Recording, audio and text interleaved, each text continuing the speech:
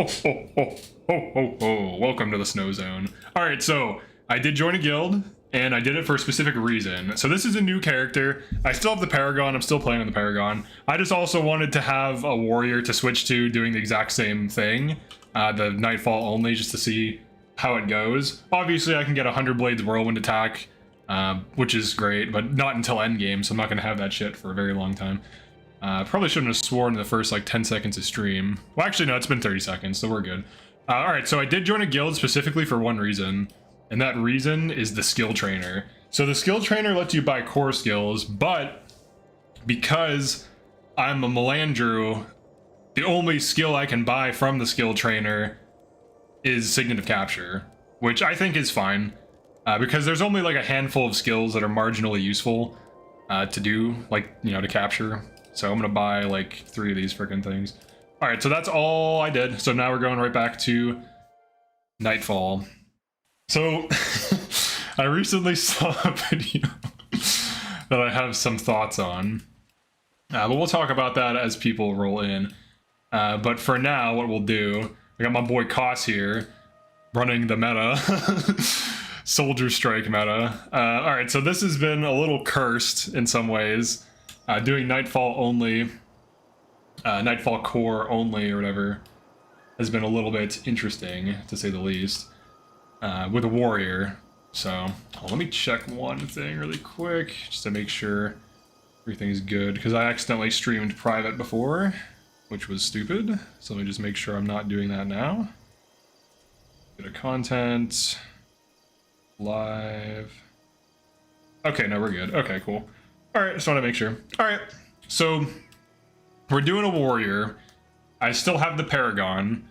I just wanted to try making a warrior out in this rule set because obviously it's going to be hard. Because warrior actually has to get into the fray. So half team size, Nightfall core only, or whatever skills I get in Nightfall, is a lot of pressure. And obviously I need a get out of jail free card, or like a, you know, an escape. Apparently a lot of people use Guildhall, which is a really good thing to do. But this is the build I have right now. I think probably mostly I'm going to be running dervish skills once I can get class change. How's it going, Bobby? Yeah, we got the new doomed warrior. My paragon's doing well. She's about to hit Survivor 2, which is cool. And then I was going to do Dazagnur Bastion or whatever the hell it is pretty soon. I think the team is probably ready to do that at this point because I got a bunch of stuff. But it's pretty fun. So me and Koss have basically been doing stuff. Koss is... Let me open up his shit. He is using a scythe with no dervish skills right now. Technically I can get him some though. But for now we're just going to be running some para stuff. I'm going to try to do more like guides for content and stream this, because I feel like this works better as a stream. And guides tend to be better, like, you know, builds and stuff like that. But alright, so let's get his situation back in order. I did get Remedy Signet. It's basically Antidote Signet, but objectively worse in every way. But it's on Paragon, which is decent, so he can do like some Signet of Synergy business. I think I'm going to get him back on a sword, probably, because right now he's kind of a lost soul. He's just doing his thing with a scythe. It's a no requirement scythe, so it does whatever the listed damage is. I did get an almost max one, which is almost type. Almost. It's missing 2 points of damage. I think 8 to 17 is max. A purple 8 to 17 scythe would be worth probably a few arms. Not a ton. Maybe like 5 at the most, I would think. But alright, so here's what we got. We got a warrior. It's pretty fun. And then we're going to just resume doing whatever the hell I'm doing. I'm on the Honorable General, which is actually no chill. Like, this is very difficult. I'll show you. Watch me like lose my Dhooms immediately. I might come back to this when I'm level 10. This is actually crazy because it's half team size, so I can either have Koss or Dunkoro. And Dunkoro doesn't deal damage, but he does heal. And my game crashed. All right, hold on. Let me reopen it. Just crashed. There's been an update, so all right, give me a second. It literally will take like a second to. Okay, we're back. All right, should pop back on. Okay, and then we add toolbox. It might be because I'm running toolbox, the new update. Hopefully we can run toolbox because I can get out of jail free. I can fast travel. Okay, there goes. Okay. Obviously, I could do Guild Hall. Guild Hall is an alternative strategy. All right, now that I crashed, I'm a little bit hesitant to do this. At least I'm not on my Paragon, because this is a relatively new character. So we're gonna see. Let's see what we can do here. I think I should give Koss a spear. A spear and a shield, probably. Maybe I should start with that. It makes a lot of sense compared to what he's doing right now, which is more than likely dying. Let me make Koss some weapon set really quick. We'll get this going. We'll go to the weapon guy. See what kind of weapons we got. And we'll make him a bona fide paragon. Oh, come on, dude, it crashed again. Fuck. Alright, I can't run Guildwars toolbox. Alright, that's unfortunate. I guess I'll have to use... Alright. I'm not gonna use it then until it gets patched. Alright, let me just log in. Okay. Alright, so we're back. Alright, I'm not gonna use toolbox because it crashes, because there's been a new build update, so it's whatever. It happens, you know, new build of the game, it's not compatible with the latest version of toolbox. You know, what? Dude, just the game crashed. Oh shit, it's not even toolbox. Okay, now just the game is crashing. I'm just gonna send a note. It says help. Send report to ANET. It just says help. Alright, now the game just crashed. Cancel. What the hell? Alright, I don't wanna... Now the game just crashed for no reason. That's not good. I think the new update might make the game unstable. This has me rethinking playing on a Dhuum right now, because I could easily die and the game can crash. Alright, let me see if I can just play the game. Alright, I'm gonna do something chill that it doesn't matter if I crash really quick. I guess we'll just like... Do I favor? We do not have favor. Alright, I guess we'll just like goof around in here for a moment until... this is not good. I can't be having the game crash on a Dhooms, dude. I might play on someone else. That's like the whole point of the stream right now. It literally just crashed on its own. I don't even know why. Yeah, this is... I need to get to like... the next thing. Let me try. Did your Paragon... No, my Paragon's still alive. My Paragon's still fine. I'm just making a warrior for fun to do that whenever I feel like playing something else, because I've just been running the same build over and over again. No. Oh, dude, it's just crashing. Guildwars is just crashing. Yeah, I think the new update's fucked. I think the new update's bad, dude. Alright, let me try a different character. Let me see. It literally just keeps crashing. I'm not running toolbox either.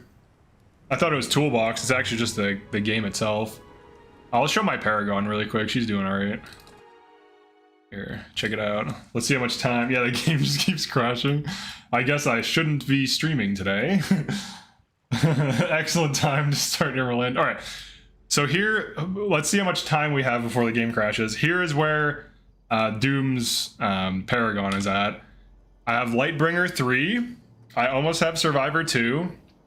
I have the Q8 set or whatever that I got. Q8, the shield's not maxed, it's whatever. The spears, it's maxed for a Q8 spear, which is 1 point off. These are the builds I use for the most part. I have some alternate builds that I've been running. I finished almost all of the quests in Korna, and I have one piece of elite armor. I have elite sun spear sandals. Very cool. And then I'm going to try to get Vabian chest and leggings, which is taking forever. I only have 2 sapphires. I got one from a treasure chest, and I got the other one from trade contracts. I've had no luck with salvaging rubies and sapphires, unfortunately. So I don't know what is triggering the crash. I'm not taking my Dhooms out until this shit gets fixed, dude. This is not good. I'm not gonna risk doing any content now that I know the game is unstable. Yeah, it just crashed right there. I'm literally just walking around in town right now and it's crashing. Oh my god, dude. This is not good. Oh, come on, man. Can I not stream today? Alright, let me try something else.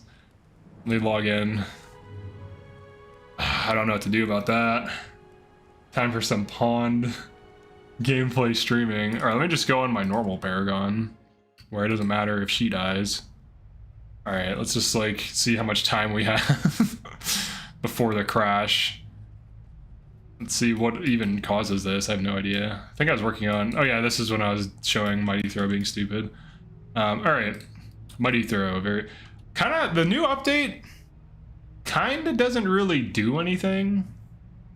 Oh, I mean, it does stuff. It's some AI fixes or some AI skill use changes. That's fine. What else?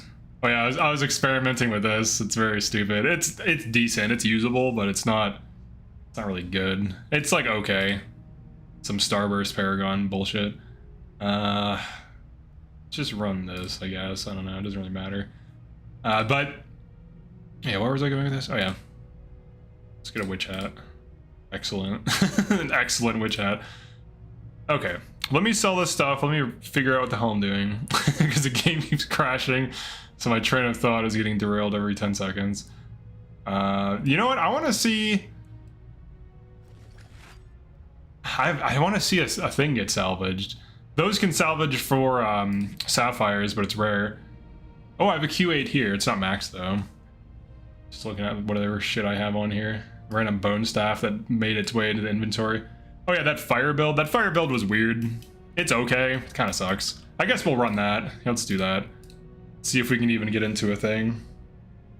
Like a situation here. All right, so this is what the sword I was using. Very important. Sword and shield.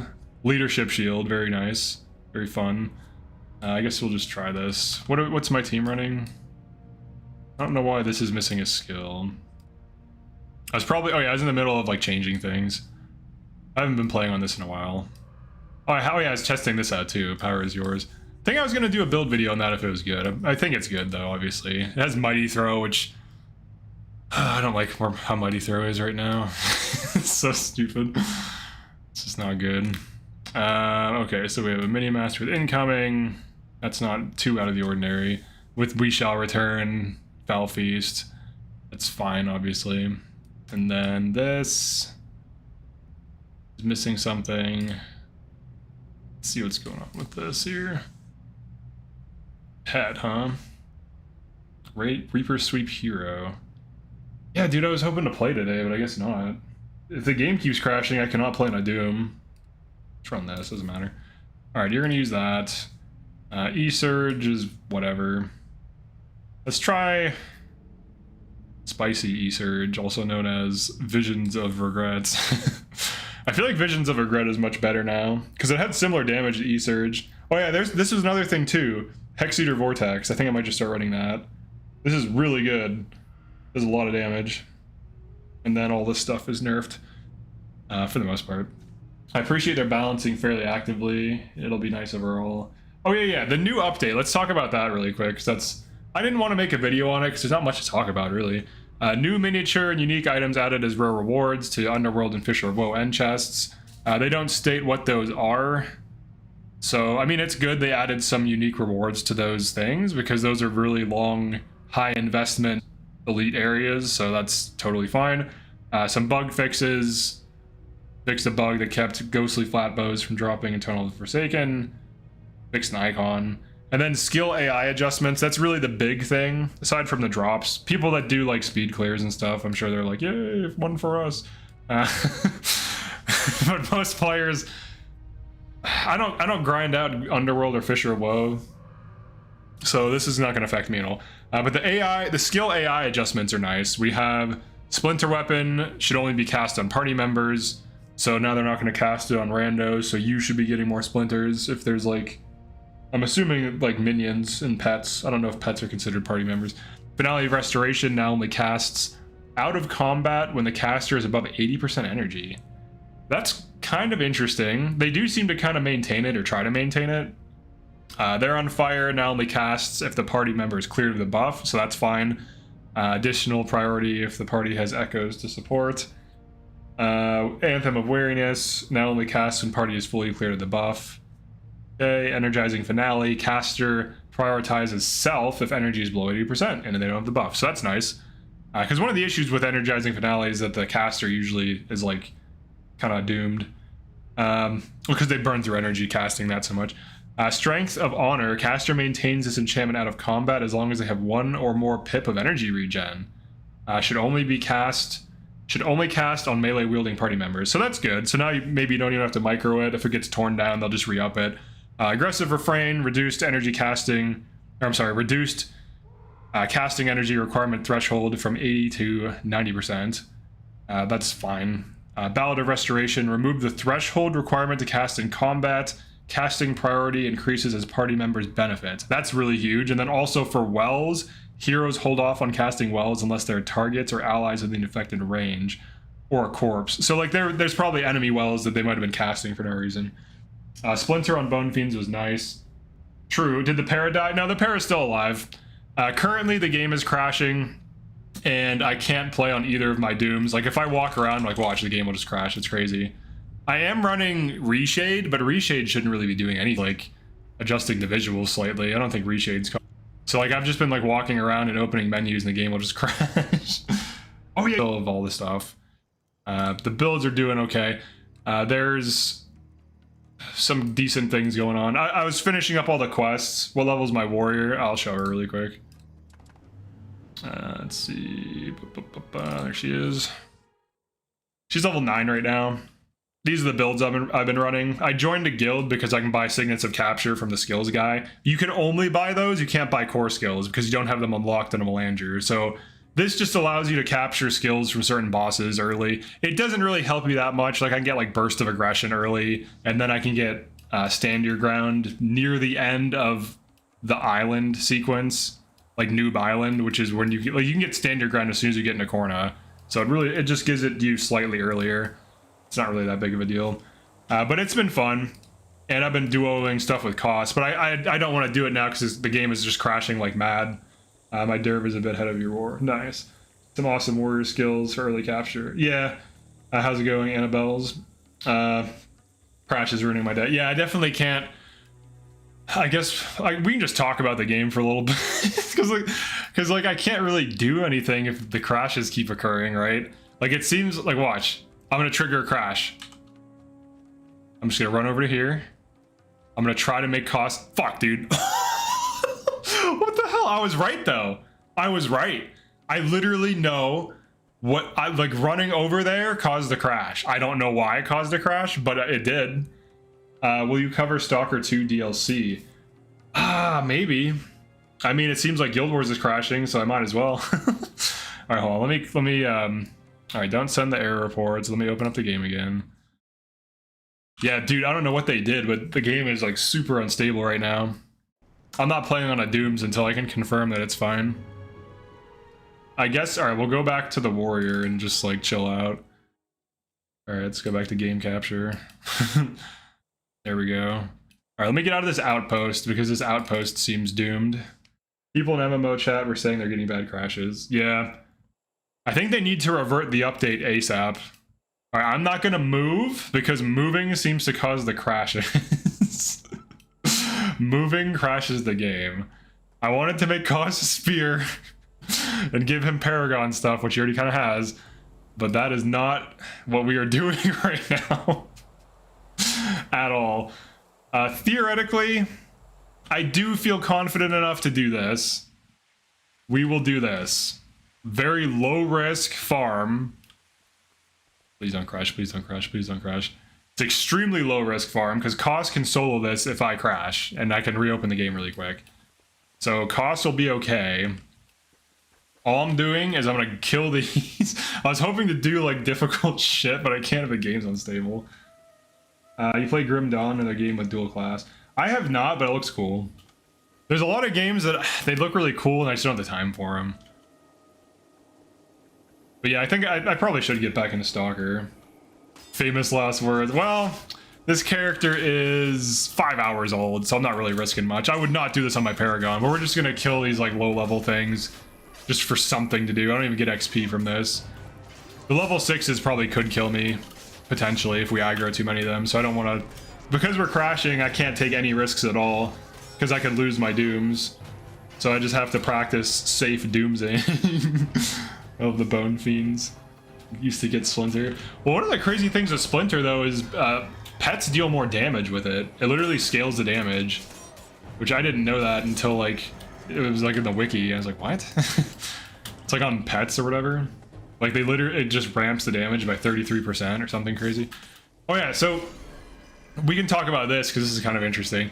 All right, so Nike made a video I posted some comments on it, but his video is about why he enjoys min-maxing. I don't think there's anything wrong with speed clears. I don't think there's anything wrong with doing the most optimal things or what you think are the most optimal things. But I do think he has a lot of like bad takes. Not even bad takes. I would just say he's missing information on certain things. Like, for example, he was arguing like, oh, one of his friends plays a gimped build, but why don't they just play a max difficulty? In a lot of cases, and this is something I run into a lot personally with a lot of different games, max difficulty usually isn't enough. So like for me, like I've done like Winds of Change hard mode with factions and core skills, and then and only mercenary heroes that, and I'm limited to one of each profession. And I didn't do that to make it harder for no reason. I did it because it was fun. It forced creating new builds and figuring out like what works in different situations. So it basically is like if you were handed an alternate reality version of Guildwars, and it's like, here, figure out the new metagame. It's like, oh, that's kind of fun. That's kind of interesting.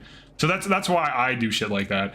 But the main reason is like doing normal content. Like if you just run like cons and use the meta, like you're just gonna breeze through everything outside of like DOA if you make massive mistakes, or maybe Underworld or whatever. So it's not like if you have the best things plus the most optimal setups, you can easily clear content, and it's not even like a challenge, and it's not even fun. Like you could argue you find it fun, whatever, but there's such a thing as flow state, which is like when things are like just hard enough but not too easy, where you derive some kind of enjoyment or flow state.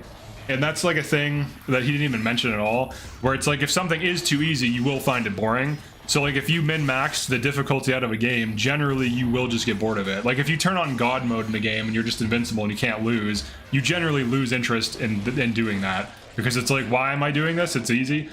Like it's very much like that.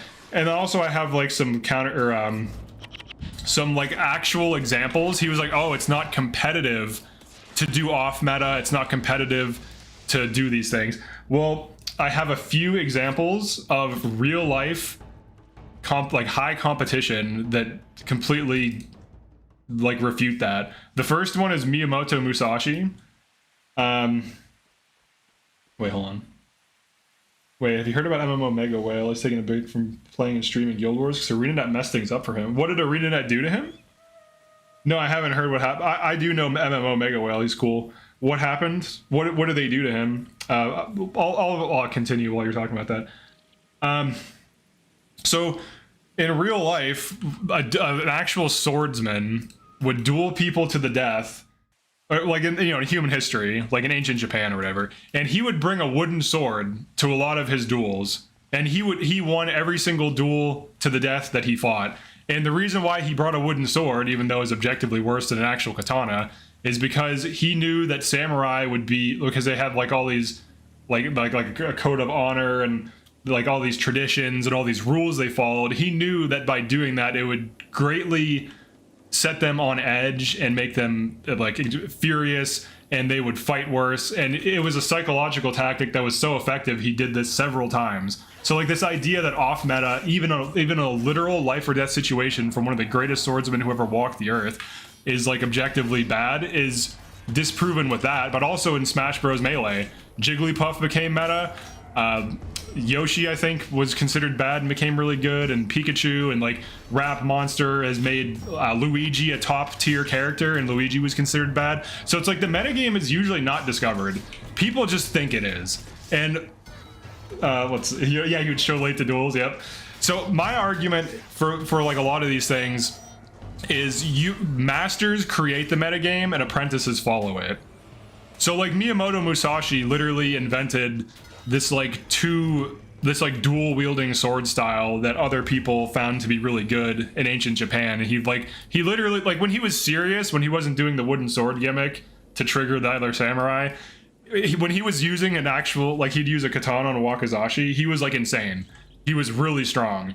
And he literally made like his own, he invented the meta basically. And similar with like Smash Bros, the highest level of competition, we have people experimenting with off meta and finding results. So this idea that the meta is solved in any game is largely a delusion. Like even in chess, like people think they know everything about chess, and it's like, well, look at what the chess AIs are doing. like Alpha Zero and shit. Like Alpha Zero plays openings that human players can't play. It's too difficult. So it's very much like that, where like you think things are a certain way, but there's always that like very real potential that the gap of understanding is just not attained. There's like weird shit out there that we don't understand or don't know yet. So, but that being said, like for the most part, there is a metagame for most games and whatever, but there usually also is undiscovered shit that people haven't bothered to experiment with because they just assumed it's solved. But all that aside, I do feel like his video is also ignoring the fact that people play games for different reasons. Like for example, if you look into game theory, like as to like what the different types of players, there's like the achievement seeking, like title seekers, people that play for titles, people that like completionists. There are people that play for challenge. There are people that play for efficiency. So to assert that any one of those is better is just ignoring that, you know, there's just like, there are different types of cars and each car does a different thing, right? Like you don't drag race in a truck, but a truck is not bad because of what a truck does. So similarly, like different types of players who enjoy the game for different reasons, like people who get Gwam are not like inferior to people who speed clear. Hell yeah, dude, I got this gold, or this gold. I'm like half insane right now, this green. It's not even good though, but I'll give it the cost. Here you go, buddy. Nice green for you. But it's just like stupid. It's just like a dumb pissing contest where it's like, oh, also he admits he's bad at games mechanically, so it's like, okay. Like if oh, congrats on green, thank you. Like if you're like literally one of the best players in the game and you have these types of opinions, at least there's some merit to it because you at least have proven you're one of the best players in the game. But in his own video, he's like, I'm not the most mechanically skilled player. He was like, I don't enjoy, you know, I have bad reflexes. So it's like if all of those things are true, then you could never be one of the best players. So you don't even have like the capacity. And there's nothing wrong with that. Some people are, you know, faster, smarter, taller, stronger, whatever. That's the unfairness of life. Like I happen to be born 6 foot or whatever. I got lucky. All the people who were born short, good luck. No, I'm kidding. No, just no, there's nothing wrong with being short, obviously. But it's just the unfairness. Like some people are smarter, some people are dumber, some people are better at sports, some people are whatever. So like for him to not even be one of the people who's like good at shit and talking trash about like how he's a min-maxer and people are being inefficient, it's like, well, first of all, people discover things in the unknown, right? Like if you only do the same thing every single time, everyone who isn't 6 foot hop into the heretic queue and reroll as a new person. Good luck. Yeah, I know. Right. No, it's just the unfairness of life, right? But if you're not even like one of the top players, can you really be talking this much shit about like how your way is the best? The other thing too is like the meta is like a paved trail. And if all you ever do is spend time on the paved trail, you will never uncover new shit. You will never figure out things that you do not know that are not known. Like I pushed forward this dervish hero shit because I was doing Nightfall only just for fun, just because I was like, I'm kind of bored of Guild Wars. Let's do something. Let's make the game interesting. Let's figure out what the meta game looks like in Nightfall only, or at least what good builds could look like. And it turned out dervish hero was insane just because I was forced to come up with a solution. I'm in hard mode. Enemies are like, yeah, this is hard mode, bitch. And I was like, oh fuck. And I'm like getting wasted. Dudes are dealing shit tons of damage. It's crazy. So I had to come up with something. I was like, all right, well, dervish heroes seem like they have potential, so maybe we can push those in some direction. And then I even came up with that Reaper Sweep Wind Prayers build that's really good, that has like a bunch of interrupts and Lyssa's Assault and then Reaper Sweep, and it's like legitimately about as much damage as Ineptitude before the nerf. So that was cool. But like, I never would have found that shit if I was just playing the game normally. There would be no reason to. Unless I was just arbitrarily experimenting, just like I decided, all right, I'm just gonna fuck around and see what happens, which you can arrive to the results through that way. But necessity usually creates new shit, right? Like when you need to come up with something, when you need to come up with a solution, you're more likely to than if you're just doing it for fun. Now you can do it for fun and come up with those solutions, but that's like, I'm sure from doing this, I'm gonna come up with not any like new meta, but I'm gonna figure out like different tactics that are effective that people probably wouldn't bother doing. Now, and then maybe it's useless, maybe it's not. Who knows? Most experiments are not fruitful. Most experiments lead to dead ends. I would say like 95% of the build ideas I've come up with before I've tested them are garbage, and like only 5% are even good. It's what I said on that Paragon video a couple of days. Melandru makes the game totally different. Using what you have and not using your bank account to buy the answers. Yes, exactly. Dude, Nightfall is like the best game for Melandru. Well, I wouldn't say that. I would say Prophecies could be just as good. But Nightfall, and probably Prophecies for Melandru. Prophecies for a different reason, but Nightfall because... Well, I guess Prophecies does do this. So Factions doesn't care about when you get skills for the most part. Oh, thank you for the super chat. I loved your content. Showed me the power of all the units in Triangle Strategy and Fire Emblem Engage. Can't wait to see what you find in the new Fire Emblem. Oh, thank you, Dylan. Yeah, Triangle Strategy was good, dude. I just wish they would have made a very hard mode. But this is what I'm talking about too, where like a lot of these games, like they're really good, but you do get to a point where like once you have all the knowledge, you can kind of just cheese your way through everything or just use the best things, and then it just becomes easy. So like you have to come up with like some new thing in order for, if you want to keep playing it, obviously. But Nightfall has solid balance. Yeah, Nightfall actually has some of the best skill distribution, like some basic skills that you would think you would get right away. Like even just draw conditions. It's like, where do you get draw conditions? Kodash Bazaar. Oh, damn. It's like, I would love to have draw conditions right now. Dude, I'm never gonna say this probably, but I really want a tactic stance really badly. Like it would be so useful to have a defensive tactic stance right now for this stage of the game, but there just aren't any yet. Nightfall is super brutal with that shit. Factions is like the opposite. Factions is like, oh, you're in Kaineng Center? You're good. Here's everything. Here's everything. You're good, dude. Here's all the skills in the entire game.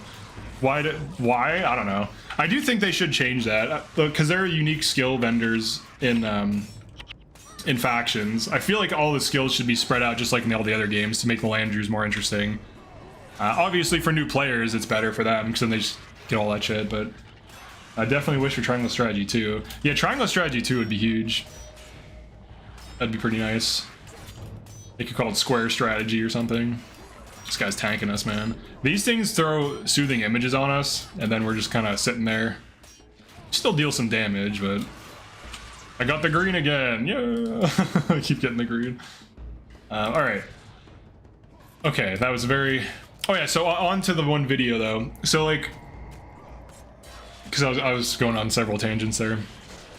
So I feel like I think it's fine to have the opinion he has. I think he just needs to phrase it a little bit differently. Like he can say, oh, I really enjoy min-maxing for these reasons. I think like the arrogance about it and the saying people are defective is like kind of just like not needed. It's not useful. Like if you're debating someone, throwing in little insults, and it can be hard to not do this because naturally if you're arguing with someone, you usually might have like be emotionally invested in some way. So it can be difficult to not like throw in some little thing or someone was shit talking you or whatever, and then you feel like you need to get him back or whatever. But I think it's not useful for his argument to just add that. I don't think it helps it or even makes his point. He can just be like, well, I enjoy min-maxing and I want to find the absolute best results. And the people that don't want to do that, that's their thing. That's fine. But I think he also was strawmanning, because I am what he's describing, but not in the correct way. Because I don't limit myself for RP purposes, which was like his big thing. I limit myself because I've like hit a certain level of gameplay where it's like it's too easy and boring, so I have to make it harder so I have that enjoyment again. Like in Fire Emblem Engage, I created the rule set Divorced and Homeless, where you cannot use emblem rings or anything in the Somnial. And all of that severely limits the gameplay and like distills it to almost like a pure tactics game. And it's truly like one of the best tactics games I've played in that rule set, because it's so like the moves you make matter way more than the builds you can come up with, because there are no builds. You just have like weapons and units. Divorced and Homeless, life in your 40s. Videos like that isn't good for the health of a 21-year-old game trying to be rediscovered by new players who weren't even alive when the game came out. Yeah, I feel like he could just be like, oh, I enjoy min-maxing more for these reasons, and other players might, like, I feel like it's lacking good faith. Like, it's, like, when you make an argument, you should know what your like your opponent's position is, right? Like you should be able to see things from their point of view. Like I understand why I don't like speed clearing. I don't like hate it necessarily. I'm not all about it, but I wouldn't be like, oh, I don't get it at all. I couldn't see why anyone would do this. Like, no, I totally get why you would speed clear, because it's a type of challenge. People like challenges. People like to improve on things and iterate. I can understand why people would speed clear, even though I personally do not enjoy it. Similarly, there are other things, you know, certain genres of game where I might not be super into them, but I can understand why people like them. Like I don't really care for racing games, but it's, you know, it's a competition. You have to get good at like some kind of mechanics and whatever. Like I can understand these things to have like a good faith interpretation of why people like them. So I feel like he's just like, for whatever reason, maybe there was like some argument on his channel or something that he's responding to, because that's like common for YouTubers to do. Sometimes I do that. I usually try to do it if it's like an interesting argument. But it's maybe something like that, so he's like emotionally responding and making all sorts of arguments. But Guildwars is probably the only game where I see people trying to make the game easier as they get to the end game instead of creating new challenges. Yeah, I'm all about... I prefer to have an interesting challenge. Like right now, I'm just like farming low level stuff because the game's crashing. Otherwise, you'd be seeing this shit is so fun, dude. Oh, that's so fucking tight on this warrior. I can't show you today because if it crashes and I'm in the middle of a fight, I'm gonna lose my fucking Dhooms, and that sucks. But dude, the paragon is like still pretty challenging, but like it's kind of safe because I'm a paragon. But this shit on warrior is like crazy. Like, cause you're in there, you're fucking in the middle of the fray every single fight. So you're like, oh fuck, is this gonna turn sideways every single fight? Cause I'm doing half team size on this character too. But dude, it's so fun. Oh my god. Like I did Xingji only, that was fun. Vanquishing Xingji with non-maxed armor and henchmen, that shit was crazy. It was on an Ellie too. It was before Melandru and Dhuum was in the game, obviously. And I allowed using elite tomes and stuff, but I had like a bow staff and some random shit. It was fun. But I'm all about like the challenges and unique fun things. Because like currently, if you run the meta in this game, most content's easy. It's just a fact, right? Like if you have good team comp and you generally don't over aggro and you're not doing Winds of Change. Like if you over aggro on Winds of Change, even meta teams can wipe. Because there's just, some of these enemies just do so much damage, there's nothing you can do about it. Their healing and damage output is insane. And the main reason you wipe when you over aggro is because a new group of enemies with fresh skills is hitting your team while your team is currently casting skills and has like half energy and whatever. And also very often they're on a different position, so wherever your focus firing is, you know, it's not on them, shutdown's not on them, and they just get to roll right into you. Their backline, or their like melee and shit runs through you, and so like all that's usually why wipes happen. But yeah, like even like legitimately there are almost no like clears of cleansing Haiju Lagoon in hard mode, legitimately, like the actual like killing all the enemies without using cons or like multiple players on YouTube. There might be, maybe I missed a video, but like even people that are good at the game, that are known to be good at the game, like the one of the clears I saw, they were using cons, and then another one they had 2 players. So like I don't even think someone's done it legit. I mean, maybe there's a handful of people, but it's like truly an insane quest, cleansing Haiju Lagoon without using the stupid BIP gimmick where you just get the healer to get away from where you defend her. It's crazy, but you seem to be having fun. Seems like a fun challenge. I'm not good yet to do half size. I mean, it depends on the class you're playing. But like obviously if you did that assassin, it'd be insane. Guild Wars Revival. Hello, Guild Wars Revival. Welcome to the stream. We were talking about the Nike video about the min-maxing, but I provided like counter examples that actually contradict his statements. So like the new meta game coming out of low tier characters in Smash Bros. And real life Miyamoto Musashi using wooden swords and duels and shit. And winning against opponents that are good. Like he would duel people that were like good.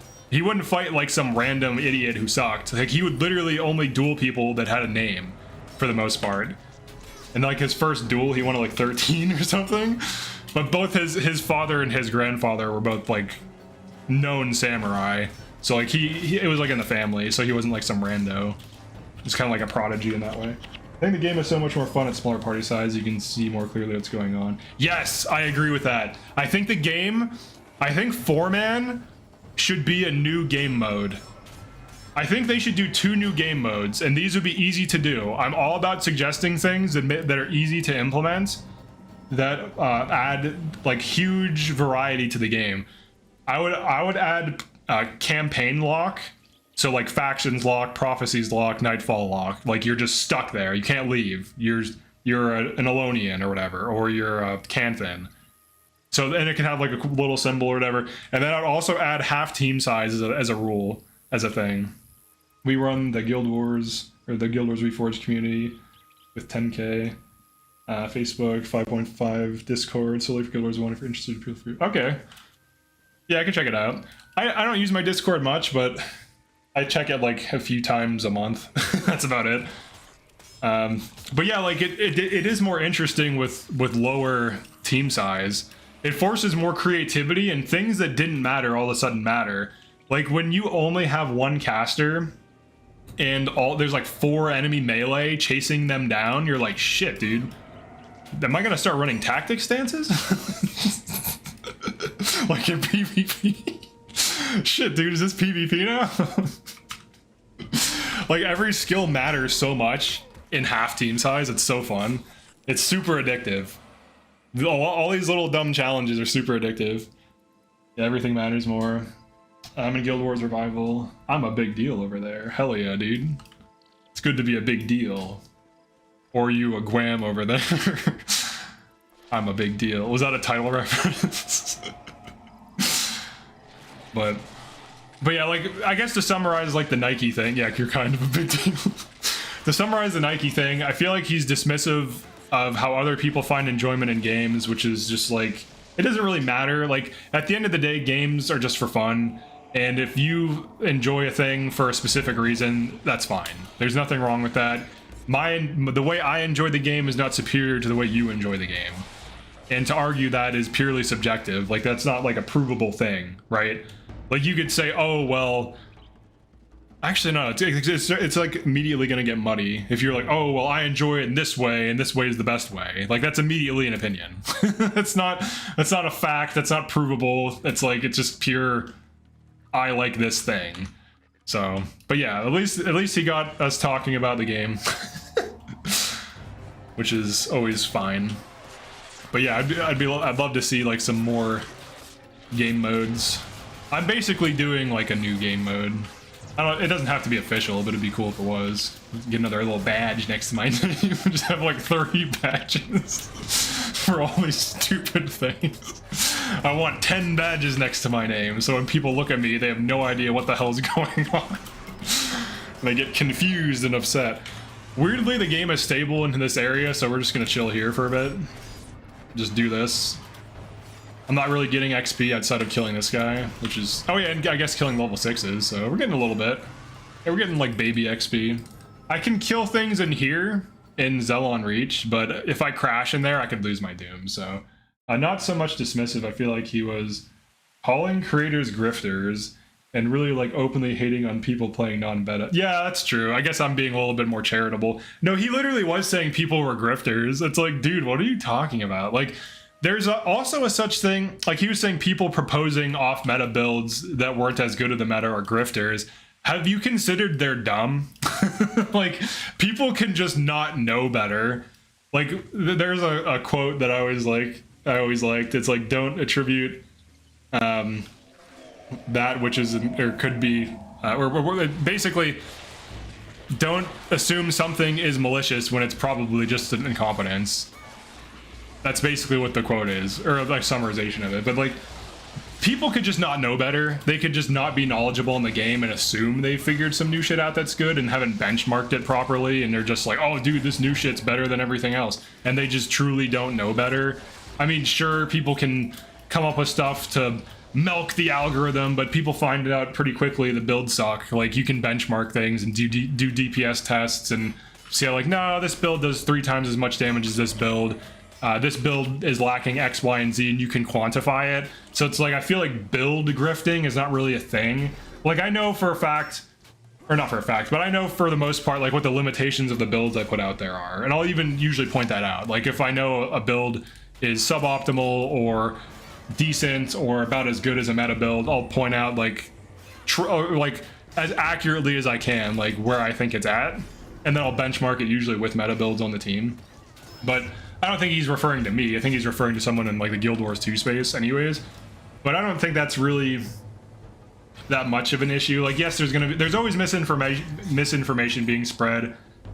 People have not personally, but like in Fire Emblem Engage, I figured out a lot of builds for a unit that everyone wrote off as D tier, and I proved that the unit was really good.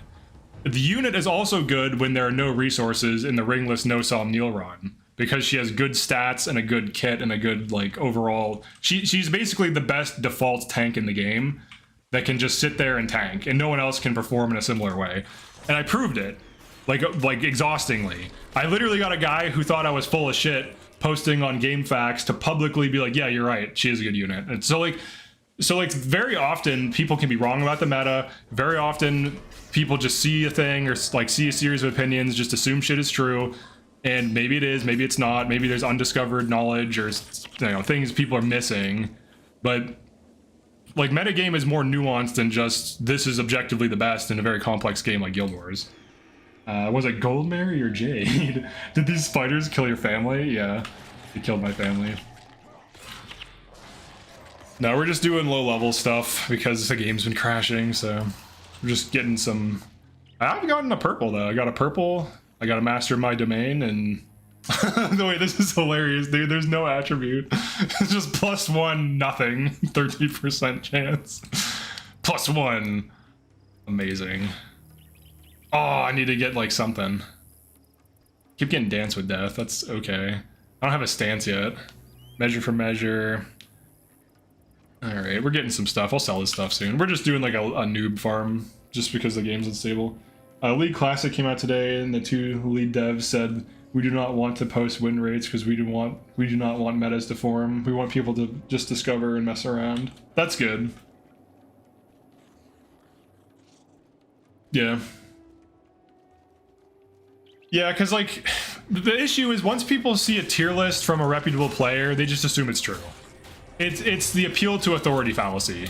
That's all it is. That's literally all it is. You have someone who has skill in the game, who probably knows what they're talking about for the most part, who says this thing is true, I believe this is true, and then if a bunch of other experts or people that are good players in the game say the same thing, then people are more likely to believe it. And even if it's not true, just because everyone's saying it, people just find it to be true. Now, there can be, like, obviously a meta can be true. Like, it can be the case that something is the best thing. But with competition, it tends to be a little bit more nuanced than just, like, one thing is just always the best. Unless it's, like, obvious. Like, if you have, like, 2 guns in Counter-Strike, and one of the guns, they cost exactly the same, but one of the guns just does twice as much damage, then that's not really... And there's no difference between them at all, then yeah, that's like really cut and dry. But things are rarely that simple. I feel like but like a lot of that nuance is missing in that video. Guild Wars 2 is a very different beast. Hold on, let me kill this. We should be safe here. While they have similarities between them, Guild Wars 2 doesn't have the ability to create unique builds, but all the classes are good. Yeah, I don't know. I can't really say. I'm not an expert on Guild Wars 2. I wouldn't even say I'm an expert on Guild Wars 1, really. I've just played it like for a long period of time. But for Guild Wars 2, for the bit of it I did play, it seemed like everything could do everything, and it was just varying degrees of how big the damage numbers were. Like, anything could clear any content, but it was just an issue of efficiency, at least from what I could tell. And there was like some degree of build making with the trait system, but not to the degree of like Guild Wars 1, where like you define exactly what your build does and how. It was more of like, oh, you're a necromancer, here's what you get with when you have this weapon equipped, and the traits, and obviously the specializations change that a lot, because in a lot of cases they change like what skills you get for equipping certain weapons and whatever. For reference, I played Weaver What the hell's the Phantom one? Mirage. I played Weaver, Mirage, and Scourge, and I could do tier 4 fractals easily, and I could carry in tier 4 fractals, and I would always get plat in ranked, and that's it. I didn't do anything organized though, so I didn't do organized PvP. I just did random arenas basically, so nothing crazy. But that's my extent of the game. I had like 500 hours in it, but. Yeah, I don't know. It's a different game. I can't really say like what the meta game looks like in that game. Scourge, my beloved. Yeah, I played when the Nightfall add-on came out, and I was kind of hyped for the factions one, but then when I actually saw it, I was like, I'll just keep playing Guildwars 1. It just seemed like it was very much like Avatar: The Last Airbender and Legend of Korra as Guild Wars 2 with factions. It's like, oh man, this has so much soul and so much spirits. And then the other game's like, look at all this technology, see? You got jade turtles and guns. It's like, I'm good. I'm good with that. I'll go back to my like old-fashioned siege turtles instead of the super techno steampunk turtles of the new thing. They make everything steampunk. I don't know why that is. Everything must become steampunk with big gears and magical technology. I feel like that's where Guild Wars 1 started to go downhill, was with Eye of the North. I think certain parts of Eye of the North are fine, but I would argue Eye of the North is the worst part of Guild Wars 1. Like, Prophecies is amazing. I don't even like Prophecies. I literally don't like Prophecy, or I don't hate it, but I like growing up, I joined with factions, so I have like a soft spot for factions, but I do prefer Nightfall these days.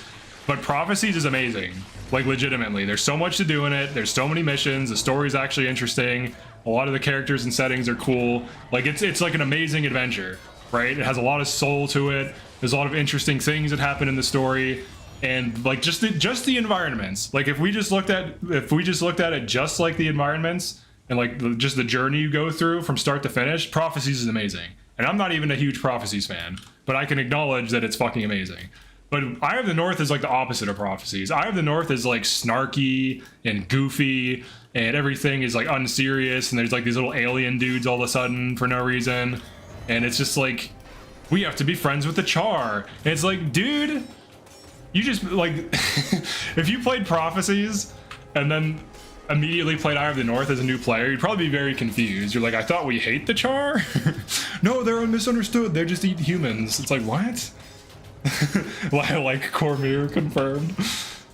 No, it's crazy though. It's like, it just feels like it came out a different universe. Like to go from Nightfall to Eye of the North creatively makes no sense to me. Because Nightfall is like this huge, like, epic thing where there's all these like demons coming out of like hell and shit basically, or like super cool neon purple hell, and you know, dudes are corrupted, people change sides, and you know, people compromise, and there's all these things going on. It's actually a little bit more interesting than, you know, what Eye of the North is, which is like, oh my god, there's these lava guys, and it's like, didn't we already have that in Prophecies with the burning titans and shit? But wasn't it more interesting in Prophecies because the burning titans were related to the Char, so we had context? And this is coming from someone who knows very little about Guild Wars like Prophecies storyline, by the way. I know enough. Like, I usually skip all the cutscenes and don't pay attention to the lore at all. So, but I know enough that like the titans are related to the Char, and the titans were hype as fuck and crazy and difficult, and you know, there's like an association. Like, destroyers are not cool. Destroyers are like lame titans. I'm sorry, they're not fun to fight. The Eye of the North missions suck. Dungeons are lame. Just shooting, just firing off all these fucking shots that I do. I'm sorry, guys. I don't like dungeons. All right, why don't I like dungeons? This is a random tangent. I don't like dungeons because all it is they're dangling a skin at the end of a stick, and you're going after that skin, repeating the same content, going after that skin, going after that skin. Oh, I gotta get that skin. I want to get those fucking arms, bro. I need that skin. So people are like on a fucking hamster wheel going after skins. And like, I feel like that's like almost like anti-content. Like, you could argue, oh, it's endgame. People like to do it, it's endgame, whatever. It gives you something to do, that's fine. But I think that like War in Kryta and Winds of Change are good endgame. That shit's awesome. Like all these different encounters, all these different scenarios, different team sizes. That's what Guild Wars should be. Guild Wars is coming up with builds related to circumstances of what's going on. What are the enemies doing? How do we counter it? What can we do differently? Wow, what tools do I bring to this encounter? And dungeons are like the opposite of that. Dungeons are like, use this thing because it always works and you will win. That's, I mean, that's fine if you like speed clearing and shit. Like, I get why people like it. I'm not gonna like shit on it, but like, that's why I like the game. Like, and I feel like Eye of the North is just like this MMO. It's like this thing that's like MMO. It's like introducing more MMO shit into Guild Wars. Whereas like the original trilogy is more like what Guild Wars actually is trying to be, which is this like build making thing. And all the PvE skills from Eye of the North also kind of undermine this build making thing. Because it's like, why would I use Watch Yourself when I have Save Yourselves? I wouldn't, ever. I would never use that. But now that I don't have Save Yourselves, guess what I'm fucking using right now? It's interesting. That's all I'm gonna say. Very interesting. And you know what? It's not bad. Got it. So you'd ooze pit in 15 minutes. No, I mean, if you like dungeons, that's fine. But I'm just saying, like, it's a different type of content. Like, even the Underworld and Fisher of Woe are way more interesting than a dungeon. There's like all these quests, there's all these things you can fail, there's all these moving parts. It's actually, it's like, and DOA, like all, I think those, and like the Deep and all that, I think those are better. Dungeons kind of have elements of those, but I think that dungeons do get repetitive pretty quickly. Like if you've done a dungeon 5 times in hard mode, you kind of got it. Similarly, like if I could just replay certain Winds of Change quests infinitely, I'd probably get bored of them. So it's like once you figure out all the tricks and all the gimmicks, it kind of loses its, I don't know, it's like freshness. The introduction of the Dragon Cycle was a mistake. No, the Paragon's not dead. I'm just playing on a different thing today for fun. I'm still playing on it. It's still alive. It's about to hit Survivor 2. It's doing well, actually. It's doing well. I'm just doing this because the game's crashing. So we're just doing some low risk stuff on the Warrior. Agreed on the Eye of the North PvE skills are a mistake. They overdid it so hard. Yeah, like I think PvE skills could be fine if they were like interesting utility that was just decent. But the issue is a lot of them are like elite skill quality. Like if they were just slightly better than other skills, fine. But they're really, in a lot of cases, they're not. They're like elite skills. It's like, oh boy, like there's nothing to fear is an elite skill. Honestly, I think this is how this is a step in fixing. People are gonna get so mad at me for this opinion, but this, I think all of like the Luxon or the Sun Spear and the Luxon and Kurzik skills should be elite skills. Read this effect and tell me this is not an elite skill. Tell me this is not. My Paragon's still alive. Tell me there's nothing to fear is not an elite skill. No, the Paragon is fine. I'm just doing this also for fun.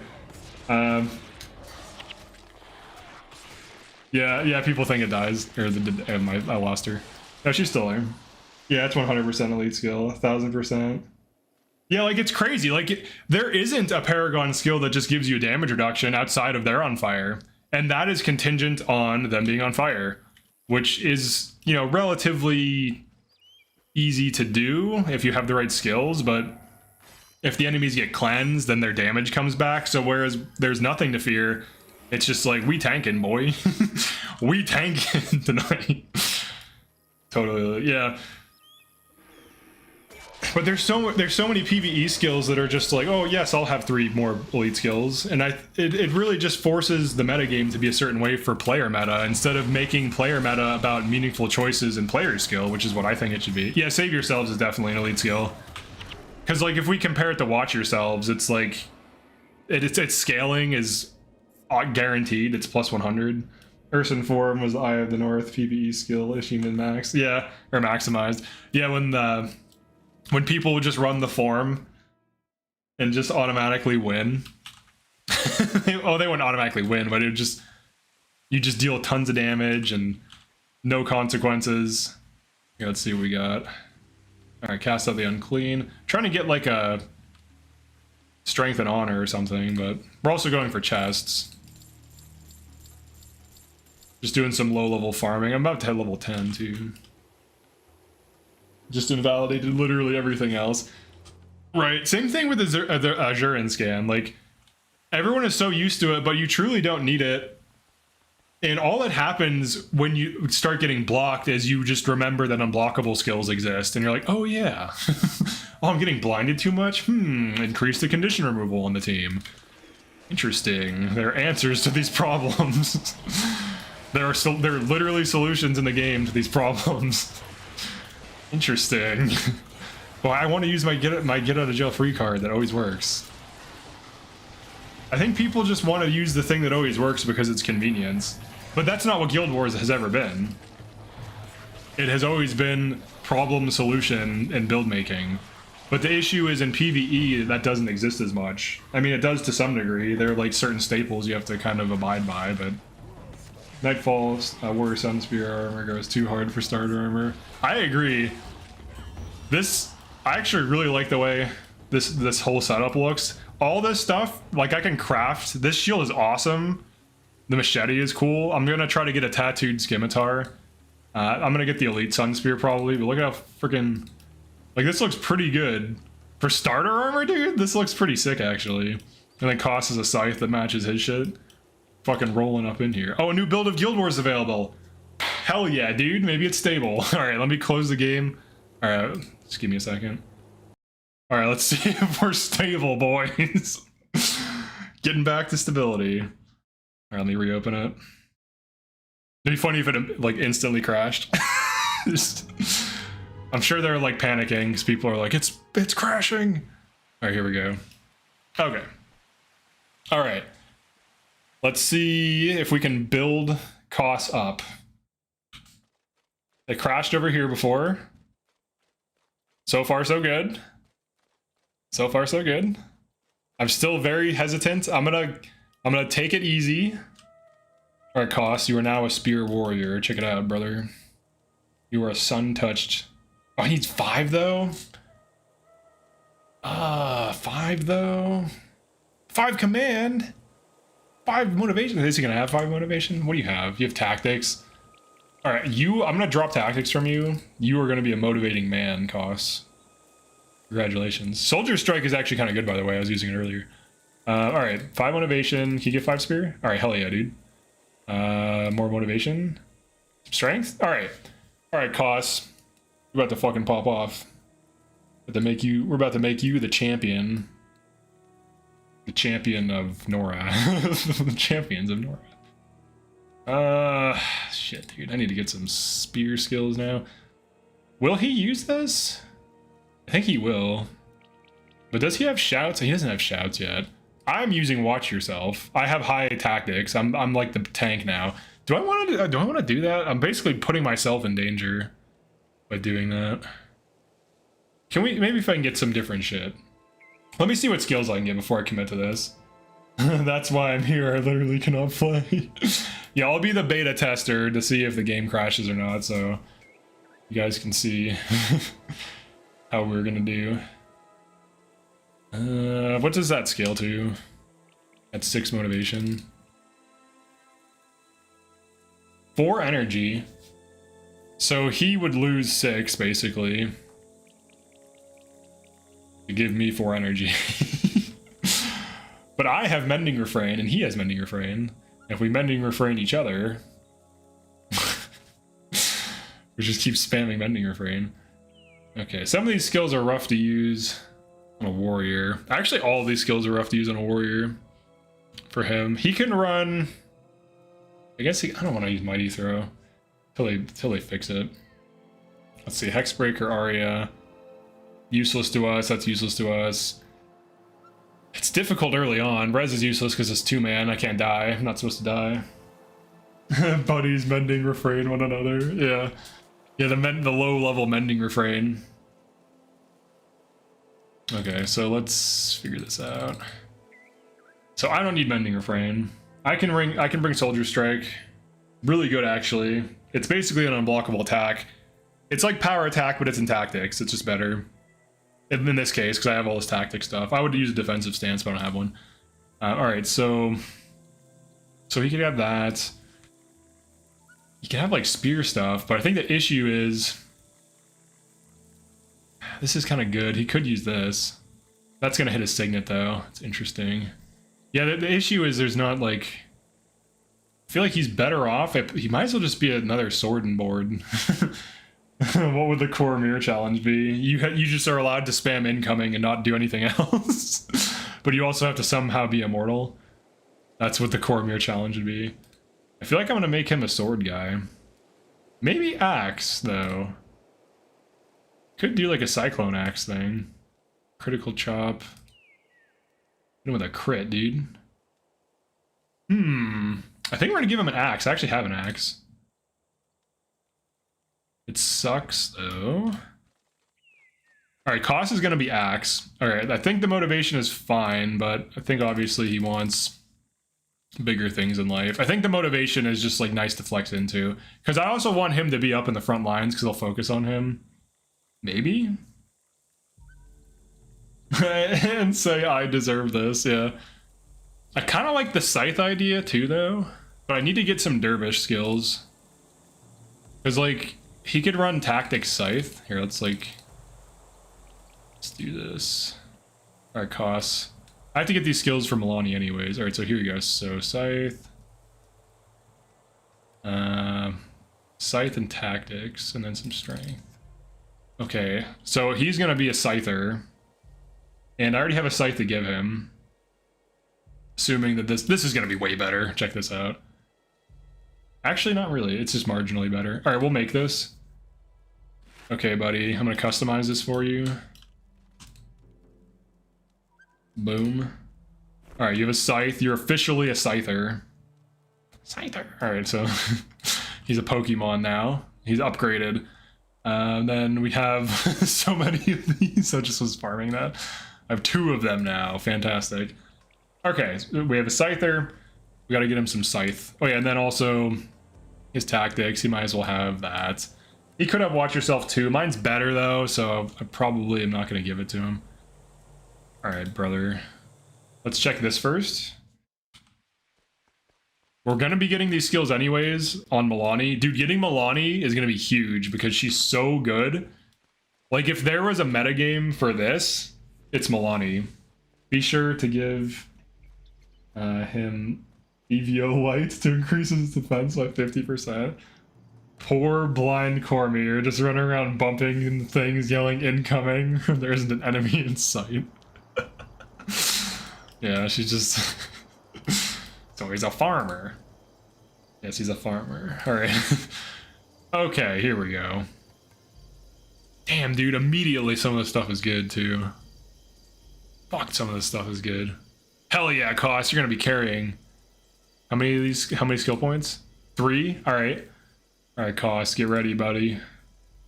Rending? Fuck yeah. Give me that enchant removal. Rend some sweeps. Now, Soldier Strike is gonna burst through all of his energy, though, so maybe... maybe he doesn't use that. Alright, let's give him some Earth Prayers. 1 Earth Prayers. Hell yeah, dude. The big dream combo. The dream team. She's just doing her best, and her best sucks. Alright, let's see what other skills we can get.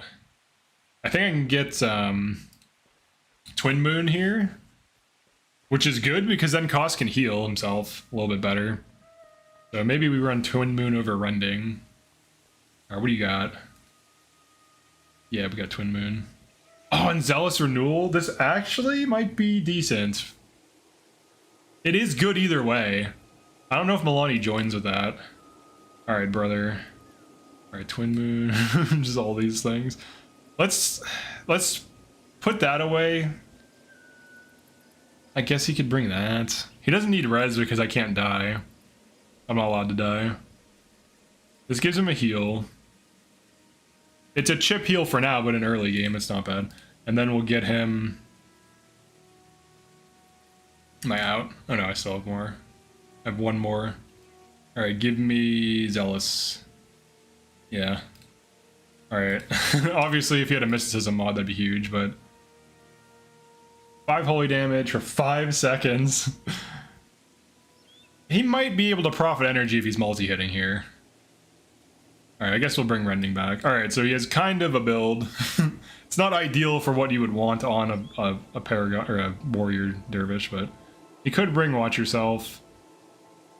I guess we could scale things around a bit. So he has an active heal. He has 4 greats, that's something. I don't think he'll use Watch Yourself if mine's up, though, but at least it gives him something to do. Okay, let's test out the new cost build. We have to make sure the game's stable before we go into a dangerous area, so let's just go back into here. Hey bro, I just heard Dunkuro say something. I think he has a plan. You should listen to his plan. When are you going on Teapot stream? I just recently became... I'm not like huge into Guild Wars 1 scene, so I'm learning about a lot of people recently, or I've learned about a lot of the people.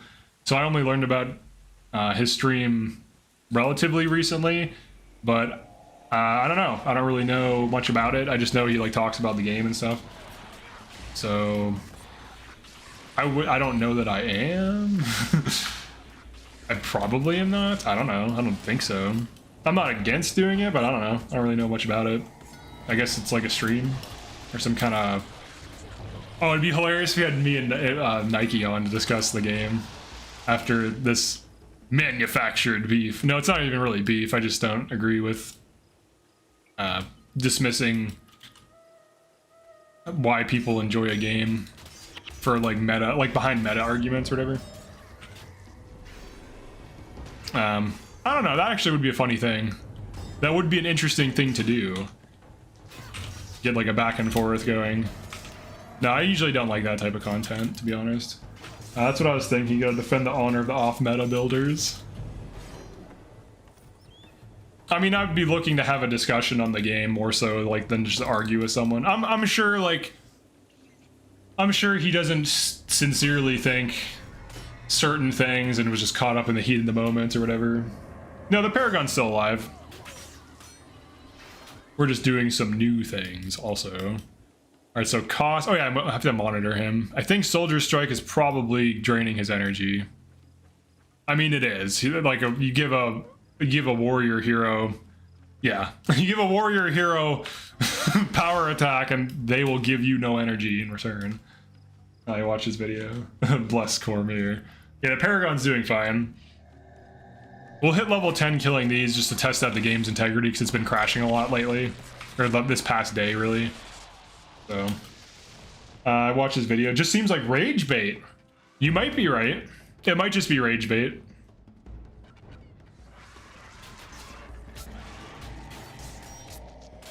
You could be right. All right, so I'm gonna guild hall. So this is the old. This is the this is the non-Guild Wars toolbox way of GTFOing. If you're about to die, just go to your guild hall. It works, dude. Like it's stable. You don't have to worry about it. I mean, I love toolbox. Don't get me wrong. But obviously, every time they update the game, there usually needs to be a new toolbox build. This guy just soothes all of our images. Very rude of him. Alright, we're fine. 24 XP. Do you actually think it was just rage bait?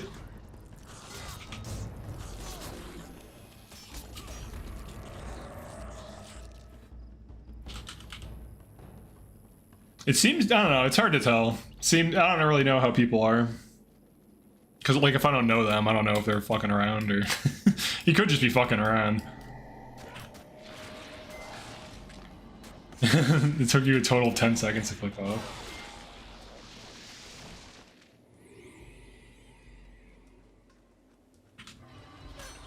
I think it started out fine. I think around, like, the 7-minute mark is when he starts kind of popping off. Some people have opinions that are objectively wrong. Never me, though. Hell yeah. I've watched Nike in the past. He's a very meta is right person. That's stupid. Well, because a lot of the meta is just people fucking around. So like, if you never test and experiment, you're never going to discover what's an iteration on the meta. I commented that I like to play both ways, and he instantly jumped on me for a fight. Well, the funny thing is, though, is like he himself said that he is not very like good with reflexes and raw skill. So it's like, why is he talking shit about skill when he's not even good? You know what I mean? Like, if you're at the top level in something, like if you're true, like if he was like an amazing like interrupt mesmer or like PvP or something in like Guildwars 1 or whatever, like whatever you want to value as like a good skill. I don't really know what people look to when they're like, oh, this player is good at the game or whatever. But like whatever the peak of the thing is, like if he was like actually like insane at the game and then said these things, that would be one thing. But of his own admission in the video, he's like, I'm not even that good, basically. So it's like, okay, so if you're not even like, if you're in the bell curve of skill distribution, then what do you know about the metagame? It seems like you're following the metagame. He is known for being an ass. I'd ignore. I hope he feels personally hurt when I run a smiting monk fire Ellie. That's funny. Yeah, he didn't have like a very charitable interpretation of like he was straw manning whoever he was arguing against. He was like, this is what everyone is thinking. They're all wrong about this particular issue. But yeah, I mean, I would talk to him about it. I would debate him on it. Having done challenge runs in Guild Wars 1 also, and other games, a ton of other games. I mean, it's really not a debate. It's like people enjoy things for different reasons. There's different types of gamers that play for different reasons. The metagame has to be created by someone. Like, the metagame just doesn't exist. People figured that shit out, and the people who test and experiment usually create stronger versions or iterate on it. So to assume that well, he's like, oh, there's meta and there's off meta. It's just like textbook black and white thinking. And in a way, his argument hinges on like appeal to authority or even popularity to some degree. Because it's like in a lot of cases, the meta is just popular. It's not even what's best. So like people just use this because it's popular. But like the best thing could be undiscovered in an objective sense and no one would know because no one tried it. And having been a person who personally is a person. No, have been. I'm someone who actually figured out that I had two big things or whatever. I had Roland in Triangle Strategy and then Tamara in Fire Emblem Engage. Everyone thought Roland was bad in Triangle Strategy. He does decent damage, but he dies too easily. And it's like, you are bad with Roland. And I proved it. I proved that Roland is good. I proved that Roland is good doing like speed clear type shit. He's literally one of the best units on a fresh save run of Triangle Strategy. He has high damage, high mobility. He has an extra free attack after he moves. Like he can move up to an enemy, get a chip attack in, and then he can get a big attack in. And he can flank, he can knock things off. He literally can do like a ton of shit. And I proved that he's really strong. So a lot of people commonly thought or felt that he was bad. But in reality, they were bad at using him. And same thing with Tamara. Like, a lot of people just didn't know how to run her. And I proved that she was good and whatever. Like objectively. Not like, oh, I think she's good and I'm going to make her look good. Like, I literally did... Like, I would take 2 units, invest in them the same, and whatever. But best is really hard to figure out in Guild Wars since enemy skills vary so much. Exactly. Let's keep this conversation smoothly flowing. I was watching those dumbass AI videos from Husk IRL. He's so fucking funny, dude. That guy's hilarious. He like talks to AI and he's like so deadpan. He's like, I'm drowning in quicksand. And the AI's like, no, you're not. He's like, yeah, but I really am. And like, all right. That aside though, yeah, like the game is so different. Like based on what you're doing. Like every single encounter, like there are areas where there's tons of enemies balled up. There are areas where all the enemies are split apart. There are areas where there's very few enemy spellcasters, which does matter if you're trying to run like spell disruption and stuff. So like every single encounter is different. There's areas with like way too much melee hate or whatever, and like that'll make running those builds worse. Oh, it was Tamara? When people thought she was bad. I'm remembering a video of Tamara hitting like a truck. Could be a good enemy phase clear. Yeah. Nuance on my internet? Absolutely not. Right, yeah, because like even nowadays, Like literally Young Rocks just came up with a fucking crazy ass double dragon build that is now meta PVX build, and it was good before the buffs too, by the way. Like he literally showed it against E-Surge and was like dealing way more damage than his E-Surge Mesmers, and this is just like a fire Ellie player build. He proved, like with that video, that at the very least that's in the metagame, right? It's a very strong player build. It has really good damage output.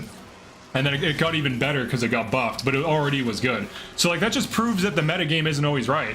Like Fire Ellie has been good forever, and a lot of people don't even realize it and think it's bad. And like even like my Searing Flames or Savannah Heat video where I just used binding chains, like now all of a sudden everyone's like, oh yeah, right, binding chains is in the game. Like people have been using it before my video, but everyone was like, scatter's bad, scatter's the worst thing, scatter sucks. And it's like, guys, they can't leave the AoEs if they're 90% like slower movement. They just try to leave, it shuts them down, and then they die. It's really fucking good. Scatter doesn't suck. Scatter is good if you use it right. Just like anything in the game. Most things are good if you use them right. So like this idea that everything is set in stone and everything is a certain way is bullshit.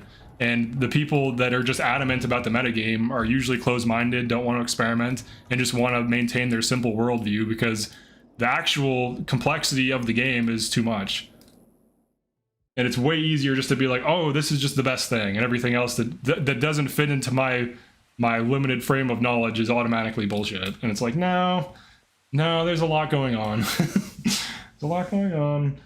I like DD, I don't like using builds which target enemies and allies. Meta is also usually easy to play. Exactly. Oh my god, dude. That's usually what it is. Like people love dagger spam because it's just 1 2 3 1 2 3 1 2 3. But like fucking like even just using concussion shot on Ranger. Like if people could just get good at landing concussion shots and then either casting epidemic or extend conditions or whatever, like that's so effective. That was carrying so hard on my Ranger, like just like especially with Splinter Barrage, it was so powerful. And also like I was in MMO Mega Whale's stream, like I just hopped in just randomly as like one of the players joining. I wasn't like on comms or anything, and I was just running like one of my Barrage builds without Splinter Weapon, and I had Toolbox open. The only person who outdamaged me in our Fisher of Woe clear was a dagger spammer with Together as one, and I think they also had Strength of Honor and all this shit, but there was no Splinter Weapon. But I had like slightly less damage, maybe like 15% less damage, but also was maintaining Save Yourselves the entire time too. But in the other, I think we did like a Vanquish before that or something, and I had top damage without Splinter Weapon against meta builds too, just using like Barrage, like literally just Barrage with some basic shit. So it's like, is Barrage meta now? I mean, I would argue Barrage is meta. With Splinter Weapon hero, Barrage is clearly very strong and deserves a place in the metagame. Especially with the concussion shot combo, like you bring so much to the table with one build, it's crazy. Because when you daze a group of casters and keep barraging them, they can't do anything. And then you have Save Yourselves too, it's like damage, shutdown, tanking. Like what more could you ask for from a fucking build, dude? And people are like reluctant to say that's in the meta. But at least, I mean, Ranger's getting in the meta and player with bow. People are realizing. And all that stuff was before buffs, too. Like, none of that stuff. That's just been sitting there. That's just been sitting there this whole time. The concussion... Literally, no one talks about concussion shot. I think I'm the only person. Maybe a few people privately, but no one is, like, making a video. It's like, oh, dude, concussion shot's fucking crazy. It's just sitting there as a non-elite skill that has, like, an easy... Like, if you can interrupt, it's an easy-to-meet daze. And then if an Epidemic's non-elite, so 2 non-elites puts days on adjacent for like 30 or like 20 seconds or something insane. Have you tried new Skullcrack? I haven't, but it seems decent. If they try to leave while blinded, they basically... Oh, hold on. Let's see, I was kind of thinking why no one figured out the modern farming builds, but then I noticed 99% of them are only enabled because of a faction's Nightfall or either North skill. Yeah, a lot of builds do obviously need certain skills to function or to do really well. Like the whole Assassin's Promise thing is only good because it just lets you spam the crazy Eye of the North stuff more. But even then, like, compared to normal fire Ellie, like, Assassin's Promise fire build, I damage tested, like, a lot. And it ends up just being worse than basic fire builds for the most part. Which is weird, because you wouldn't think that's the case. But, you know, through benchmarking, you figure out what's actually good. And the other issue, too, is you keep accumulating Overcast, because you keep spamming Meteor Shower, which is not a good skill to spam, because it costs, you know, a ton of energy, and it gives you 10 Overcast every single time you do it. And usually it's overkill also, because like the first wave will hit, maybe the second, but the third rarely hits. You're only really getting 200 damage. If I see one more farm build that needs Dwarven stability, I'm gonna lose my mind and eventually finish Eye of the North. That's right. Alright, the game seems stable. I might risk doing some content. Can finally do some content. I'm just like chilling out doing this easy farm with Koss. I don't even think I need Koss for this too. I just have him in case I DC or the game crashes, so I have someone to help. I think his new build sucks, maybe? I don't know, it's hard to gauge. Let me drop Soldier Strike. Let me see what I can bring. Been playing since the update a bit ago, 0 crashes. Okay. I also feel like people misunderstand positioning and movement in this game. I've heard some bad takes on it. I love the movement in this game. Like, I know some people want jumping and stuff, but like, oh, there's so much to like everything in this game that's interesting. Like, even just how you flag your heroes, how you pull things, like just basic shit like formations and focusing on the certain target. Like doing 4-man, it takes that to the extreme in some cases, because you definitely have to focus the right target. You definitely have to have good positioning. If you over aggro, you will wipe for sure. There's no way around it. Your team will be, there'll be too many threats dealing too much damage and you will die. Oh yeah, let me get a bow too, by the way. Get drunk really quick. Just pop all this crap. Do I have a longbow? I do not. I should get one. I should definitely get one. Probably. I think I had one, but I sold it. Yeah, I definitely need one on this character. All right, let me. I have low faith in Koss right now. Let's do this. Let's level up to 10. Let's be smart. Let's level up to 10. I think Koss is about to hit 10 too. I think he has to drop Soldier Strike or something else. Yeah, let's just drop it. It's too much. Yeah, this using these 3 skills will cost him pretty much all of his energy. He could bring Watch Yourself, but it sucks, so he'll just have an empty slot for now. Because if he uses his, like, I can maintain mine pretty easily. It's only 4 adrenaline. You got a large equipment pack on your main character. Hell yeah, dude. That's a big upgrade. Yeah, on a main, you always have all these extra sets of armor, and I've heard. What happened to your Paragon? Did you die? No, the Paragon's still alive. I'm just also starting a warrior so I can switch between them whenever I feel like playing one or the other. I also wanted to see how crazy it was, because 2-man? Wait, I have a quest, don't I? I have to die for. Hell yeah, dude. Let's get a free die. Watching your 4-man reminds me of the pace of the game before power creep. Yes! Exactly! This is exactly what I wanted from the game. And so many people fucking argued against it. They're like, oh, the game's gonna be boring. It's like, so meaningfully targeting and positioning and the skills mattering, that's gonna make the game about making builds worse? Are you sure? Are you sure it's gonna make it worse? Oh yeah, just in case. This is a little crazy. This is a little crazy. Alright, we're kinda doing okay.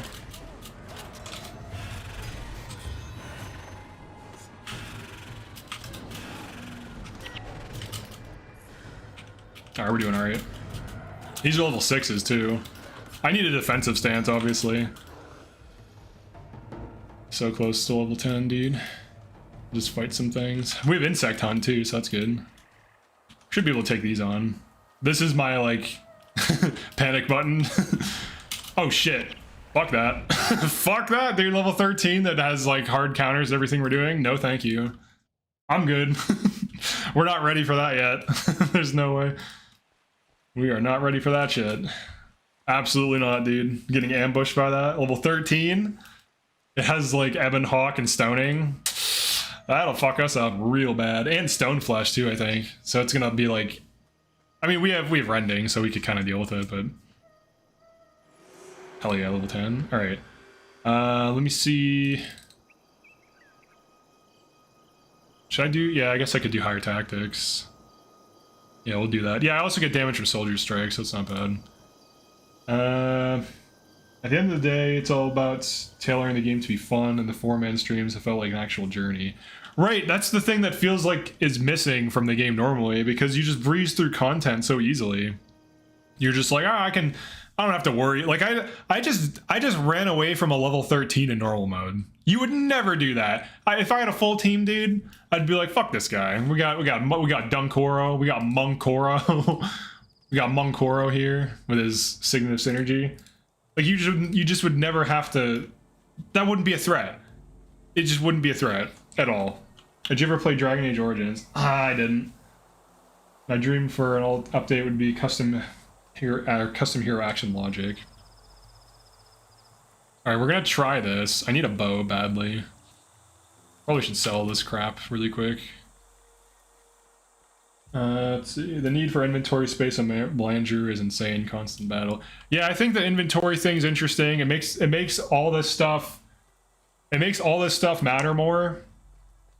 Because when you play the game normally, especially if you have an old account, you're like, oh, I need armor. Well, all right, I'll just put 100k on this character. Here's some tomes. You know, there's no progression. Nothing has any consequence really. I got an orange die as my random die. At least I got a die. Yeah, the die. Here's the die situation on this character. We got. This is what we got. We got a pink, a brown, and an orange. Nothing too crazy. We'll just start selling all this stuff. I was kind of disappointed. Oh yeah, I forgot to talk about the update. My bad. I was a little bit disappointed in the update. I'll be honest, because I was expecting like a skill update, like something. Like even if they would have like changed 5 skills, I'd be like, yes, yes, dude. After I started playing MelanDhuum, I can't go back to normal play. It feels like there's no stakes. Yeah, I agree. It still can be fun, but this is more. I think this is better. That's why I rolled a warrior. I was like, I wonder how warrior is in this challenge. And if I had to do one more, I'd maybe do dervish. So I'd have a paragon, a dervish, and a warrior Nightfall locked half team. Game feels like nothing changed versus pre-update. Didn't play the Final Fantasy game. Sounds like the same type of system. I played DAO. Customize AI behaviors. That's cool. All right, let's see what we can do here. But yeah, like the 4-man has made normal mode feel like how it used to when enemy fights, like when fights with enemy groups were meaningful, and it's like, oh shit, their healer is a problem. We better bring deep wound, and we better focus it, or oh man, this enemy like with Enchantress Conundrum is gonna mess us up. We better do something about it. So it's like every little thing used to matter. Whereas nowadays, it's just like, we killed the enemies in 0.5 seconds. It's like, oh. Alright, let's be smart. Oh shit, they instantly aggro? No, Cost, you can't. Fuck. We can't do it like this, dude. Oh, let me try running away really quick. Come on, Cost. Oh, he's kind of tanking, but they got mighty throws in that bitch. Let's see. I think you can usually. Trying to see how I can. No, they're clearly all engaged. Alright, I'm pretty sure you can individually pull them, by the way. But they seem to instantly aggro. So I want to see, because I did this before. I don't know if it was an accident or not. Because this fight is actually quite difficult. This is actually a very difficult fight for 2-man. But like on a warrior, like I don't have some big nuke. I don't have shit right now. I don't even have a defensive stance. I have like no big options. Have you died doing any of these challenge runs? I have. The one I wasn't streaming, I got a Melandru Dhuum. I was just doing a normal 8-man, but it died in hard mode. I got like complacent and was just like, yeah, I'll do hard mode. And I was pulling LE bosses and shit. Like I was like, oh, whatever. I did a few vanquishes, thought I was fine. So that was just a big mistake. All right, let me flag costs here. Seems like they auto aggro. I don't remember them doing that, but okay, they don't. All right. So I clearly need to get a longbow. I could always just craft one. I'm sure it just costs wood. All right, we don't want that. We don't want that. I think if you aggro through the aggro bubble, through their aggro range, it gets all of them. But I think if you shoot one, you can pull them individually. Pretty sure that's a thing. Let me just like, I'll make a cheap one. Just like warping around. Let's make like a cheap bow. Just for pulling. You always want to have a longbow. Let's go to Chorbin.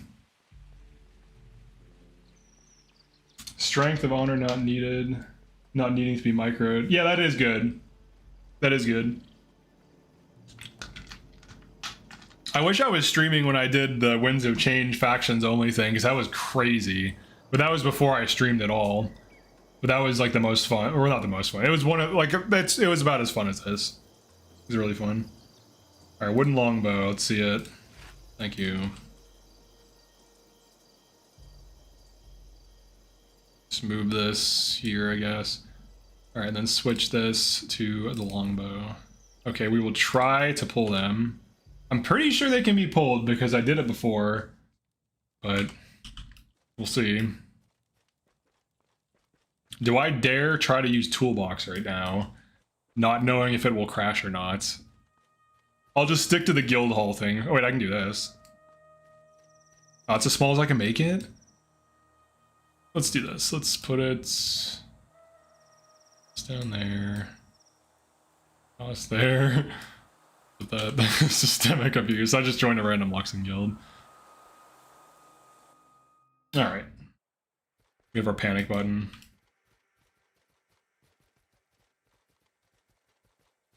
We have our cool ass armor. This does kind of look like elite armor. Alright, Morgan. Show me your moves. Oh wait, let's get out of range.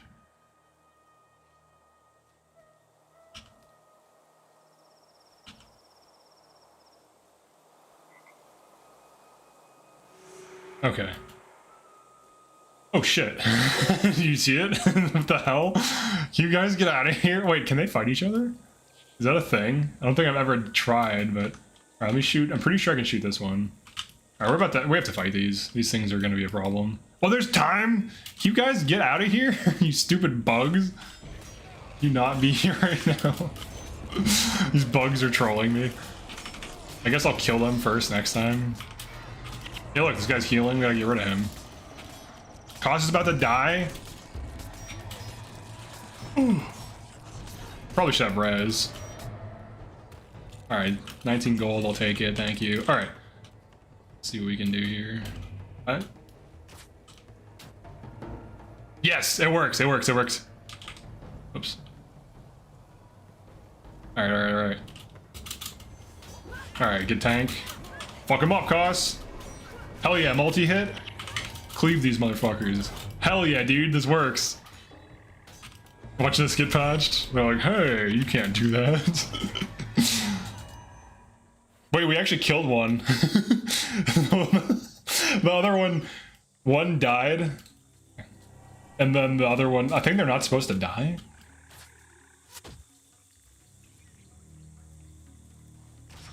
We got the monk. Nice. Hell yeah, dude.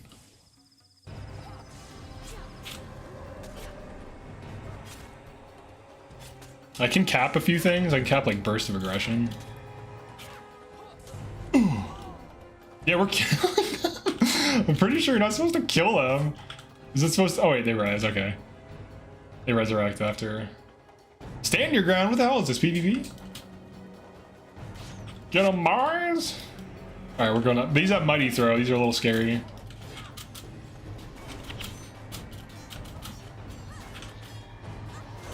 Hell yeah. Alright, we have good damage actually.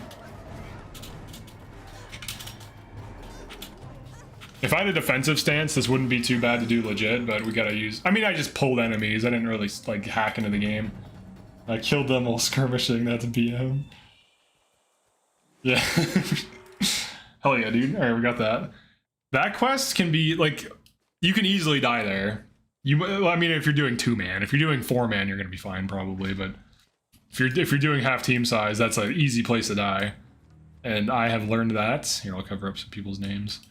I've learned that because I almost died there twice. What happened to the Paragon? The Paragon's still alive. The Paragon's alright.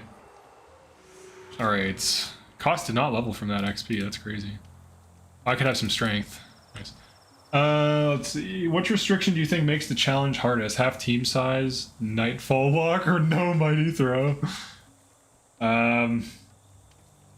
Probably the no mighty throw. Yeah, I guess that's like an unofficial rule that I refuse to use mighty throw until it's balanced, which is a personal thing. For me, it's personal. Okay, so what we're gonna do a favor. Here, let's cover up people's shit so I don't like Guildwars dox my guildies. Guildwars dox. Varish is right all along. Look at those sun spears killing innocent Cornin soldiers. Oh yeah, here, let's do this. Let's go to Istan on Guild Wars Wiki. Let's go look at the skills I can cap, because I did get signets of capture from the guild hall. That's the only thing you can get there too, by the way.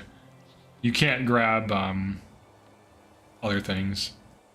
Soldier's Strike is really good here. What would I drop? Maybe Whirlwind Attack. No, this is all really good. This is really good. This is really good. I could drop this, but it is also really good. Okay, so let's do like a low risk. I can still drop that. We'll go for some low risk shit really quick. There's an enemy boss with Burst of Aggression. That'll be marginally useful. Actually, probably won't be useful at all because it'll be low strength. So let's just open up explorable areas. Cliffs, the first city, Plains of Jaren. I think the boss has like weird skills. There's also a paragon though. So there's two things we can cap from. So I can get Wild Blow or Burst of Aggression. And Burst of Aggression at 3 strength lasts for 4 seconds. That's not really worth it. Alright, so we're skipping that. I can get Anthem of Envy or Vicious Attack. Anthem of Envy's okay. It's not really worth casting with 2 people. Alright, so nothing in Plains of Jaren. The first city is interesting because I actually can go there right now, I believe. So there's 2 warrior bosses. That's weird. Alright, one of them has... Oh, shit, dude. One has shields up. Oh, shit. Shields up and hamstring. And hamstring was buffed. Oh, shit. And he has a unique sword, I'm assuming? The Wind Cutter. It's a Zealous sword. That's pretty good. I think we're going to farm that, but it's level 16. So... maybe when I get Milani.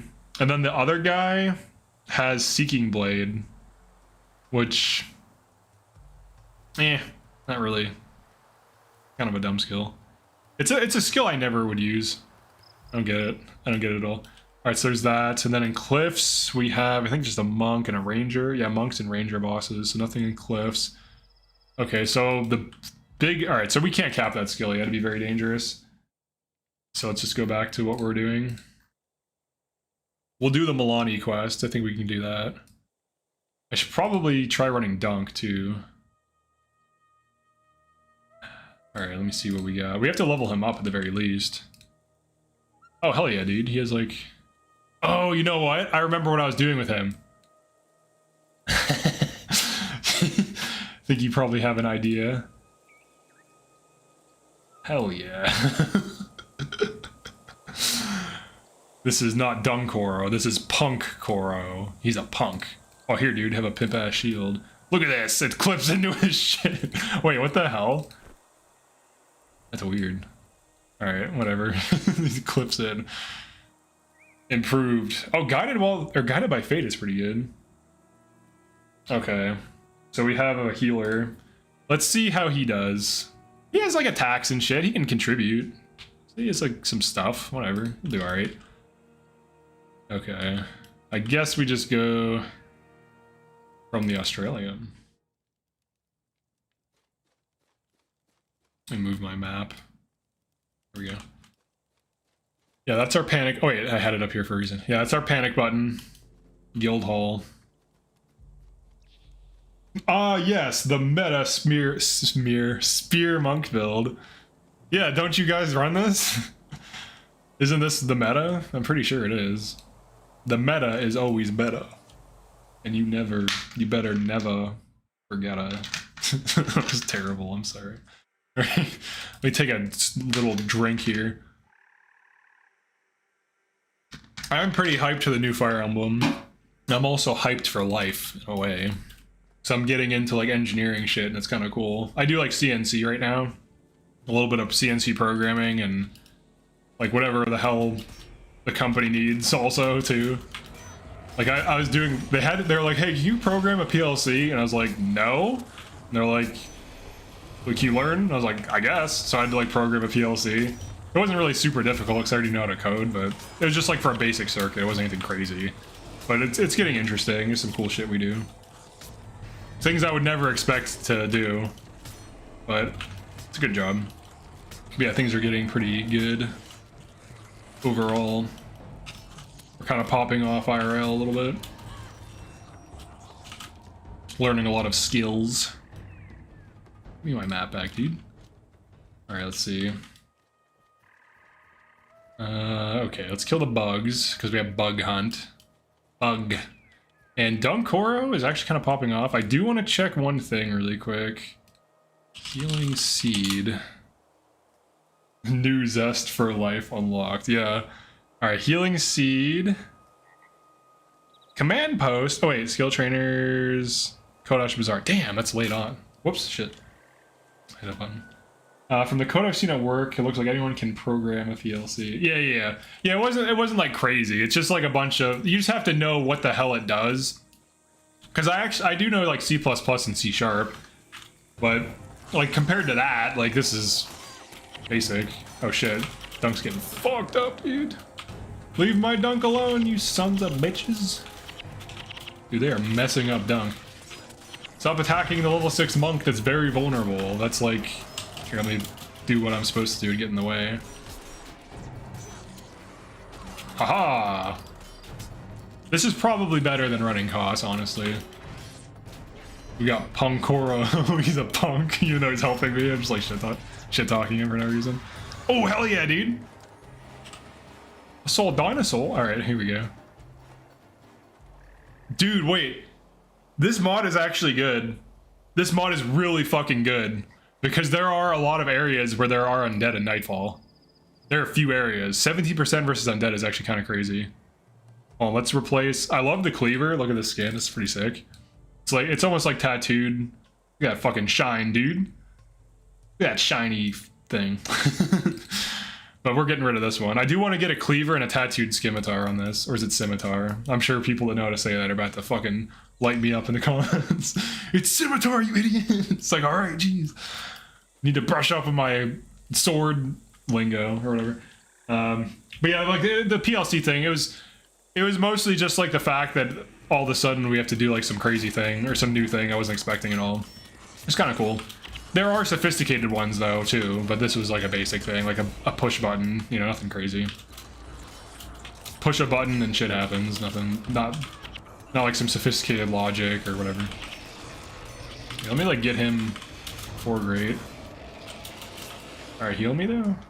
Alright, thank you. Ooh.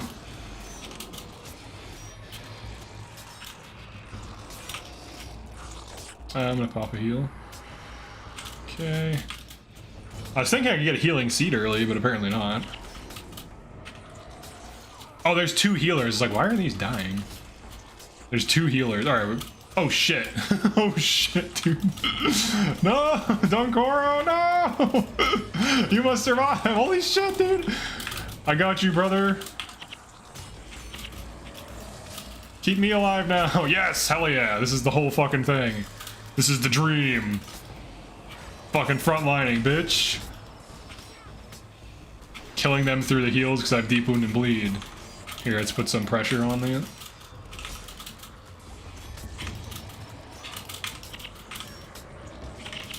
He has really good energy right now, actually. Gonna micro that on myself. No sense in getting low for no reason. Hell yeah, dude. Fuck yeah, this is why... Alright, so Warrior is fun for this reason.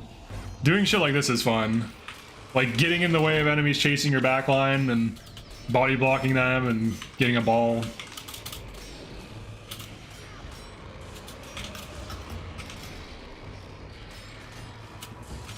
Alright, let's put some pressure on him. Just keeps... Oh, wait. You're dead. Yeah! Oh, hell yeah, dude. Give me these purples. I got 2 purples. Fuck yeah. Everything... This is so much better emotionally. Like, playing this in this way. Like, getting the drops matters. The fights are tense. Like, everything about the game is, like, fucking... right where it needs to be, dude. It's so good. It's so exciting. Like, getting purples is exciting because you might get, like, good shit that you actually need because you don't just have access to every item in the game. Like, oh, I just need this mod, thanks. Yeah, this build would be perfect if I had a crit 5 mod. Like, doing that on Melandru, good luck. It's probably not gonna happen. It's not gonna happen there, buddy. Melandru's accord and some self limitations is defeat Guildwars.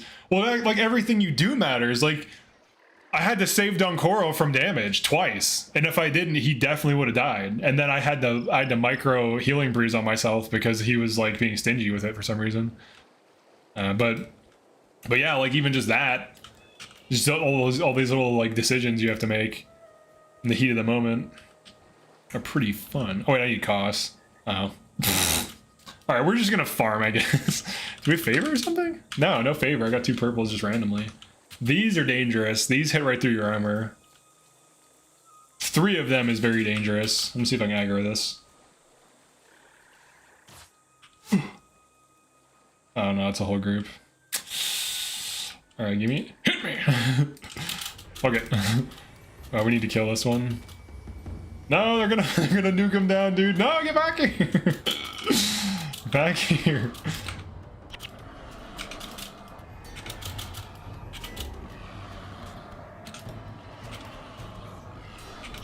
Hell yeah, you leveled up. Good job, buddy. Alright, cool. I guess I could have healed there. Hot take, they should just change the campaigns to drop inscribable items. Feels bad. On a new account with 2 out of the 3 games drops absolute trash items. I have the opposite opinion. I think everything should be old school. Alright. Get ready for my old school rant. Get ready. Get fucking ready, dude. Alright. I am a former chest runner. So as a chest runner, I look for the most valuable items that drop from chests, right? Or at the very least, if I want to make like some cash or sell some skins or get some nice items that I specifically want, I have to target chests, and those chests drop items. And all right, so there are the only waiting for old school. We were ranting about old school RuneScape. There are no good chest runs in Nightfall hard mode, like at all. All of them are for Q8s in normal mode, and the reason for that is the inscription system has made all Nightfall drops worthless. Name a Nightfall drop that is a gold from any of the major areas that isn't in like the underworld, or I'm sorry, in the domain of anguish or whatever, that's worth anything. They're all worth nothing. You get a Q9 gold whatever, it's fucking worthless. And the reason for that is every single one of them is usable. In prophecies and factions, if I get a 15/50 or a dual vamp or a dual zeal, that's worth something because it's rare. And if it's rare, it makes you money. So that's part of the issue, right? Is that getting the drops doesn't matter. So like if I get a Q9, it's just always going to be good because I can just switch out the inscription. Now I understand the argument in favor of inscriptions. It allows players to use whatever weapon they want with whatever mod they want, and you can get them, they're accessible, it's cheap, whatever. But the issue is the more accessible a skin is, less people like it because people are naturally drawn to what's rare and expensive. That's just the way it is. Like if you tell me, like personally, I think the crystalline sword is the ugliest skin in the game, or one of them for the sword. Not the ugliest, but like what I don't like it at all. But because it's worth a lot, and people understand how hard it is to get, and it's hard to get, and it's rare, it's worth a lot. So it's like a self-fulfilling prophecy, where if you make something difficult to get and rare, it just increases in value. Similarly, a lot of skins and factions specifically are worth a lot because, you know, you have to be doing that content a lot or chest running to produce those skins. Because you get a Q9 Oni blade and it has junk mods on it, it's not worth anything.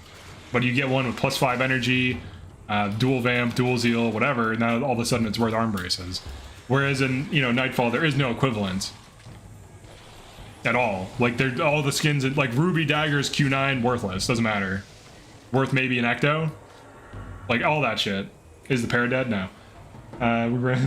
That would also be okay. The difference is in usability of drops. When you move to Nightfall, it's just too big. Does that only matter if you participate in the economy? That's true, yeah. It, to some degree. Well, the other thing too is like lockpicks are expensive.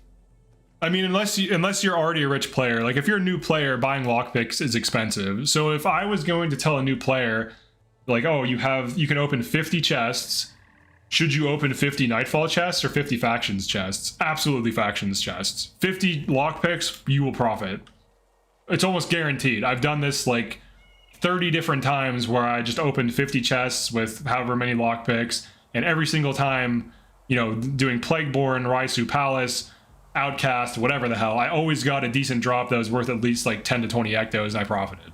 So like, just in terms, now obviously if you're targeting arm brace drops, the first thing is you're gonna have to be patient, and the second thing is that, well, as soon as you get one, it basically pays for you to chest run forever, because you just make so much money that you can just buy like stacks of lockpicks. Now you can just keep going. Inscriptions on Melandru's Accord are clutch. They are, but like OS, I think the OS system's better. I think the dual mod, I think like shields maybe should have a handle, and then like wands have a wrapping and stuff like that. I think rolling 2 mods on shields is crazy. That's why all OS shields are worth so much. I think we have like a big aggro here. This is not good. I'm gonna have to bail.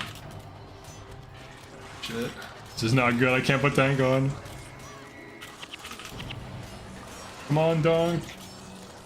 It's a little bit longer. No! Alright, we're gone. Alright, we're out of here. No, dunk. You know, the paragon's still alive. Alright, let's go back.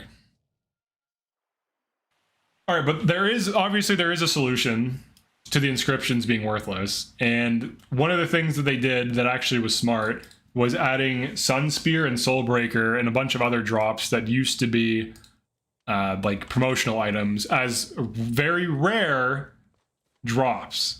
So like if you opened up like 100 hard mode Nightfall chests, you're probably not going to see a Soulbreaker or a Sun Spear. Maybe you do, I don't know. I haven't chest run Nightfall lately. Maybe you do see 1 or 2, but that is a way to do it.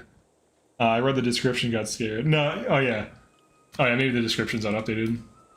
But that definitely is a way to do it, where you make it a rare item that drops infrequently, so that if you do kill enemies in Nightfall or farm or do chest running, that you can eventually produce something of value.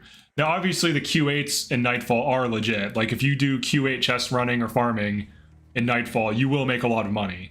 So there are chest runs in Nightfall. But the whole reason isn't to make chest running, like, a purposeful thing, but more so, like, just getting, like, Q9 Oni daggers with a good mod.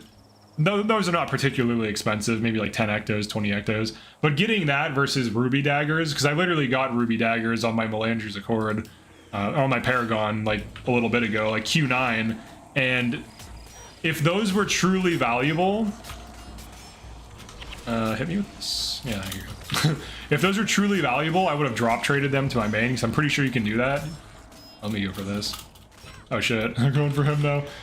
But because they're like worth like 1 ecto, maybe like 1 to 5 ectos, depending on how long you want to like sell some item or whatever, I just salvage them to go for rubies. If they were worth like an arm brace or 2, I might consider like trading it back to myself, but I think you can't do that. I haven't tested it. I'm pretty sure you can just drop shit and other people can pick it up, but you can't pick up their stuff. So I'm fairly certain that's a thing. I haven't done it yet though, but I've heard of it. But you know, getting the difference between those drops is one of these drops could be worth something, but might not be. The other one definitely is not. So glad to hear the para's undead. Yeah, the para's doing okay. I just also wanted to do a warrior to see like what the difference is, and it's been fun. I made a warrior paragon, which I think I should have done ranger, because ranger I could get a pet, and that's about it. Just have a pet hanging out. That'd be the reason. All right, you need to start like using that shit on me, brother. There we go. Now we're getting healed constantly, drastically reducing the amount of danger we're in.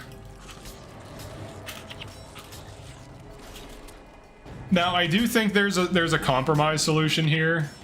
I think what they need to do in order to make random inscribable Q9s worth something in Nightfall is make it so they're actually like low drop rate. Because otherwise, like, it is too easy to get Q9s, and almost all of them are worth nothing, which is unfortunate. Because like in factions, most of the golds you get are worthless, but you have a chance of getting one that's worth a lot. Of the like same skin or whatever. Dunk needs to get a bonder and let you solo. I want them to make Melandru characters be able to put things in the chest, kind of so they need to drop trade it. Yeah, you should be able to deposit stuff. I think that would be fine. Or make it so you can't trade other people at all, if that's what they want to do. Just depends on their design intent. Oops, sorry that one. Damn, dude, what the hell? There we go. We want to pull these individually. I want to reenact the frickin' Alamo or whatever. Where he's just getting chased. Oh shit.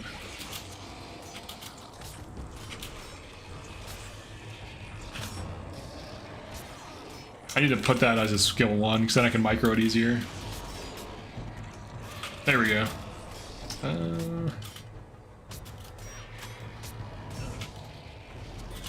Let's do this. Oops. I had him use it on himself on accident.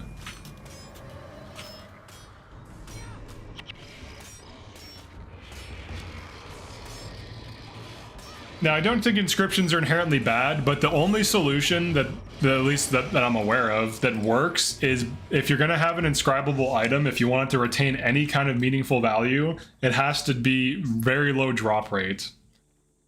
So like in order, you know, like froggies and BDSs and whatever are valuable, but the only reason for that is because you have to do, you know, a 10 to 30 minute or hour long, however long it takes you, depending on what you're doing, activity for a chance of getting one, and the drop rate is like 1 in 200 or 1 in 100.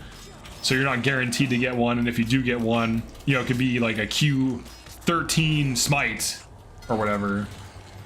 Okay, nice to use that on me. So that's like the only solution that seems to work. But then eventually, if there are too many of them in the economy, they will crash. Or if they become like really common or undesirable. But for the most part, like if a skin is cool and it's rare, that's what creates value. Like Oni blades are fucking cool. Like everyone, I wouldn't say everyone likes them, but I'm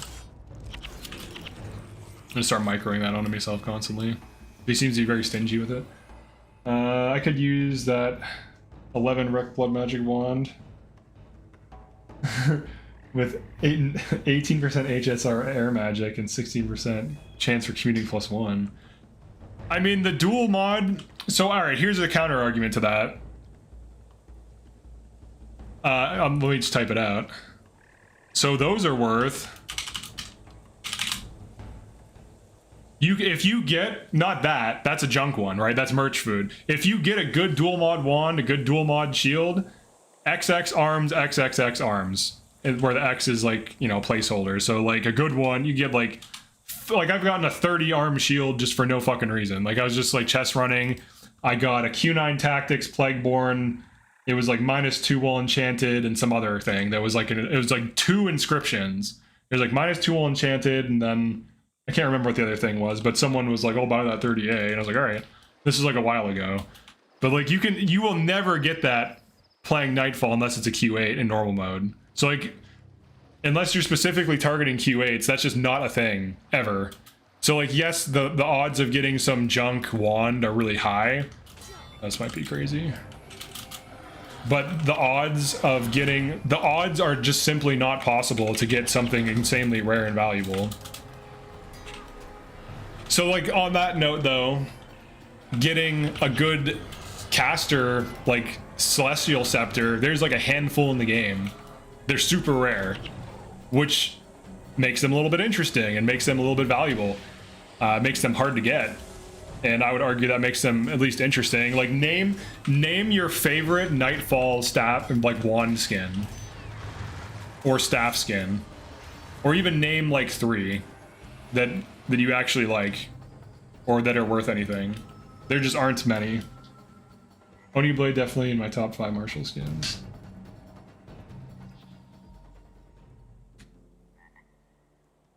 I dunk leveled. Alright, buddy. Get ya. Nice. Tormented, basically. Yeah. Yeah, tormented and nothing. And nothing. Literally nothing. Meanwhile, name all the good faction skins that are worth a lot. Zodiac, Bowstaff, Outcast, Dragon Staff, Platinum Staff. What else is there? I'm sure there's Celestial is nice. Plagueborn is decent. Forbidden. So, like, I don't know. Yeah, Elemental Sword's decent, but that's not a staff. Fiery Blade, or Fiery Ice, Icy Blade. Yeah, those are decent. And you can get them for, like, 2 Ectos.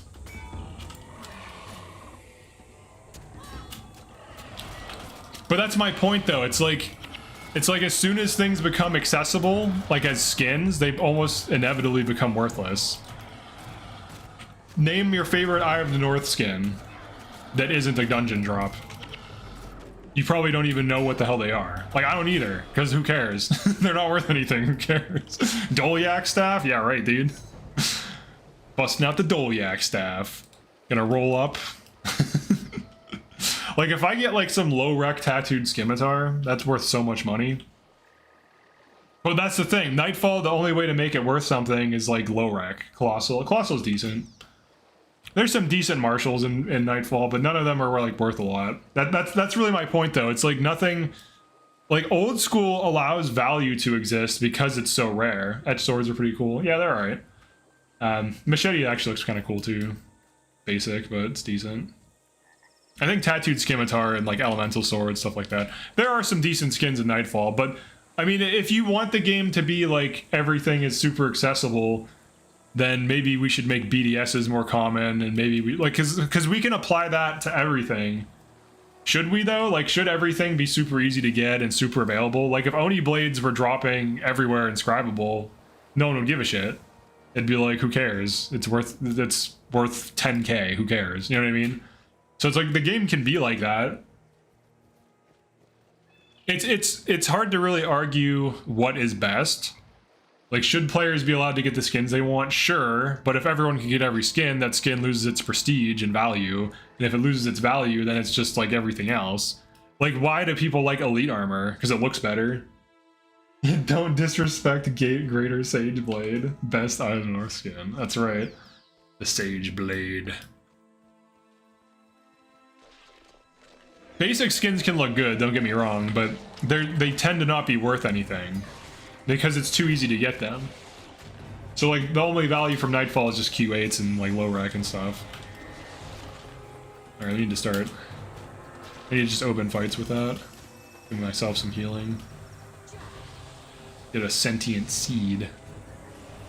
Just kind of farming to get Dunkoro some levels here. I think the issue that it does have, though, is they thought the old school system was bad and needed to fix it.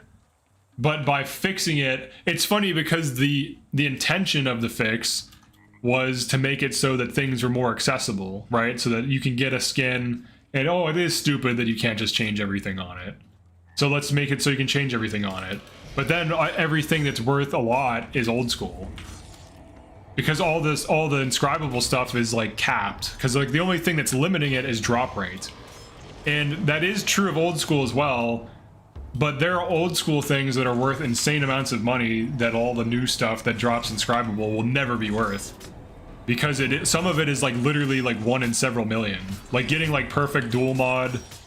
Like getting a 2020 on a wand, on any wand, like or a multi-class is so unlikely mathematically.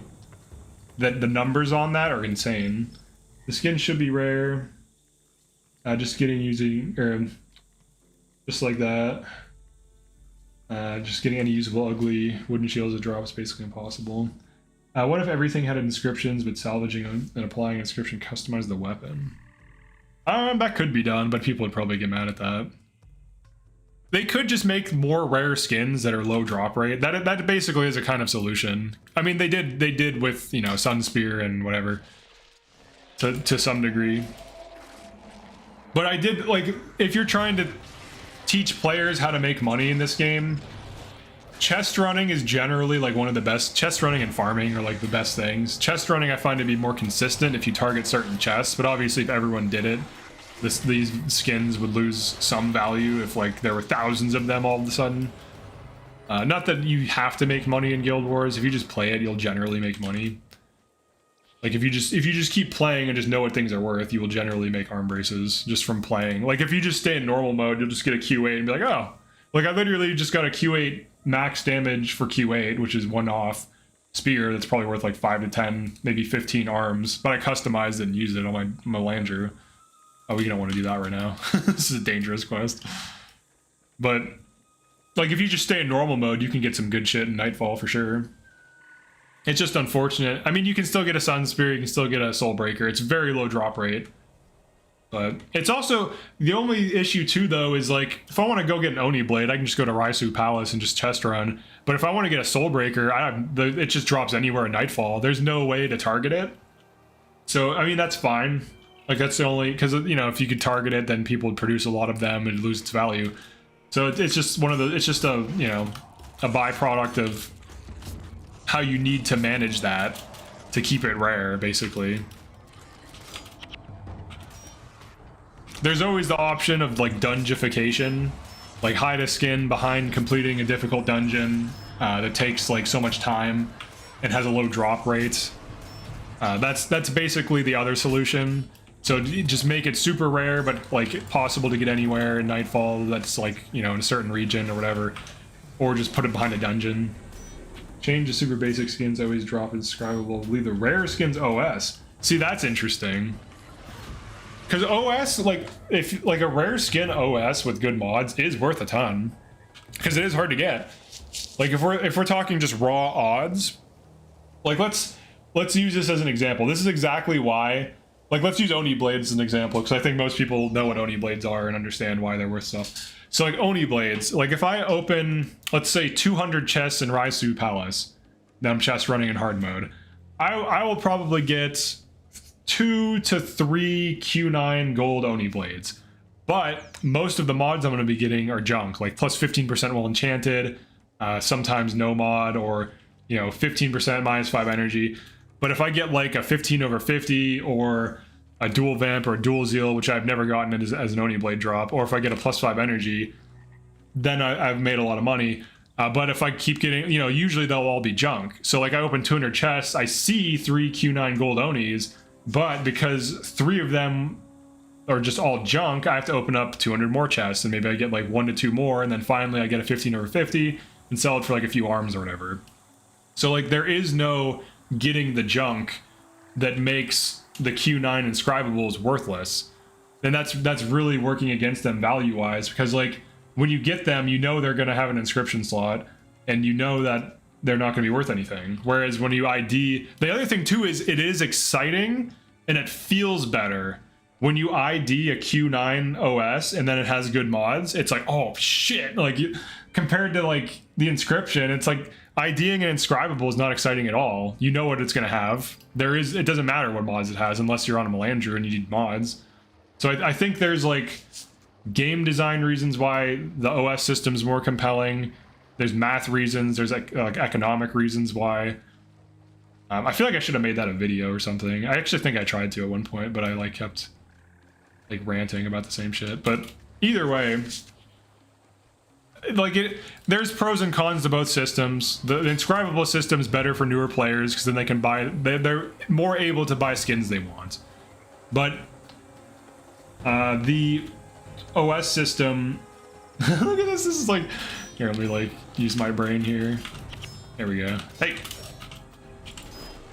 Stupid Drake, get out of here. Trying to call me on your cell phone? Get out of here, dude. What's going on here? He was loud when he died there. But yeah, like there's pros and cons to both systems. It was weird that all of a sudden there was this completely new system, and then the new system worked for the beginning. I will say this: for the first year or two of Nightfall, there were, you know, E-blades, elemental swords or whatever were worth like 50k, and that was a lot back in the day. Back in the day, you could buy a Q8 for like 80k, like legitimately. People just, because they dropped, it wasn't that big of a deal. People were like, yeah, whatever, it's kind of neat. Doesn't really do anything, it's just kind of cool. Nowadays, dude, Q8s are worth like several mil, like not even, like maybe even like tens of millions of platinum or some shit. Or like gold, not platinum, because 10, that'd be, you know, times 1,000. But yeah, like back in the day, like it was chill. Like Q8s were just some thing in the game that people kind of thought were neat. And like, you know, Nightfall skins were kind of worth something, certain ones that were cool. Like Tattooed Scimitar was like, Tattooed Scimitar and Elemental Sword were worth something. And a few other things were too. But then as, you know, more people play and the drops, there's more of these things in the economy. They are a common drop. It's that Oni blade problem I outlined earlier. It's like you get 9 Oni blade, or you get 3 Oni blades. More than likely, all of them have junk mods that, and it's not worth anything. You get 3, you know, Q9 ancient scythes, and all of them are Q9 inscribable. So it's like they're all keepable, right? But because they're all keepable, you're not throwing them out, and you're not, when you throw them out, when you finally get a good one, it's worth more, and it's more exciting too. But yeah, but for Melandru's Accord, obviously, inscription slot's better. I'd argue the player trade economy is trash because of how long it's stagnated. Hold on.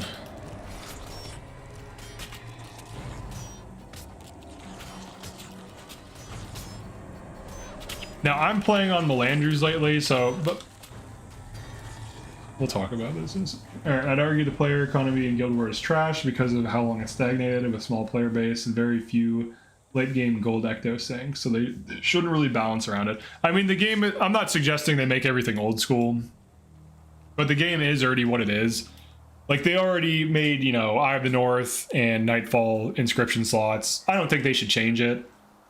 I also don't think they should change factions and prophecies into dropping inscribables, because there's already, like, the Z chest has claimed so many old school skins. Now, for me, as someone who used to chest run a lot, it used to, like, upset me when, like, the Z chest existed, because it was like, all of a sudden these skins that were worth something are now just like some dumb item that drops for people that are like farming some title that's goofy. And the title is like, you type in /Z rank and a bunch of weapons appear. It's like, so that's why Celestial Martial skins are worthless now? It's like, alright, that's weird. Because they just needed something to fill that chest with. So they took a lot of faction skins and made them inscribable and added them to the Z chest, which felt bad. But that's not really an issue. Like, luckily there are a lot of things that aren't in the Z chest. But yeah, I don't know, like, there's not that many players. I don't think it matters that much for the economy. It's not like a big deal. You know, getting a big drop is nice from a player's point of view, but there's like so many ways to make money. Oh, this could be bad. Oh, this could be bad. Let's see. They're like level 4 and shit. Dang, dude. Here, hit me with that.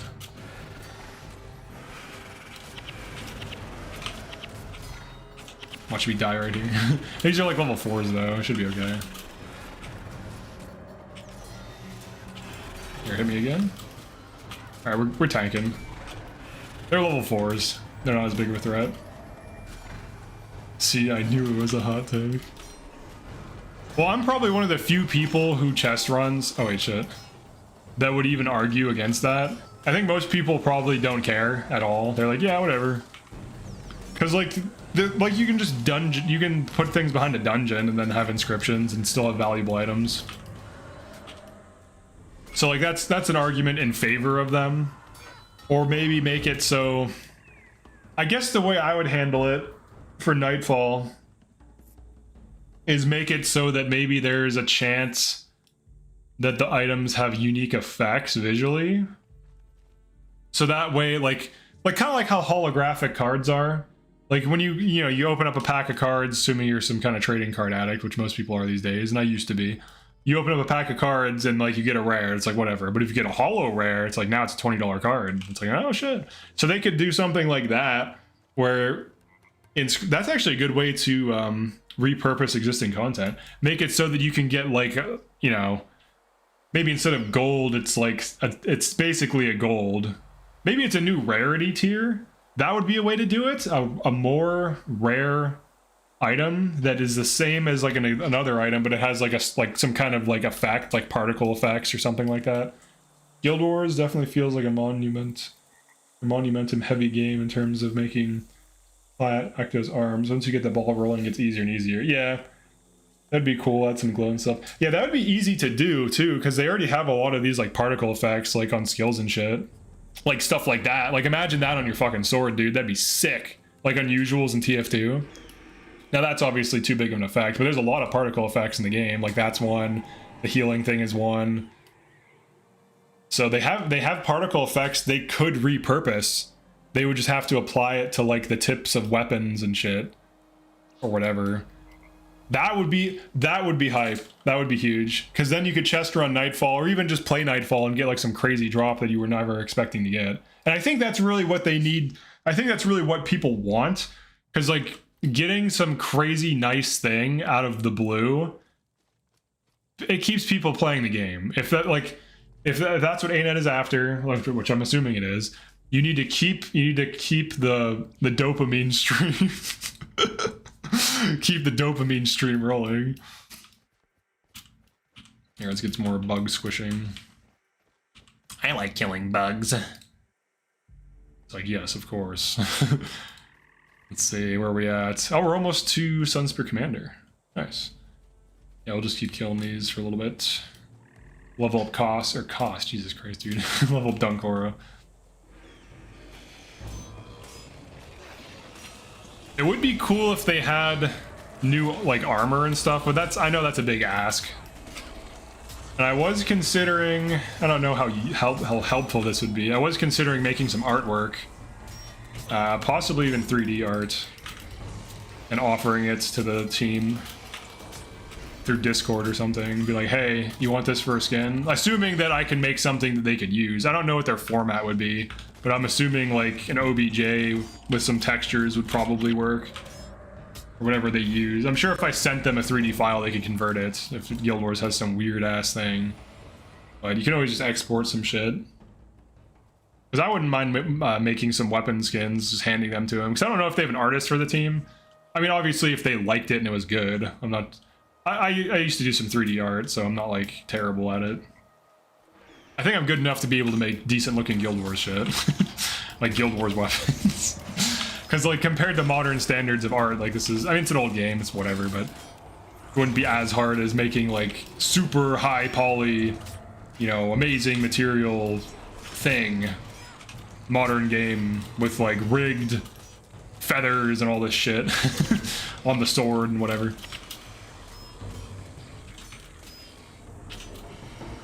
But I was thinking about making, like, Oni weapons. Like, modeling them or whatever, just for fun. And sending it to the team. Just be like, hey, you want to use these? I would make sure they look good, though. I wouldn't just send them some dog shit. I would, like, spend some time. Alright, let's see. We gotta level up. My boy. Some Divine Favor. Favor. We can kill these ones. I'm trying to get some chests, too. It'd be cool if they added new armor, especially factions, Nightfall, professions. Yeah, I think that would be good. One of the things I was thinking, too, was, like, tormented armor. Like, tormented armor, and then more, like, chaos weapons. Chaos weapons wouldn't be too hard. It's just a model with, like, a glow effect, right? So, like, as long as you have, like, the silhouette, they could probably repurpose some existing skins and just make them, like, a solid glow. And add, some stuff to it. I microed that, by the way. It's very important you know that. I'm probably going to be microing Healing Breeze to myself every single fight. Because he's really stingy with it. He uses it way too late. He's way too chill with the healing breeze. It's like, I'm trying to get a breeze all the time, dude. I'm not trying to fucking die right now. I need a constant breeze on me. Do you code for work or for fun? I've shipped some indie games and they didn't really do too well and they kind of suck, so I don't really share them. But I have coded some games. If I made a good game, I would share it, but I made some trash games, so. But I did code games, which is nothing really. Tons of people have done it. Doesn't really matter. It's not really important, but yeah, I know, like, I've coded a game in JavaScript, C#, and I do know C++, but I haven't coded in a while. So it's kind of just like a thing I can do, but I haven't really done lately.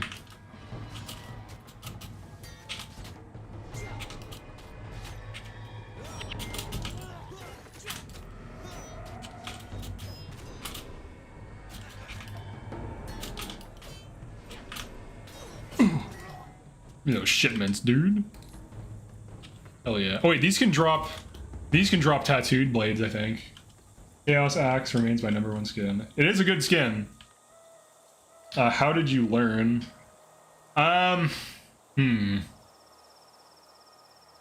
Just through doing it. I mean, there's tutorials. I had a lot of books on it. Well, yeah, I mean, so back in the day, they had like coding books. So I bought like a basics of C#, basics of JavaScript, went through the books, practiced coding. Like, I think trying is what helps you the most, but like, I'm not like an experienced veteran coder to definitively say, like, I don't do it professionally, but I can do it. I mean, technically, I probably could. I can make games in Unity and shit, but that's not, I don't know. I could maybe make 20 bucks an hour making games in Unity, but that's worse than way worse than what I'm doing right now, so it would not be worth it for me. But I could probably get a job doing that if I wanted to. Here, hit me. With that being said, coding books, nowadays there's tutorials, there's guides, there's YouTube and shit.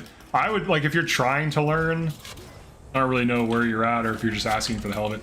If you're trying to learn how to code, find a reputable YouTuber who's a good coder that knows what they're talking about, go through their tutorial series, you'll probably do fine.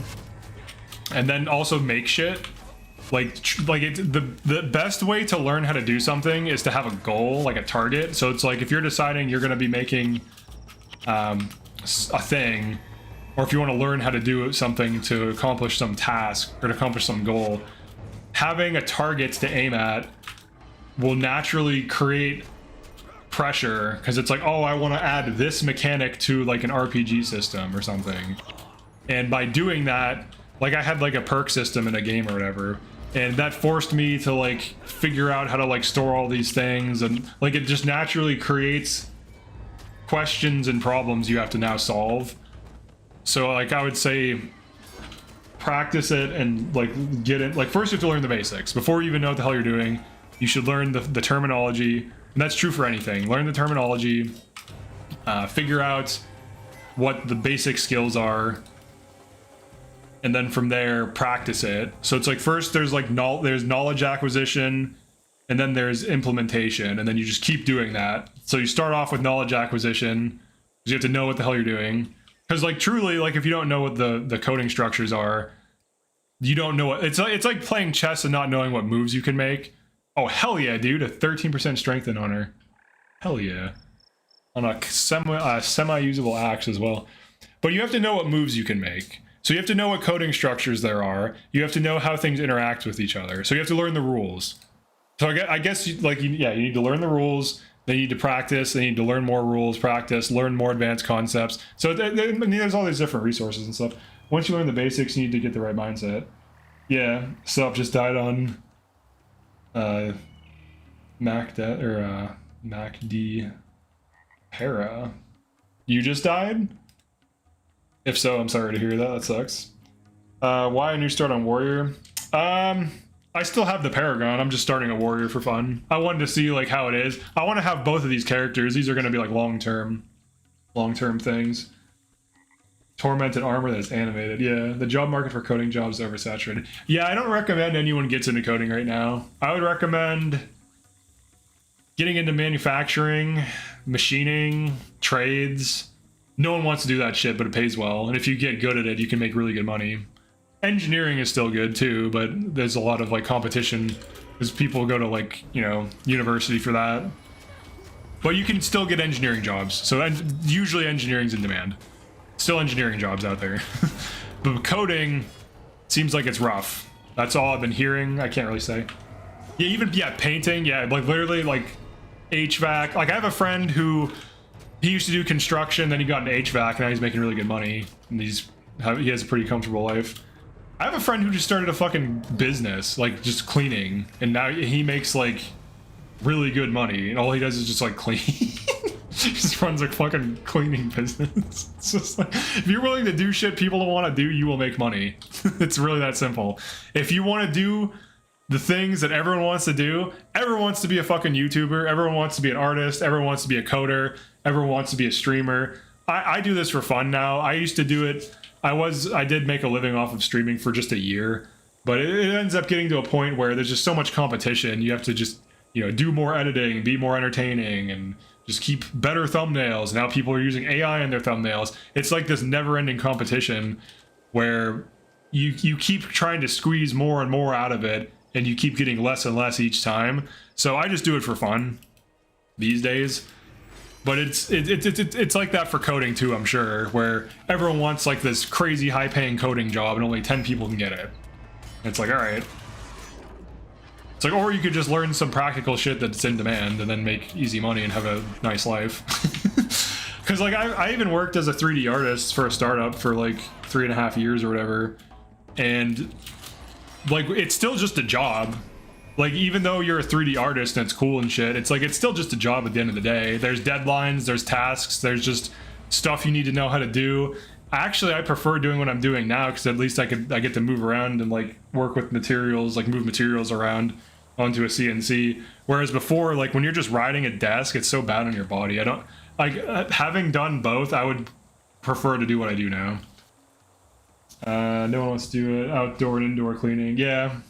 If you actually want to learn to code, then don't ask AI to do everything. Right. I have a lot of trade skills: HVAC, welding, diesel mechanics, CDL. I work all the time. Nice. Yeah, that is good though. That is good. Like that's oh, what the hell? Lovely building streams. Hello. Thanks. I do kind of miss Oblivion, dude. It is fun. Modded Oblivion. Or not modded, semi-modded, I guess. But like the Oblivion remaster. I could try it out again, I don't know. Pull. Hit me. Tank. I feel like Warrior should have base 25 energy. It feels really weird how bad it is at like running secondaries. It's weird. Cause like it basically can't run any secondaries because its energy pool is abysmal and it has no energy management at all. I mean, there's adrenaline things it can do pretty well, but it feels like other classes can run secondaries way better. I do pest control in Arizona, good money, but I'm dying in the heat. Yeah, Arizona's rough. That's hot. Holy shit. Let's see.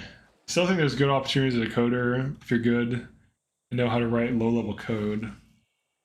But if you're just gonna be like JavaScript coder, maybe not.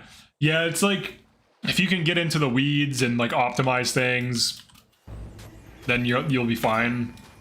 Because like a lot of actual engineering is missing from modern coding. A lot of modern coding is just like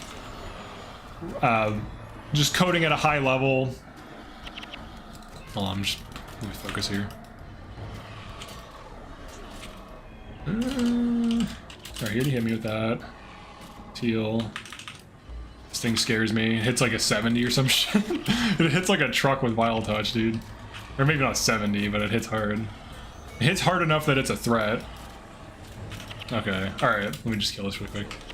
But like doing actual engineering and like optimizing like RAM and all that shit, like all the old school shit, that stuff's difficult, and a lot of modern games don't even do that, and it suffers. That's why you have games with like bad performance, because they just don't have like actual software engineers. They just have like people who can code and like whatever thing.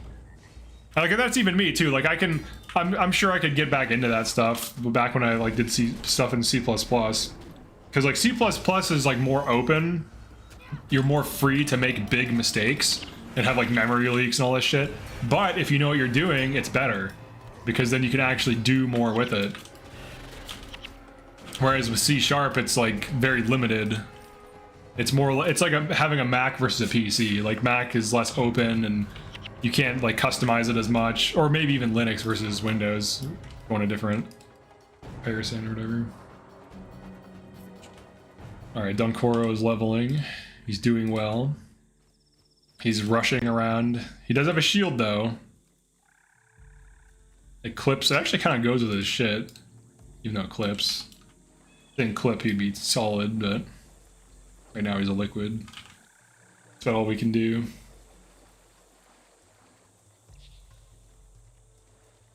Alright, so there's our coding rants. Several rants this stream. That's one of the nice things about streaming is you can just rant about shit for no reason. And then like have discussions. I learned to code in school, pure math and physics, so I don't really know how to code. Yeah, I mean, unless you're like trying to get into like software engineering or something, or if you have like a specific use case in mind, like it's probably not really worthwhile to learn. Unless it's relevant to your job or, I don't know, something that you're trying to get into. Because if you already have all these trade skills, you probably will make more money doing that. Unless like you can get, like you'd have to be a really high level coder to make good money doing it. So it like takes years to do that, you know, and sometimes either a formal education or a massive time investment. And depending on, you know, if you have kids or not, or however, you know, you have obligations, it can be difficult to just like flex into that. Corporate coding in the AI era is so depressing to look at. Just a bunch of drones copy and pasting slop back and forth. Damn. Yeah, it's rough.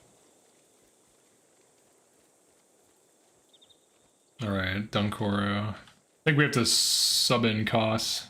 I think the cost build that I made sucks. But we needed those skills anyways for Milani, so it's whatever. I think we're gonna give Koss a spear, which is what I tried to do when the stream started. But then the game kept crashing. But now it seems stable again. So alright, Dunkoro. You're level 9, that's decent. Koss, you are back on the menu. Congratulations, you are a food item. It was on the menu. We have two similar looking dervishes. Kind of. They're both just gray. Two gray dervishes. That are not Melandrus either, which is weird. So I guess people don't want to dye their armor unless it's max. I get that. Let's see. Let's move this. I have faith, which I might use. Just storing it. Alright, I think we're going to try using Toolbox.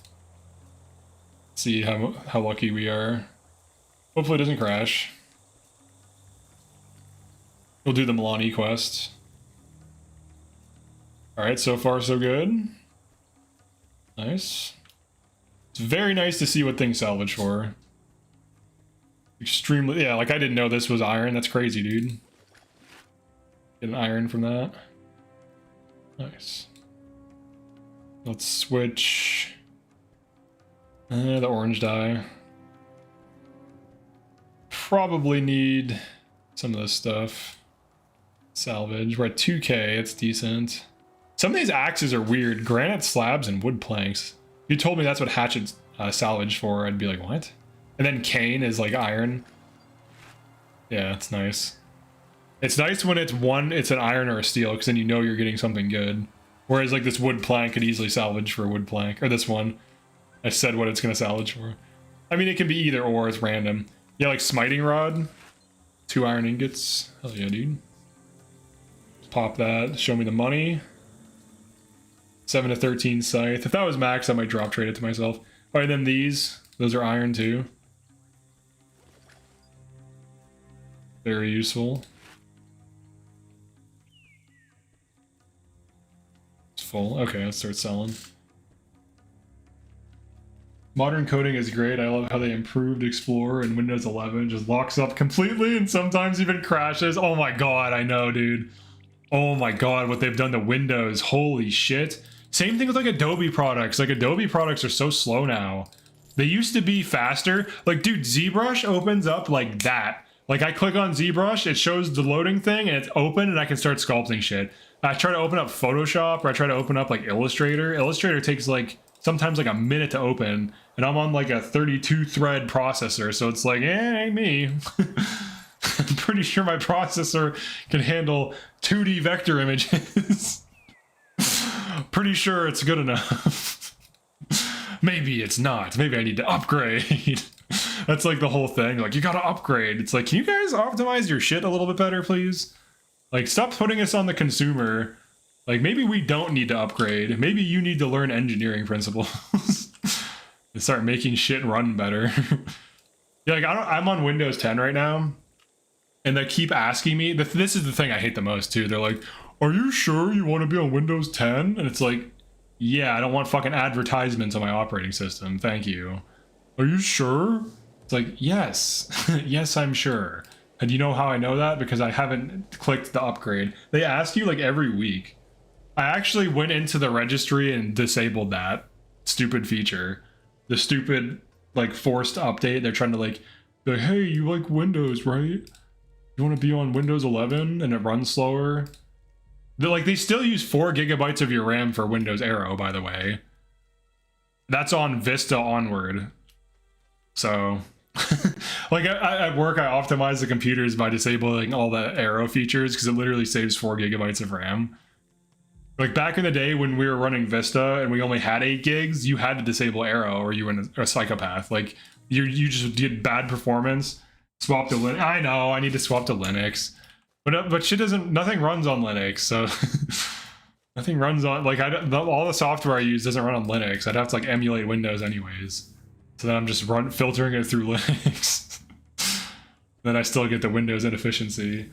I'm sure the 100% increase in number of patches will solve the Adobe boot times. Yeah, yeah. You need to be on Enterprise version if you want to use Windows 11.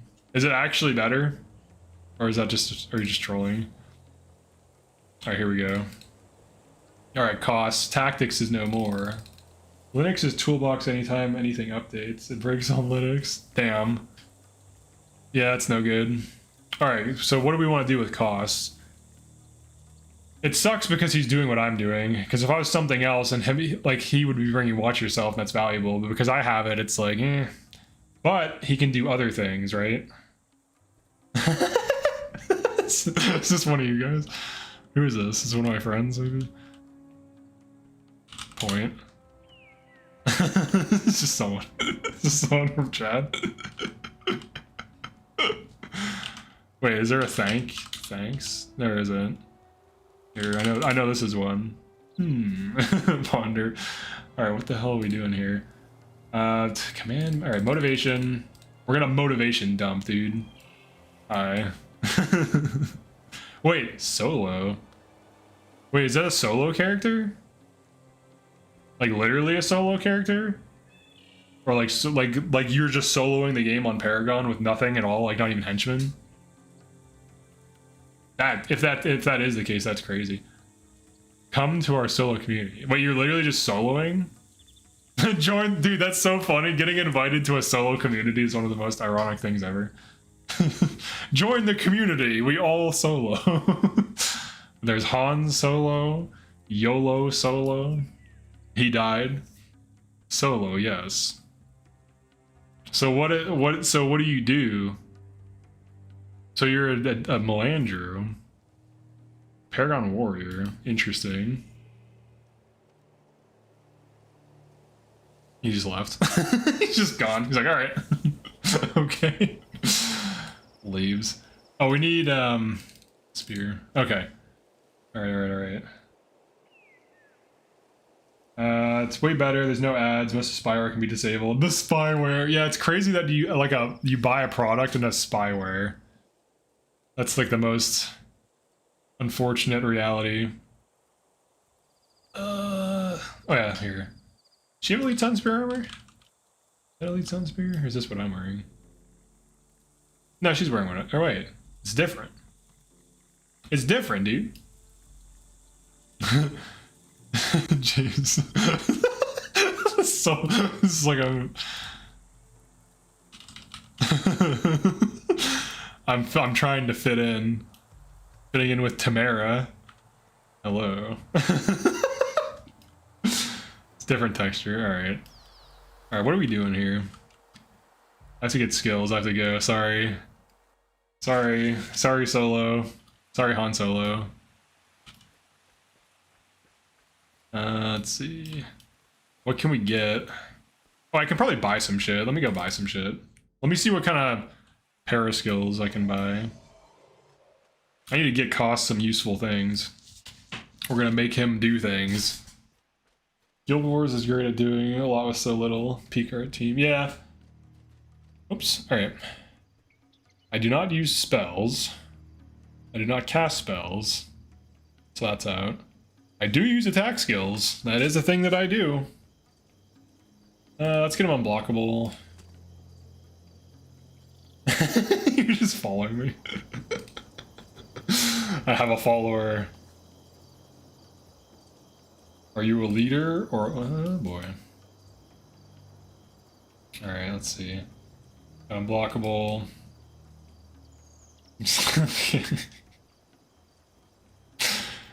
Alright, so that's going on. I don't like Spear of Lightning, really. I want to like it, but its bonus damage is not armor ignoring, so it actually ends up being a shitty attack. Merciless Spear could be decent. I feel like it's just more of what I do. Signet of Return is not good here. They're on fire, not good here.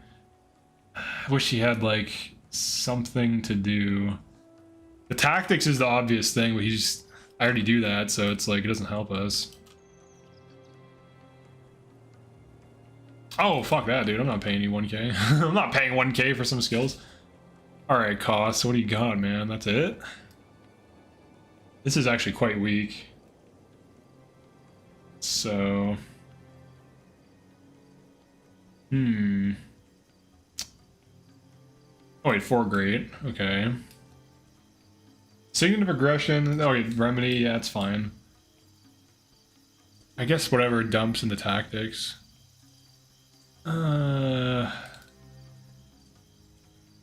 Let's see. Yeah, I guess he can run that. Alright, this is Koss's weird build. Why not Mighty Throw in 4 grade? I don't like how Mighty Throw is overpowered. It feels like cheating. Because it was literally like a kind of a bad skill before, and now it's like as good as dagger spam. It just doesn't feel good to use. Because if we were both using it, it would be crazy, right? Like Enduring Harmony. I think I actually can get Enduring Harmony right now, can't I? Yeah, so I could run Enduring Harmony and 4 grade and be a spammer. You should try that Mighty. Oh no, I don't want to. I want to have fun. I don't want to. I think it's funny. I had a spamming paragon in my ZM last night. Yeah, they're like everywhere now. It's crazy. All right, here we go. Give me the quest. Somehow we're bottom damage. Yeah, I mean, if you get blocked, blinded, if you don't have Splinter. Really, like, its single target is good and can deal meaningful damage, but really, Splinter weapon is what makes that insane. So if you don't have Splinter, it could do a little damage. Or medium, I guess. Shields up could be good. Oh, this is gonna be weird. Yellow cost kites. This is the only thing I don't care about with like the Paragon heroes and stuff, is that they like kite. Like, dude, you have armor. You can chill. You can tank. You can deal some damage, man. Oh, I don't like this either. I don't like that I'm getting hit for damage. Alright, he did spot heal me. Thank you for that. Here, let's bring him into... There we go. Nice little AoE for you.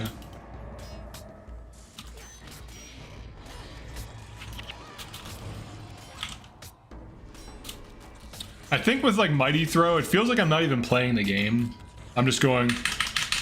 It's just so stupid. I just can't play a build like that. I just refuse to. I kind of don't like Splinter with how imbalanced it is.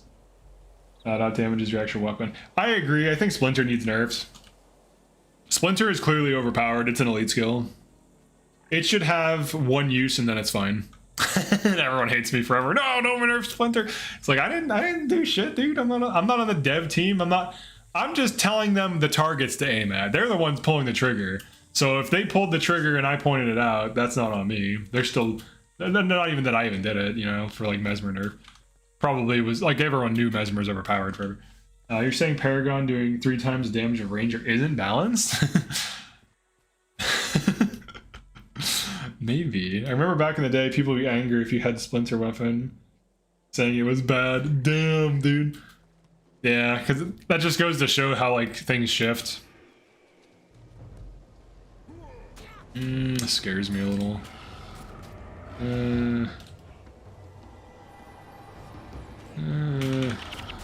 There 2. I might bounce here. Don't know. Well, yeah, let Cost tank a bit. Alright, Cost, you got this. I don't like how they all have an armor ignoring touch skill that just does a lot of damage out of nowhere.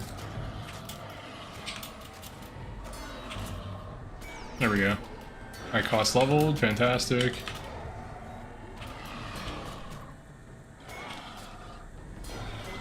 Okay.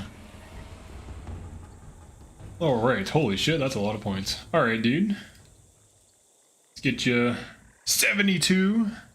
Signet of Synergy is weird because it's like, it's really good with no investment, but once you start investing, it only scales a little bit.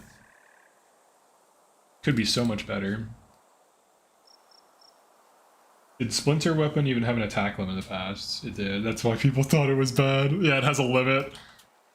Just, it's still the... Dude, Splinter Barrage... Wait, has Splinter always been a thing? Let me see if I can find skill history. Hey, it's me, Ivory Soul. Hello. Is there skill history? Hell yeah, let's see. What's original Splinter looking like? Oh, it did used to be balanced!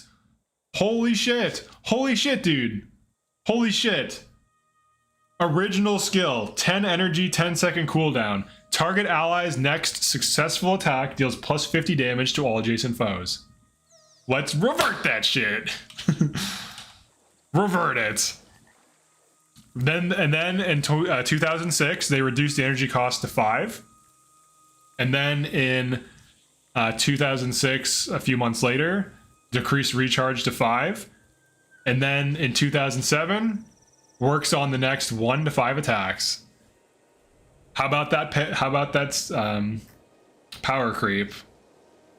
So it went from being a balanced skill that just gives AoE damage on a single hit, because most weapon spells that are offensive work on a single hit for the most part. I mean, there are ones that last for duration and do an effect or whatever, but now it is clearly overpowered now.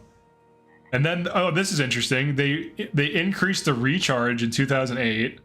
And then they reverted it back the next month because people bitched, I'm sure. Oh, and then they also added the from all adjacents to a limit. This thing has been hit a lot, man. But then it was left alone since 2008. So this is balanced around what they thought meta was in 2008. Hot take, armor ignoring damage should only come from player agency. For example, I actually agree with that. I think all the armor ignoring nukes are crazy. Unless it's like some bad skill that has low damage or whatever. Like these things using Vile Touch, like that's fine because it's a terrible skill you never use. I mean, it's not terrible, it's still usable, it still hits hard, but compared to other things, it's not really that good. Mistrust, not E-Surge or Spiritual Pain. Yeah, I think Mesmer should have more chaos damage instead of armor ignoring. Yeah, I think that's a good good opinion. Oh fuck. Things are scary, dude. They're like, you don't have armor. It's like, shit. Shit, I don't, I guess. I guess they're right. Armor's not even... Armor's not real.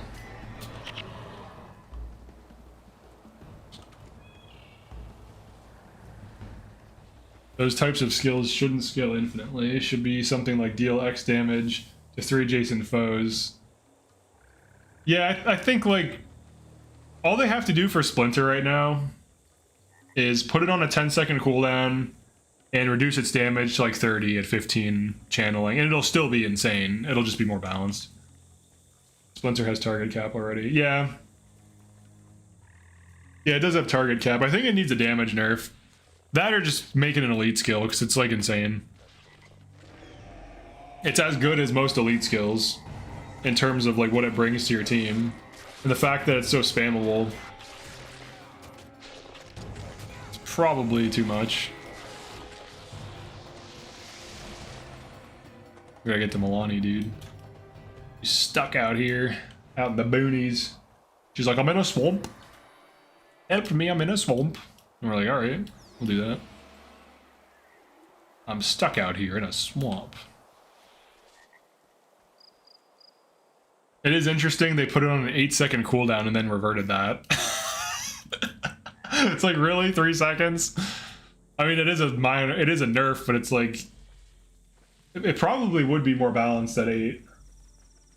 I mean, it definitely would be. Yeah, I'm all in favor of like reducing the power creep, because currently it's just insane. Stuff dies like super quick. Here we go. Alright, Milani. What do you got? Nothing. So this cost build, he has half my damage. If he had better skills, this could be okay. I don't see him. Oh wait, he has 3. Dude, he has 3 on Mending Refrain. That's huge. That's actually decent. Oh, you know what? Oops. Now I can micro myself. It's like having Healing Breeze, but much worse.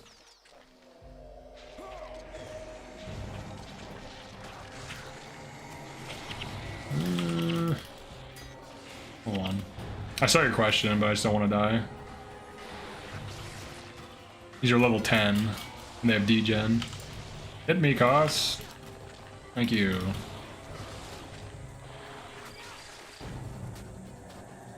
Defend the entrances! See the tribes thing out of nowhere. Just tuning in. The Paragon get cooked. No, the Paragon's still alive. I have both. I'm just going to be rotating between them. What is your take on Ellie? I think Ellie, is actually kind of strong, but it's bit all right. Oh, let me get to safety first, because I can do a whole Ellie rant. I have some strong opinions on Ellie. I would say generally it's like good. Like player Ellie can carry. There's builds that are strong. There's obviously like skills that could be better.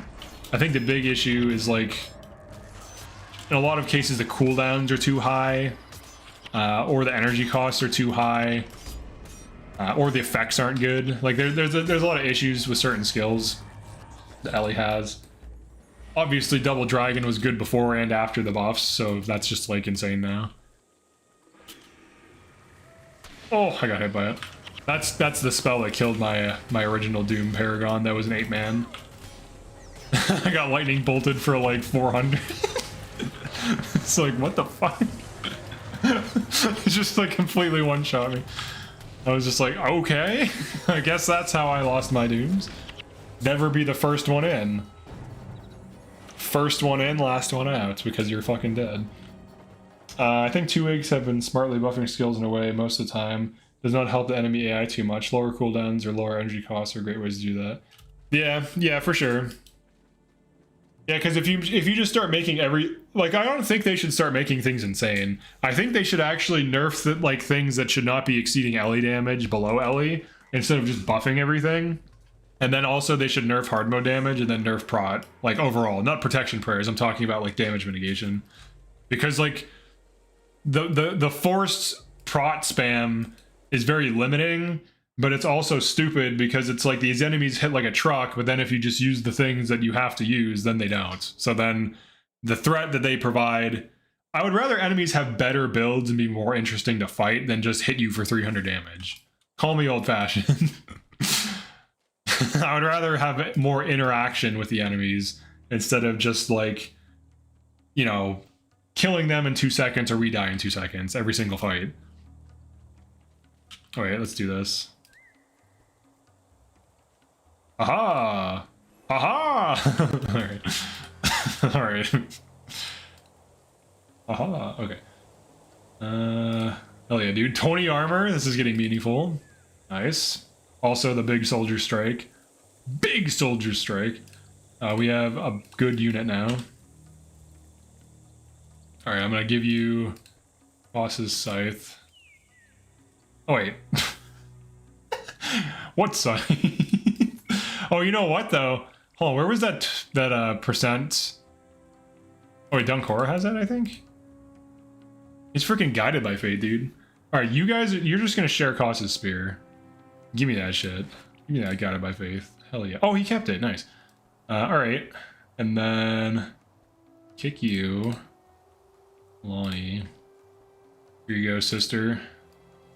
Here's a better scythe.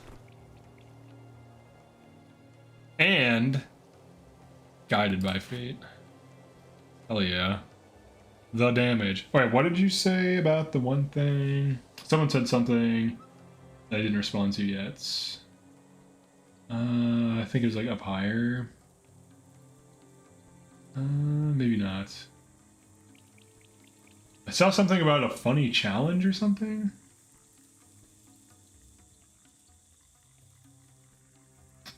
Getting hit by triple fireballs without ST prod is fun and interactive. You'd interact with the resurrection shrine mechanic. Yeah, I think there's some obvious things they could change that would make the game better.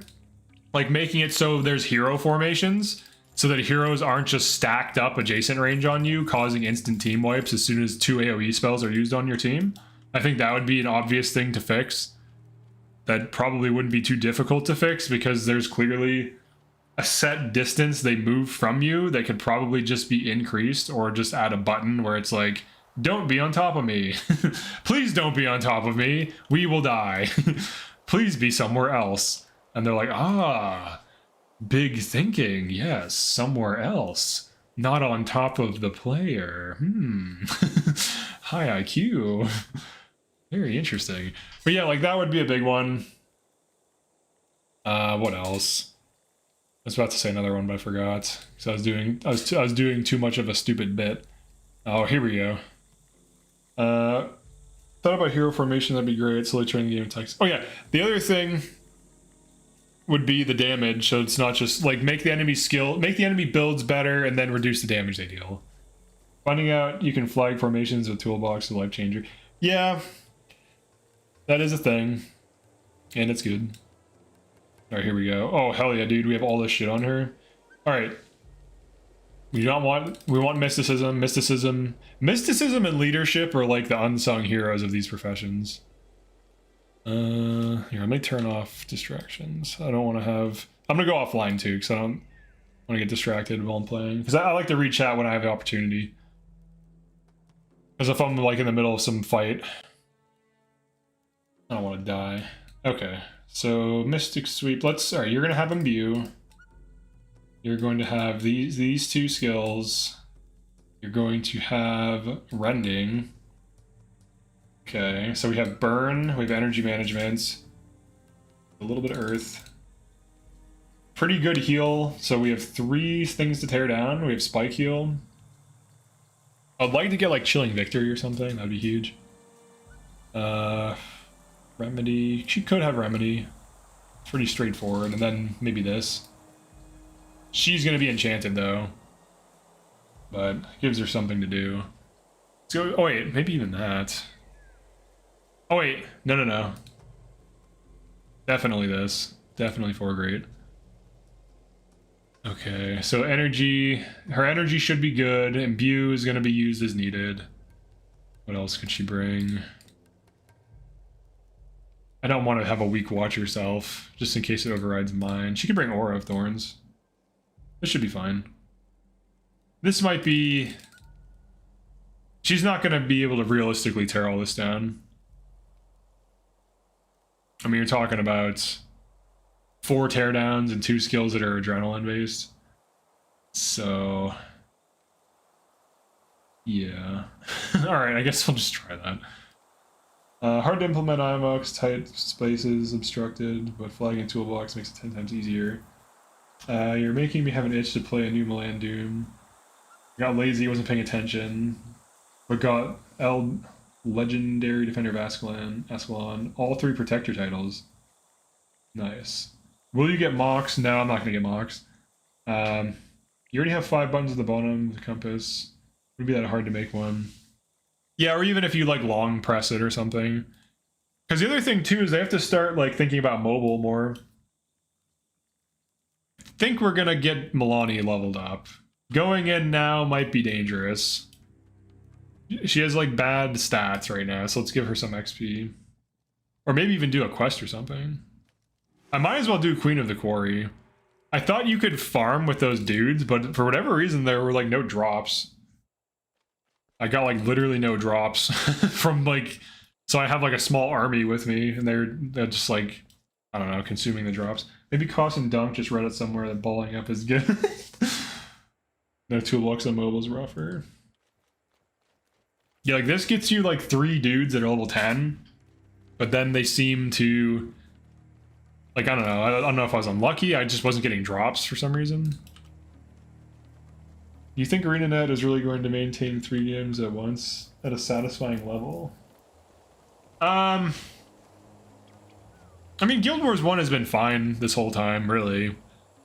But the only real issues with it are just like balance issues and quality of life. There's not like anything, and those are not, like every game has some degree of balance issues, but obviously it'd be better if it was more balanced, because then more things would matter. But it's not like a deal breaker if it's not. Because, like, I mean, everything, you know, every profession has, like, a build that's good. Dang, dude, is she just wrecking? Oh, no, we have all these guys. Those are level 6. I feel like, or I feel even in 6 to 8 months we get new content. I think that's okay, and balance changes 2 to 3. Yeah, that's fine. I probably should put out a video where I go over that, like, they're doing a good job, because I do feel like I'm guilty of this too, but, like, I think we've largely focused on the negative. Like, obviously, the skill balance updates overall have been really great. The only thing that I don't like about them is Wild Throw, but outside of that, everything else has been perfectly fine. So I think that's fine. That's good. New content in Pre was cool. I even tried out Pre. I meant to make content on it, but I did at times. But I felt it was kind of whatever.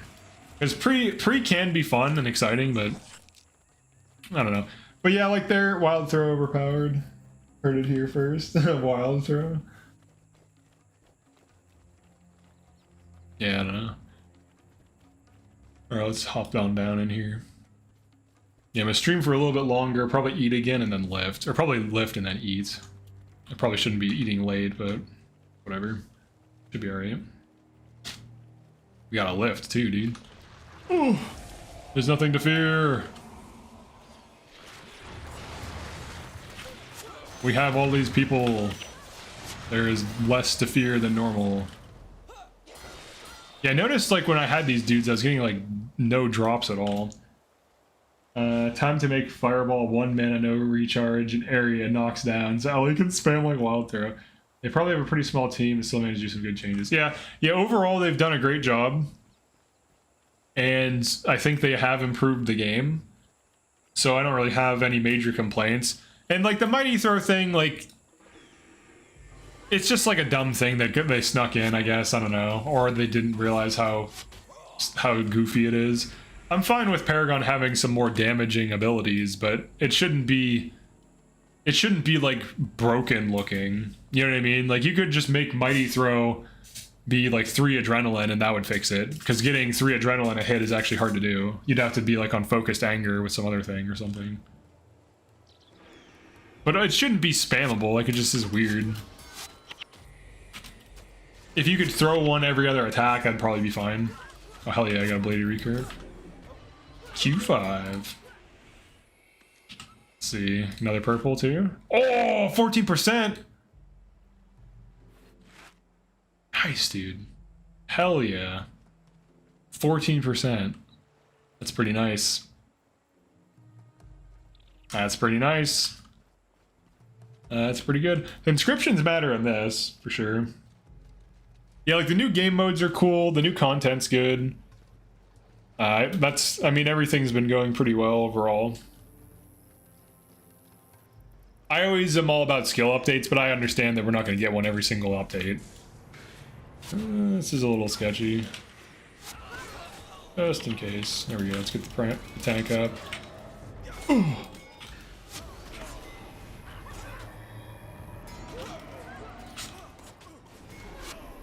Embossed scythe. What do we get? Nice, dude. An upgrade here. Congratulations. 1% more damage. Hell yeah. We get a Christmas patch that rebalances PvE skills. That would be huge. Make some elites. I think that's kind of needed. People will be upset, but unfortunately when you balance a game, you're going to upset people. Now, if they're upset for stupid reasons, I guess like in order for something to be a good reason, it has to be rooted in like math. Like if you, like for example, if you nerf something to the point where it's like unusable, that would be a bad idea. Or if you buff something to the point where it's as good as dagger spam, that would be a bad idea. So try to avoid those types of things. We do have Norn PvE elites. Yeah, that's true. All right, here we go. The queen. Now, this fight isn't as bad because we basically have like minions. All right, I'm gonna attack this one. Gotta lay low.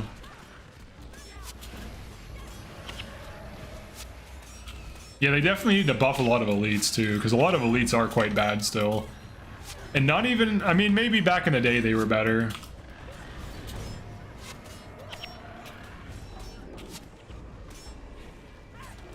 We did it. We're the queens of the quarry now. Captain Vandakin is now queen of the quarry. Let's see. We do have Norn. I'd also relook at an anniversary elite skills. Some were hits. Others were like, brother, you're in a different area code. Yeah, like some of them are really bad.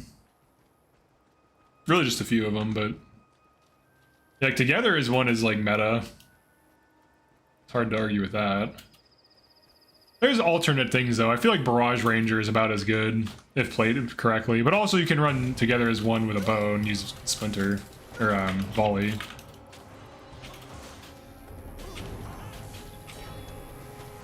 Alright, I'm gonna heal. Okay. Alright, we're doing okay. And then Milani should level up when I turn in this quest.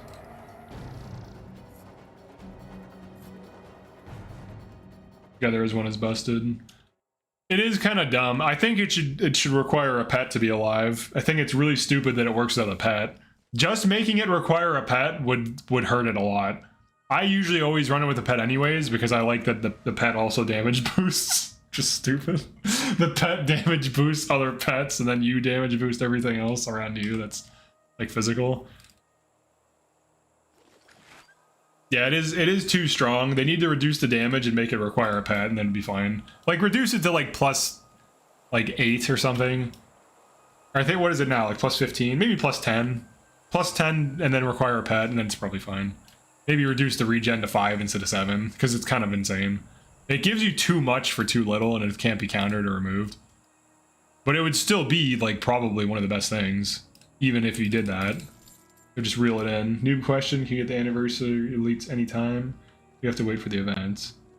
You can get them anytime. You just have to have a proof of courage or whatever. Or someone who has one. So like people can help you get it. Oh, I already grabbed that. Dang, dude, that was the quest? She didn't level! Oh no! Alright, let's sell that. Let's put those combinations right there. Yeah, so just ask around or join a guild and stuff. Or yeah, proof of triumph. Yeah, you're right. Yeah, the proof of courage is the thing I think you trade in for the Proof of Triumph. So that's like the whole thing. Hidden threat. Oh yeah, then I'm on this. Okay, I wanna level up Melanie a little bit. Oh, you know what? I can do that quest too. Follow hidden threat. That's an easy one. Yeah, you just need someone who has it. You don't have to have one. Will you join the cult and convince him to leave? Yeah, alright. Ellen Bell's betrayal is one of the greatest betrayals in all fictional murders. The Cult of the Stone Face was pretty funny. I did that the other day on my paragon. Who is still alive. I showed it earlier. I proved it. I proofed it. The proof is in the pudding. Got these shore watchers. But there's no shore around. So he's a fraud. There is no shore. He's completely inland. He's shore adjacent. There is a shore up ahead though, so maybe he's not as much of a fraud as we all once believed. Alright, Melanie. Alright, let's see if she outdamages me. I bet she does.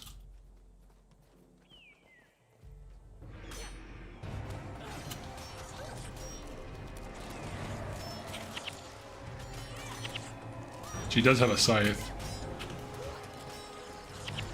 Alright, now we're competing for top damage. She keeps casting Vital Boon, which is fine because then she can tank. They are going to focus her more than me because she has lower armor. Alright, level up, nice. Ah, not enough to give her more, oh wait. There we go. No, she's at least stealing. Dude, she was out damaging me, like, I obviously use Whirlwind attack and stuff, but she was out damaging me at half damage. Proof of life.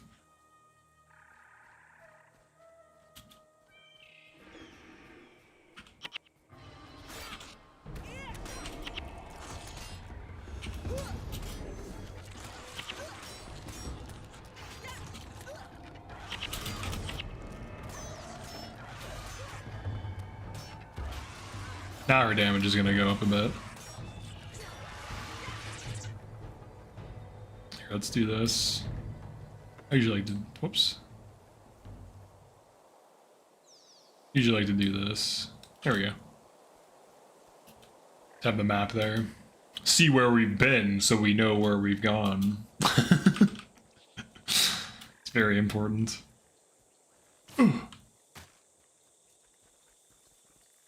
20 armor is pretty good. Watch me die through it.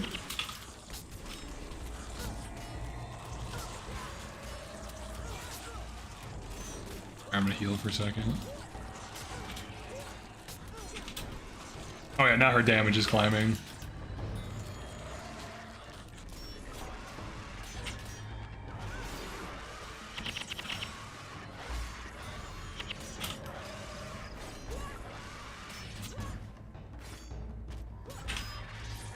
Alright. Nice.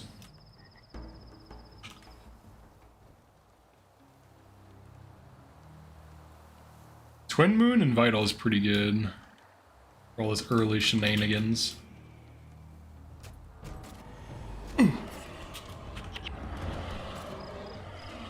Dang, dude. He's friggin' roasting these guys. And she even spike healed me. So helpful. Ooh. You know, those half digested boots. We need them at this time. Yeah, her damage is climbing. She will outdamage me. But that's fine though, because I'm tankier. So this is basically how the game should be in the abstract, where Warrior should still be able to deal good damage, but Dervish should outdamage it, but Warrior should out-tank Dervish. Now, that doesn't mean that the other can't do the other one's job, but there should be, like, maybe Warrior can only do 80% of Dervish's damage, and Dervish can only be 80% of Warrior's tankiness. So they can still do what the other thing can do, but the other one, whose job it is to do that thing, is just always the best thing at it. Every time you do your oof, I get flashbacks to my childhood playing Donkey Kong Country. Yeah. Well, I was apparently in Donkey Kong. Or something.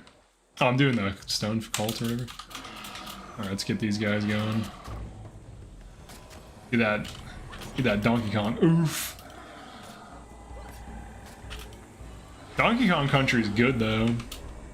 That's a good game. Maybe even the best. Sounds exactly like when Donkey Kong gets hit. What if I'm gaslighting you and that's a soundboard? Woo! No, I'm just kidding. What if I was though and I didn't even know it? Oh! Good game. Good game. Oh, I was trying to dodge it. Trying to improve on my reflexes. That's what got me killed before. I'm gonna join a cult. Cults are fun. Yeah, look at Milani, dude. Carrying healing, carrying damage. What do? I'm just a stupid warrior. No, I'm just kidding. I'm just a stupid warrior. I don't do anything. I don't even carry. Jim carry. Alright, let's get this going. 24 gold. Nice. At least you should have to sacrifice damage to get more tankiness from skills. That would be an interesting thing too. Some people suggested making strength give a damage reduction for like, so at like, you know, few points per every so many strength for PvE. That would do a lot, because then it would hit a lot of this like armor ignoring stuff that just like punches right through warrior. Maybe like it's 1 point of damage reduction per 3 strength. So the highest you could get would be like 5 or whatever at 15. Because it's not like such a big amount that it would make warrior insanely tanky, but it's enough that it would do something. It would help define the like warrior's role better. Only reason you can't be #1 DPS and unkillable. Louis CK. Wait, what? What about Louis CK?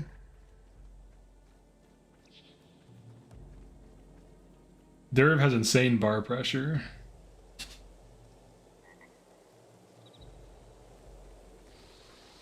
Uh-oh. Oh, just one. It would break the game? Wait, what would break the game? Alright, let me join a cult.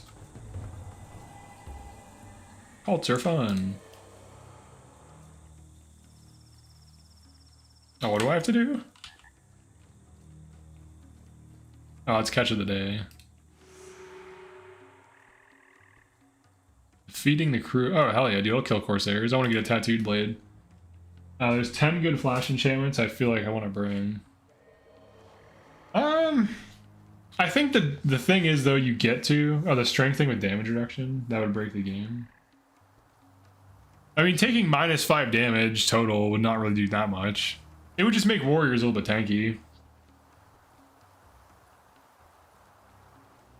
Or do you mean like it would be too good? They could also just give you health. I think that would be a different solution too. Like more max health. Like 3 more max health per point of strength or something. I don't know. Maybe 5, something like that. What is that symbol? It's like an angle? No, don't buff enemy warriors. If we're talking like 50 extra health, I think tactics should do the damage reduction. It could, yeah.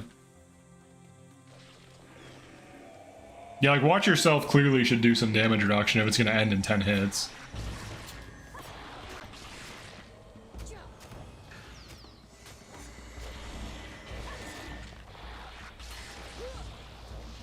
Sun Touch Spear. I'm using healing signet.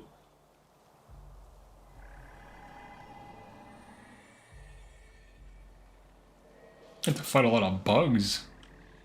Get to these pirates, dude.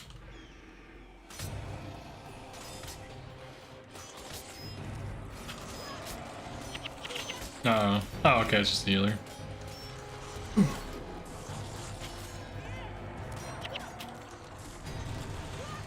Uh-oh.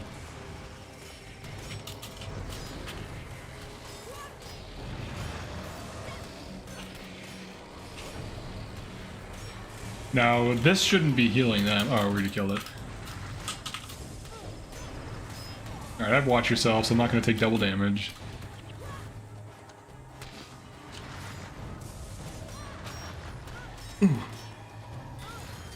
Alright, that wasn't too bad.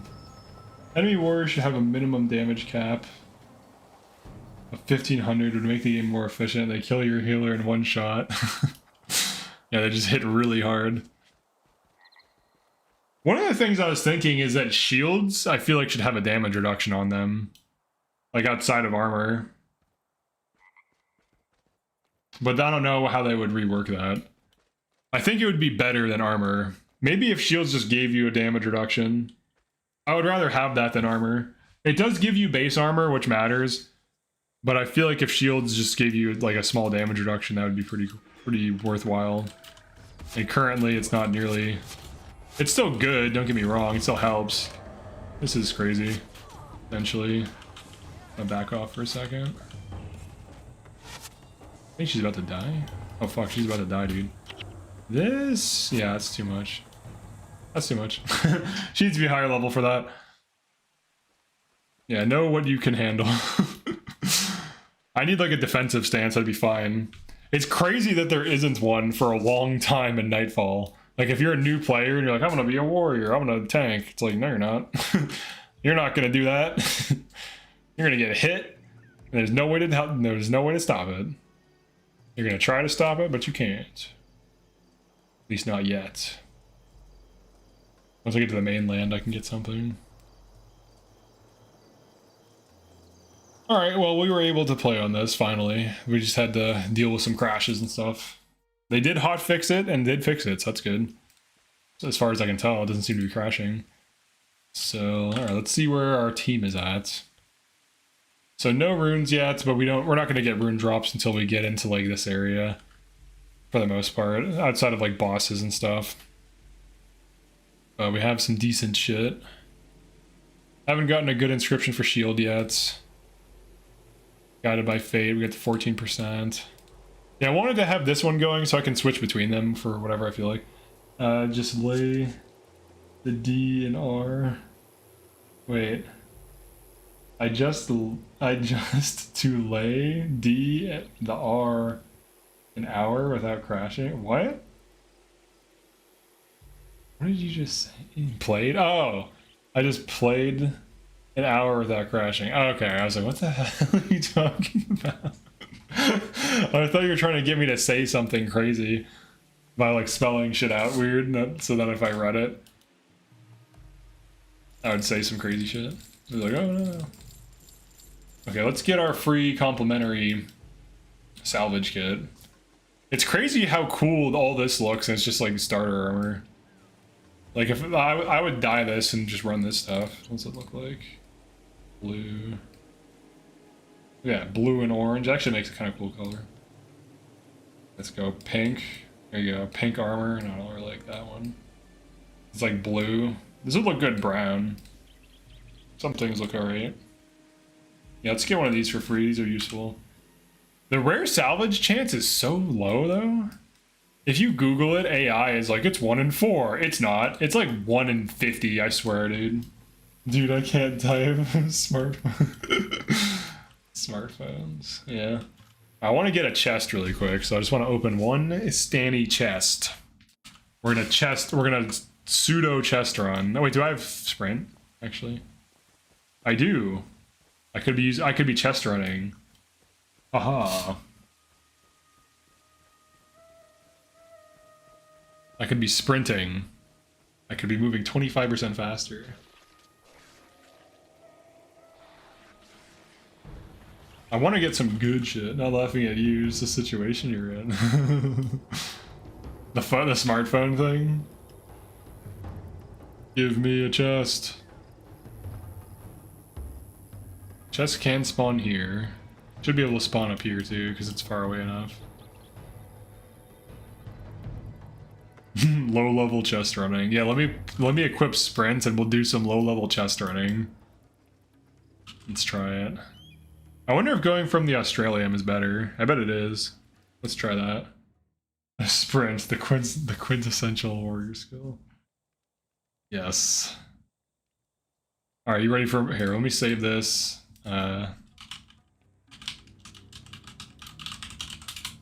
Alright, temp build. Now let's change our build.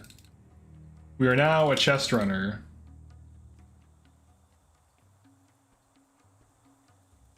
Damn, sprint sucks. Alright, we need at least 5 tactics. Can sprint be perma, dude? Damn. 10 strength, and it sucks. Kind of depressing. That's so depressing. I think it can be at like 15, but it's already like the fact that it costs energy. It's basically rush but bad. Rush is everything sprint wishes it could be. AFK running to drugs. Damn, sprint sucks. Chest run, go go go go go go go, yeah. Yeah, 25% movement speed, baby. Speed. All right, now we're on cooldown. We almost have 100% uptime on this. Just run, yeah. I'm gonna try to go like this. That's why warriors used to be brave, very brave, and manly. Even female warriors are manly. Oh shit. There's nothing to fear. Dude, this actually kind of works. Especially if I get high level, obviously, but like I could probably kind of chest run. Welcome to MelandDhuum chest running. Now I'm starting here because chests only will spawn if it's far away enough from where you started. So you want to go as far away as possible because each mob can spawn a chest. That's the whole thing. Sprint used to be good in prophecies. Hell yeah. People used to sprint and have a good time. I think there's 1 to 2 chests here on average. It might even be 0 to 1, I don't know. Can't say definitively. Alright, how long is this taking? Only 1:40 so far, that's not bad actually. Considering if you get a good low rack, it's worth arms if you were to do this for money, and how cheap it is to open these. It's like 80 gold a chest. You could also use it to farm lucky, because like you can get like a 90+% chance to keep your lockpick. So you could use it to farm lucky, unlucky, or whatever. Alright, so far nothing. Milani's just like, hey, come back.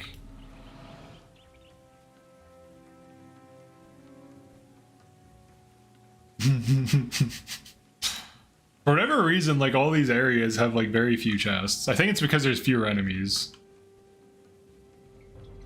I think it might be per enemy, I don't know. I don't know if it's per group or per enemy.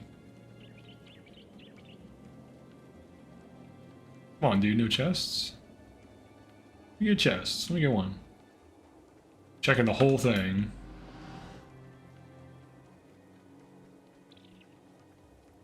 Triggering the enemies that come up out of the ground also can spawn one. Alright, a lot of enemies over here. So this is probably, I think maybe the areas with a lot of enemies. Oh, you know what? Maybe we should be doing this in reverse because all these areas with a ton of enemies. Maybe that'll work. I don't know. And you would think this area spawns it too. We'll see. We'll get a feel for this. I'll goof around on this a little bit. Just be sprinting. We have to figure out the chest running meta for this. Another thing too is Cliffs of Dojok. Could be decent. There's a lot of open areas there. Oh hell yeah, there's a chest. Perfect. And what do you know? It's in an area where there's a lot of enemies. Yeah, maybe we want to start here and go like to these two places. Air staff. Alright, see ya!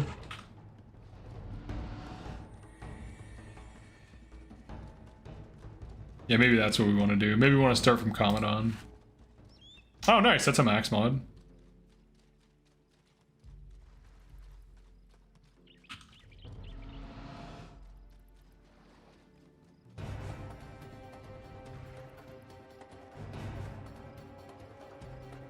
Now, there shouldn't really be chests too close to here because that's where we came from.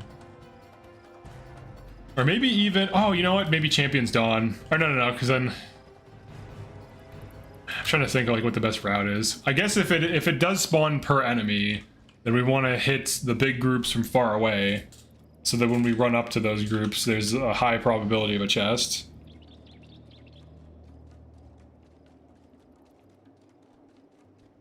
Yeah, because as we approach this is where we entered, so there may or may not be chests here. It probably is too close to spawn. Yeah, that's way too close. Okay, so this is probably far away enough, actually. And if we just hit those two big groups, that might be the optimal route. Let's try it out. Just like freak out for no reason. 25% IMS and just yourself, which is also a stance, overwrites any other stances, versus 33% on your allies and heals them as well. Yeah, I know, it's rough. I feel like sprint should give you some like huge damage bonus or something. Like huge, like Xbox huge. All right, I think I know the route. Oh, this is the route. This is the route. I know the route. You go like this. We have to confirm that the chests can definitely spawn here. I don't know about here though. We have to check that. Because we're basically targeting areas where there's a bunch of enemies and just checking them really quick. And then if there's a chest, we grab it. And if not, we just move on to the next area. Yeah, like here, this is a very high probability chest area because all these enemies. If I'm right about the one thing. But there's not, and chests do spawn there, I have seen it, so then we check that. We check it from like here, and then we just keep going our way. Charging strike light, yeah. It should do something. I don't know. And chests can spawn here. There's a ton of enemies over here, so there's a pretty high chance. I'm sure there's like a chest running route for this. Maybe on Guildwars Legacy or something. Maybe not. And then we can run through this area. And just check everything else on the way. Because what you want is an efficient route that's fast, that hits a lot of spawns. That you can loop through.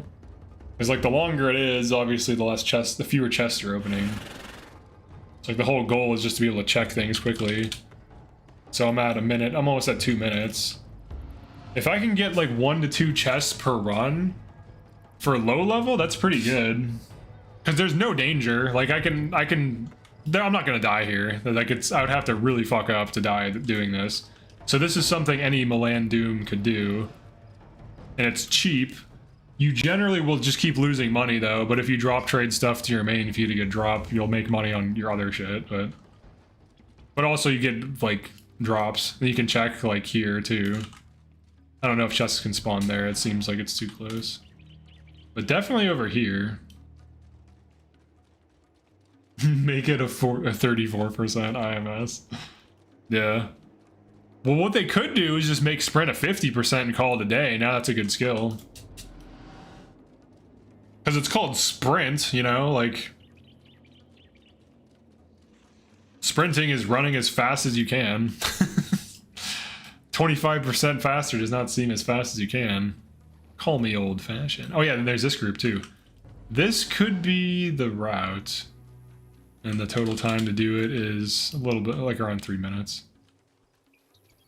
Because you check... Yeah, you check all these groups. I feel like that's far away. That should be far away enough to spawn chests. And then you could check this group too. Seems like the spawn rate for chests is low. It might even be 1 per area, I don't know. I don't know how it calculates it. You could keep going. Oops. Oh, you know what? Oh, let me keep her away. These might be able to drop something good. Let's see. Oh, I dropped on my sword. I still did damage, right?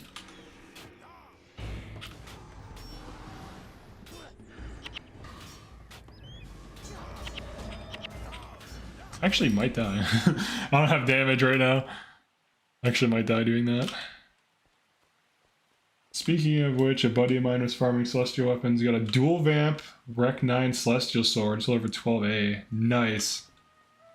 Been looking at Been looking for that kind of luck for 20 years and never got it. I mean, you just have to keep farming or chest running. You'll eventually get something. It might take longer. You never know how long it's gonna take. I'll try from here just to see if it's any different or any better. Theoretically, this might be the best because then nothing is near you. Like, everything is far away. So as you're running through, you should just keep seeing potential chest locations. So maybe this is the best thing. Going from Commandant, and then just rezoning. I think you can rezone from that portal. Because there could be a chest here even. It's far away enough. You can kind of do like a big loop. It would be nice if there were more chests, but obviously there's not. And having been playing on an ice stand a lot, on like normal mode, you just always need to have these keys on you because you never know. Like, you usually do encounter a few chests here and there, but it's always when you're not expecting it and you don't have a key is when they start appearing. So you always have to have at least like 3 or 4 on you. At least that's what I've noticed. Because like they'll just kind of be there. They'll just be around randomly. Usually quite far away from the entrance too. Yeah, we'll see how this works out.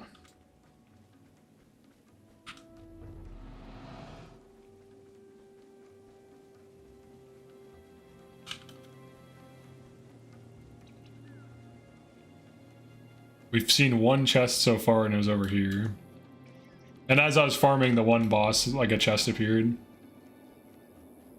There doesn't seem... Oh, there's one. Hell yeah, dude. Alright. So there's a chest spawned here twice. So far this is a pretty reliable spot. Probably because it has a ton of enemies, which makes sense. If it's per enemy spawn, like low % chance. Ooh, almost a max spear, dude. Rec 0. Fuck, that would have been nice. Oh, it's still good though. 8 to 11. 8 to 12 is max Rec 0. If you're curious what the damage ranges are for max, search Guildwars Legacy max damage ranges, and it has the damage ranges and like this, the like energy for focuses or foci and shields and stuff for armor per max, like the min and the max, like what the maximum is for the requirement. So like 513 is max shield, right? Like Q5 13 armor, that's a max shield. So like it's really good to know that, because you might have had a low rec drop that's actually worth a lot and you have no idea. Now it's not likely, I'll be honest, like you probably don't, but in the off chance you do, because it is an off chance, because truly I've seen literally one 8 to 12 spear so far and I sold it for like, I don't know, 3A or something. So like if you get one of these things, you can fucking do this. Like you can farm in chest run here and get this shit. Just chilling out, farming Zell and reach a level 20. It's easy as hell, and just get like max damage Rec 0 scythe, max damage Rec 0 spear, and sell it for arm braces. Like there's some easy farms. Like you don't have to do anything remotely dangerous or expensive. There's like so many things you can do like that. And people always buy it. And if you get like a Q5 strength shield that's max inscribable because of the strength plus 5 mod, it's always going to be worth something. Alright, so I was checking to see if these had a thing. Also found on the requirement page. Yeah, it might be on there too, yeah. I wonder if they added that after the fact. That I always use that Guild Wars Legacy guide. Oh, that's rude. Alright, so don't go this way.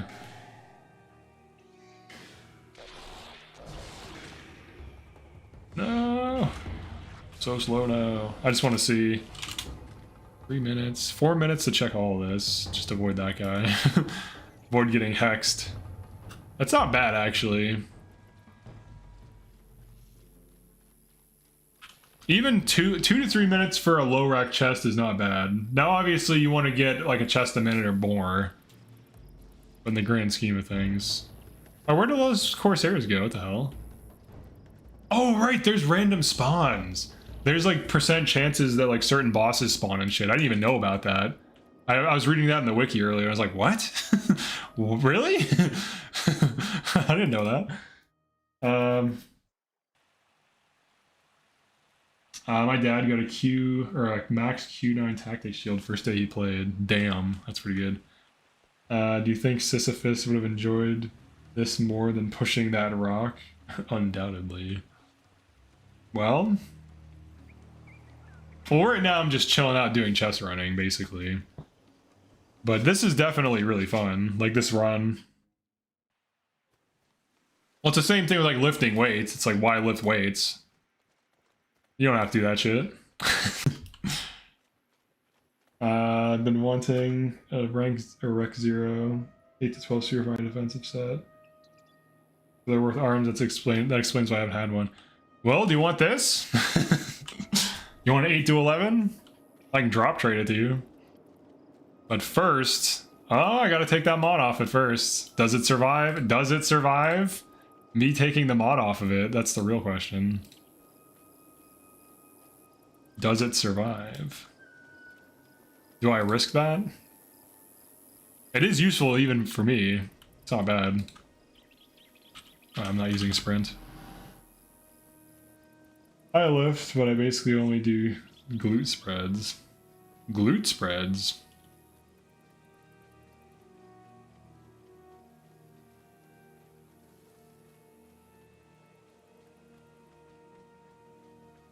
Oh yeah, I'm not using sprint.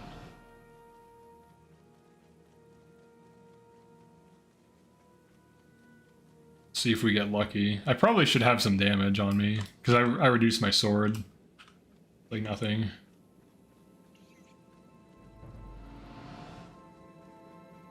Nah, you need the rec 0 for your OP Spear Monk build. That's true.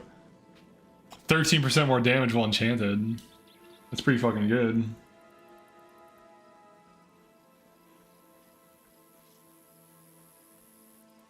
I think purple's the best you can get. I don't know if you can get a gold rec 0. I don't know definitively if that's a thing or not. I know there's like Q5s and Q4 golds and shit. Let's see. Hell yeah, dude. Dude, this is super consistent. What the hell? Is this like a guaranteed chest spawn? And I want to check the others. Oh, you know what? You know what I don't have right now? You know what I forgot to get? Do you know what I don't have? A key. Let me sell shit and get some keys. Alright, if that spot is consistent, I'm just gonna run past the boss and go to that spot, and I think that's like a sub 2-minute route. That's pretty good. Considering I just got like a almost arm brace drop. Like legitimately. And if this is usable, this is a good mod, like even just for this run in particular. Alright, let me get like freaking get 5 of these things. You know what? Give me 10. Fuck it.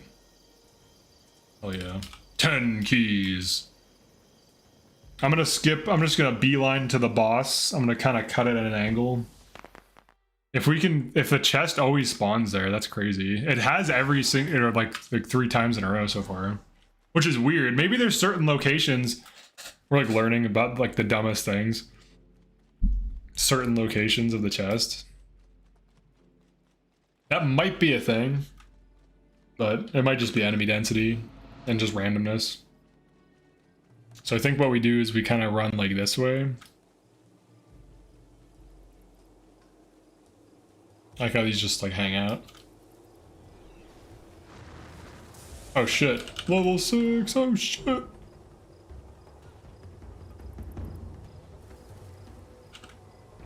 Get him, Milani.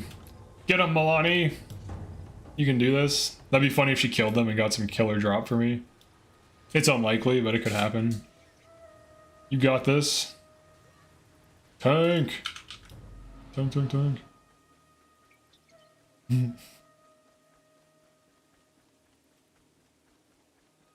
My OP monk spear build. Did you guys like that? This is what like Melandru forces you to do.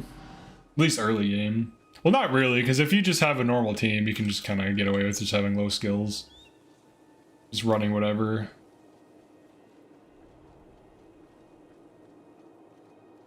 Alright, how long to get here? Ooh, it's under 2 minutes. That's good. Do we get another chest? Doesn't look like it. Okay, so it's not guaranteed. I mean, I didn't expect it to be, but it seems to be very high chance one spawns here. So I guess we'll go through the rest of the route. Melanie died. She couldn't tank, dude. She tried to tank, but she just couldn't tank. Oh, here we go. Nice. Is that dangerous? No, they're level 1s and shit. Alright, perfect. They're level 1s. Alright, so... Oh, don't do that to me. Come on. Don't... Don't do that. Come on, dude. Don't you... I don't even think they attack me. Just that one. Imagine burden. Give me the chest. Hell yeah. Get me out of here. Get us the blazes out of here. Oh, I've actually profited. Holy shit. I actually profited. 91 gold. We just made 11 gold. Yeah, I guess if you could show me the monies, you could profit. Let's see if others spawn. If we can get 2 chests per run, that would be worth it. Getting 1 is like not ideal, but if we can get 2 and it only takes like 3.5 minutes, that's actually pretty good. It's all about the efficiency of the route. We have to check. We have to check everything. There's like stuff up here. I would like to see double chests, but I don't know if it's possible. So far, I've just seen a single chest every attempt. So I wonder if there's like something that prevents it or something. Or if it's just like that low that it's just unlikely. Because you would expect there, like in normal chest running, you'd basically expect there to be a chest here almost all the time. And then maybe like here or here, because there's so many enemies, but maybe certain ones, certain groups just don't spawn. Yeah, I haven't seen a chest in either of these locations yet, which is weird. But I've seen a chest in the other location pretty much every time, or near it. Let's try it again. I guess I'm just gonna go there every time.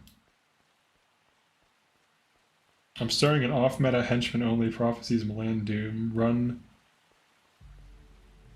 Run for my abomination, the reverse whammo. Monk. Monk/warrior, melee focused. Only a couple more runs until you made an arm's worth of gold. Well, I legitimately almost just got a max Q0, which is crazy. Like right away, like right out of the gate. But truly, like chest running, you have to open like 100 to 200 chests before you get something good. But no one does low rec shit because it's just super inconsistent. So usually it takes more. But this spear is nice, and then this got me some profit, which is whatever. I'm not expecting to profit gold here. The heroes not affect drops. For chest running, they don't matter at all. You can have a full team, it doesn't matter. It can be nice to have a full team, because you can have like incoming. You can have like incoming and fall back, so they can just keep you running faster, so you don't have to really pay attention. They also act as like meat shields. Like the enemies will attack them and shit. Or you can just like go in solo, it doesn't matter.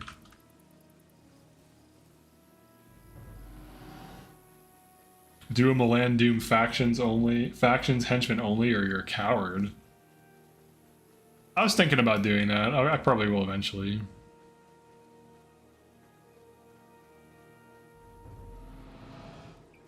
Nothing there.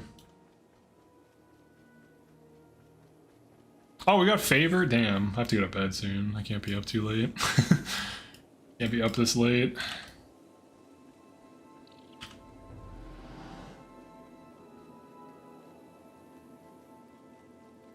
Por favor. No, don't burden me.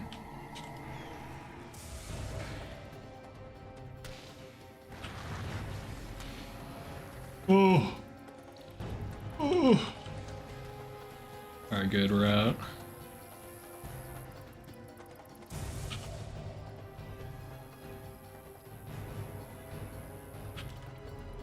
Let's see if we got the spawn again.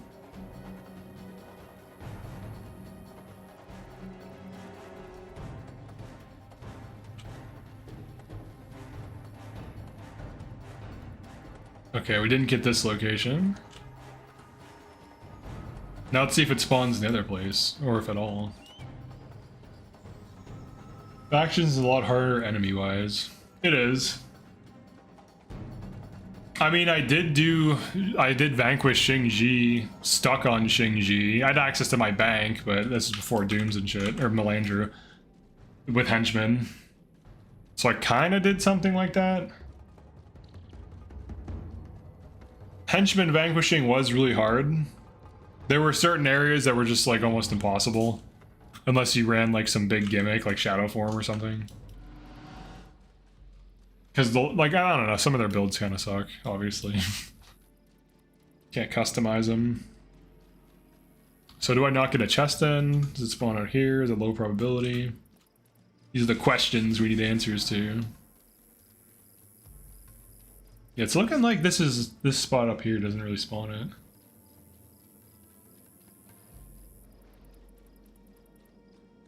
It must just be very low rate.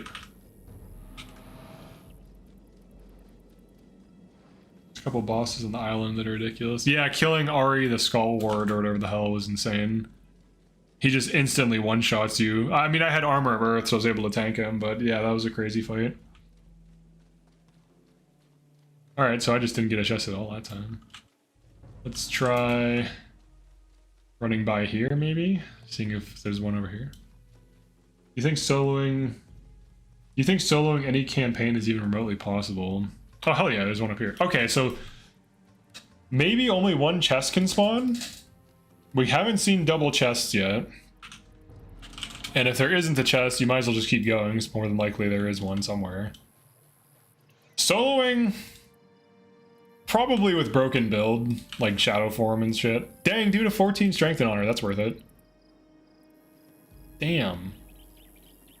Nice. See, this is totally worth it. Like, this is such a low investment. I'm getting good mods. It's really worth it. Oh shit, there is 2 chests. Okay, never mind. All right, we can get multiple chests, so we might as well just do a big fucking loop then. Most soloing is just, I mean, there's instances where it's not using Shadow Form and stuff, but most soloing is just like using some like big gimmick. Here, let's see. Oh, all right, I'll take it. Trying to get multiple steel. That has never happened. He did Gwam solo Mesmer.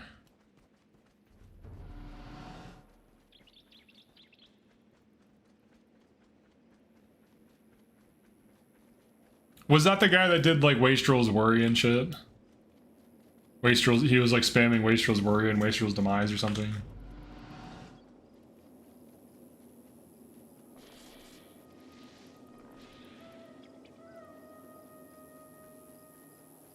Alright, so we got 2 chests. Alright, so 2 chests is decent. With Psychic Instability? Oh, okay.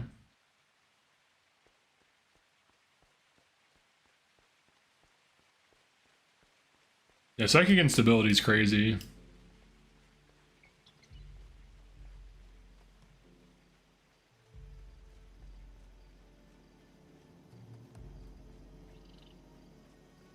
We're getting some stuff.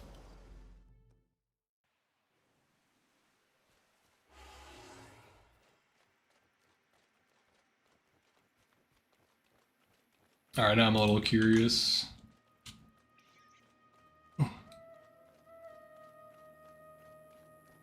Wait, does he have YouTube?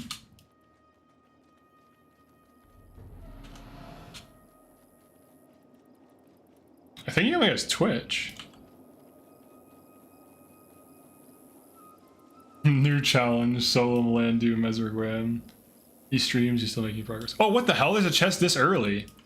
Okay, they can really just appear anywhere. Holy shit. Alright, so this is interesting. I thought they were only going to appear far away, but I guess maybe it's just a low % chance of them appearing at all. Guildwars 3 better have chests. Stuff. Yeah, seize the day. It's not bad. Alright, so I guess we want to kind of broadly check everything so we can get up to 2 chests, which is pretty cool. Maybe we can even get 3.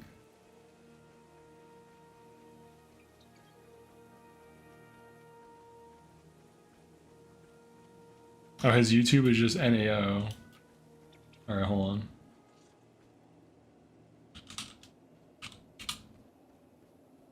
Oh, okay, I found it.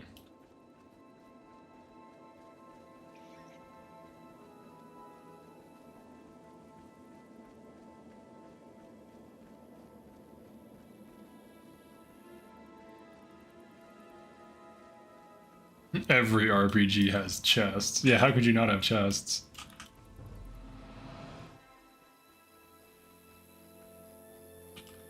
First solo Guam.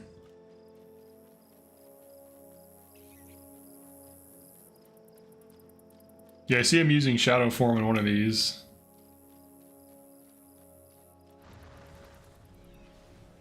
I guess shadow form wouldn't be too bad with Wastrel's demise. So like limits your damage, right?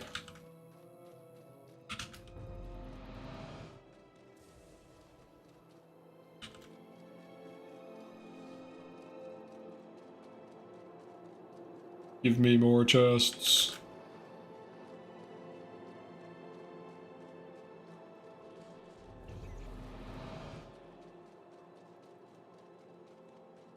Alright, let me see.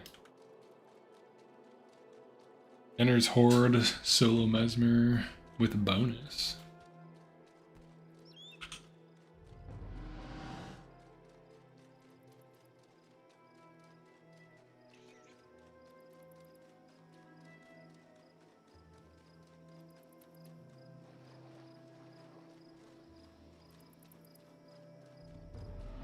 Imagine the loot you get while soloing Guam. Yeah, you probably get a lot of stuff.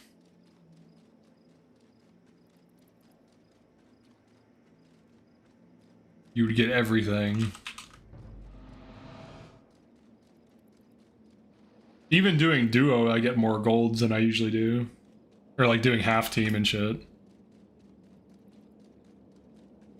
Sometimes you don't get anything though, like it can take some time. I think maybe I should cut in there instead of out here. Then I have to deal with this.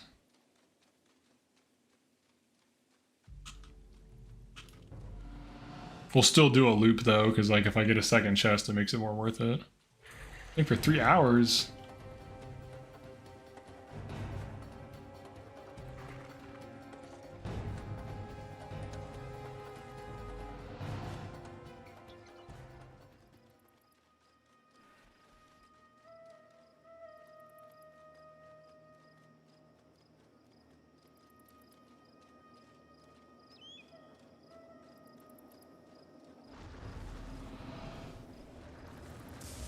Oof.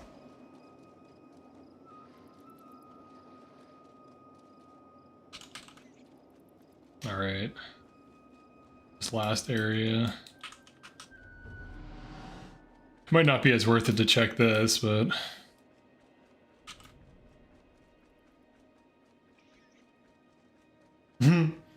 Just Guildwars saying it cares about how much they want you to go out and touch grass.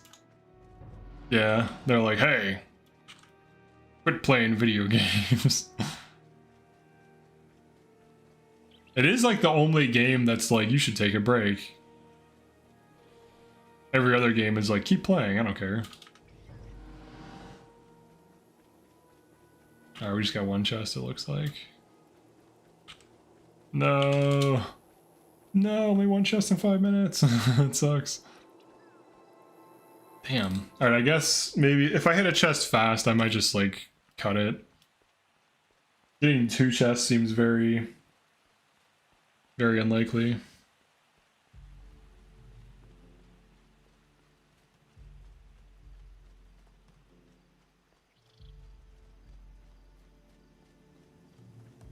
You are free to know, you are free to know life free of guilt.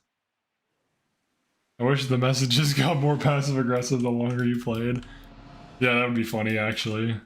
Like you really need to take a break. That's enough. And starts getting angry. Like this is ridiculous. 7 hours, what the fuck? Don't you have a job? No? Maybe? Yes? I'm 3. You can't play this at 3.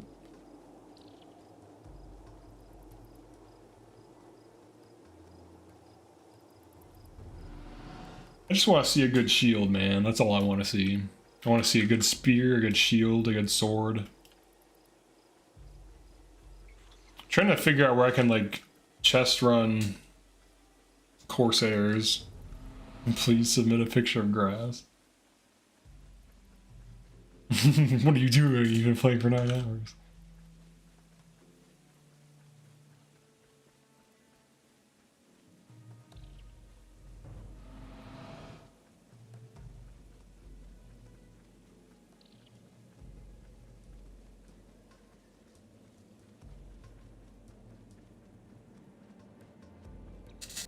Maybe chest running in Latenda Bog could be good. There's a lot of Corsairs down there, and I think you need Corsairs to get a tattooed scimitar or Cornins. I think either of those chests can drop it. Oh shit, give me away, no! Oh, I got snared. I wasn't paying attention.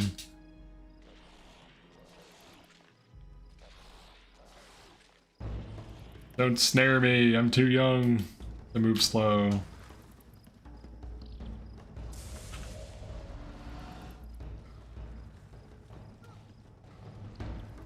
Guildwars 1 needs something where you can pay cash for chests that drop exclusive skins you can't get elsewhere. Or maybe a new profession? I mean, I guess if they need to make more money, they could sell that shit.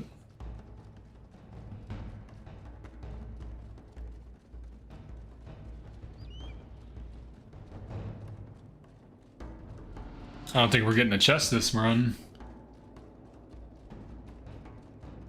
But that's like the whole point. Yes, let's add gambling to the game, why not? I would rather them just sell skins. Or sell like costumes or something, I don't know. It's Ellen Bell. Oh, hell yeah, dude. There's our chest. Sorry, Ellen Bell. I don't have time for your bullshits today.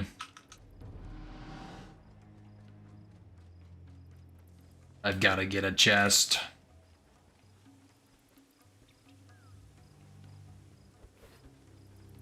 And I'll just check this group up here. Hail to the King. That's a weird one. Yeah, getting caster stuff is not ideal. Unless it has like good mods, but really I'm looking... Well, I guess I could be getting like soul reaping mods and shit too. That's the other thing about this. You're getting like... purples. You're getting perps, dude.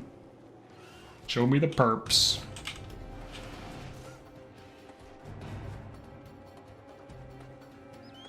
Yeah, costumes wouldn't be bad. Little content things like bonus mission packs. Oh, hell yeah, dude. Finally, a chest spawned here. Finally. Except there's a chasm right there. Or chasm, if you want to say it wrong. Or right. Double chests. At 4 minutes. Yeah, baby.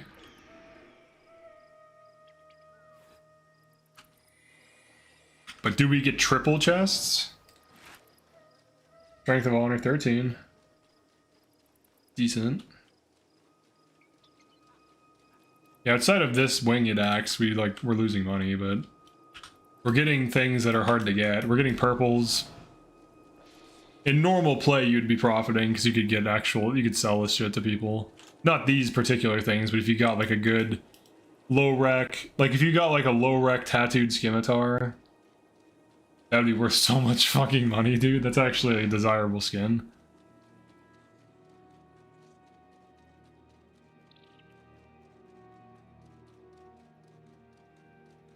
I don't think we're getting another one. I doubt we'll get 3. I think like 2 is probably the limit.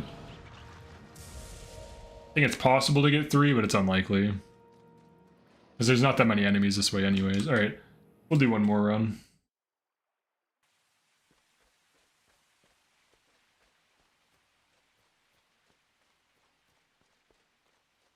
The Giga Chad.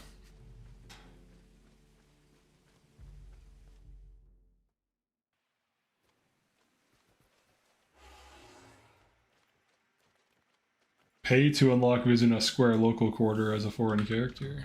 Ooh. Pay to unlock it. Yeah, I don't know. I mean, they could monetize the game a little bit better. People, there's that post on Reddit. It was like, just allow more mercenary slots. Because 8 is the limit right now. People would pay for more. They could just double it, and I'm sure people would buy that shit and make them easy money.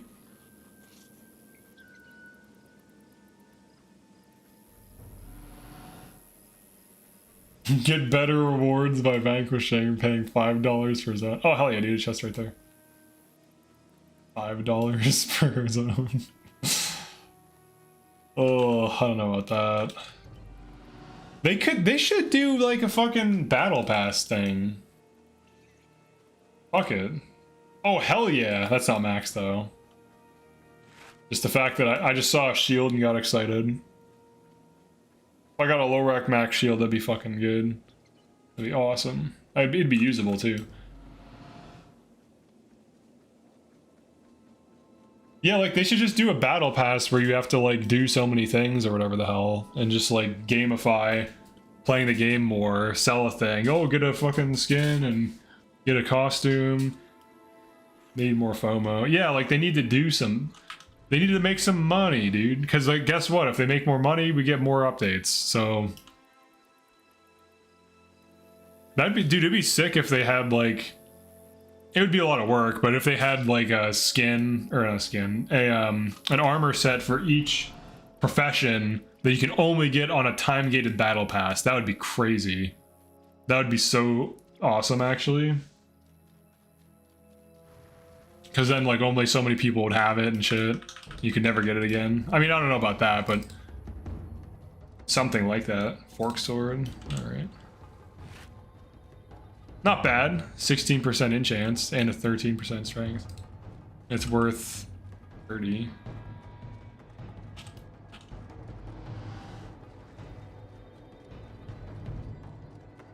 They should add transmogs to the game before we do that. Maybe, yeah. I like that Guildwars 1, 2, and 3 won't be anything like that. I think something like a battle pass could be a good way. Like I think they should like leverage the cash shop stuff a little bit better.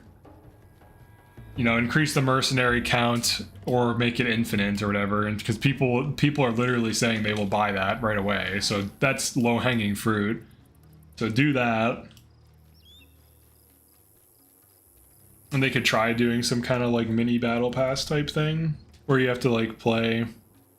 I don't know, so many days out of like 2 months, you have to play like 15 days total. More bank slots. Yeah, more bank slots. You can buy them, but I don't know. Because like a lot of us have been playing this forever, so like if they were like, hey, can you buy some shit? Most of us are like, yeah, alright. Yeah, I'll buy some shit. I mean, I've played on this slash GAE. 1,700 hours just on this account. It's not even my main. So that's a lot of entertainment.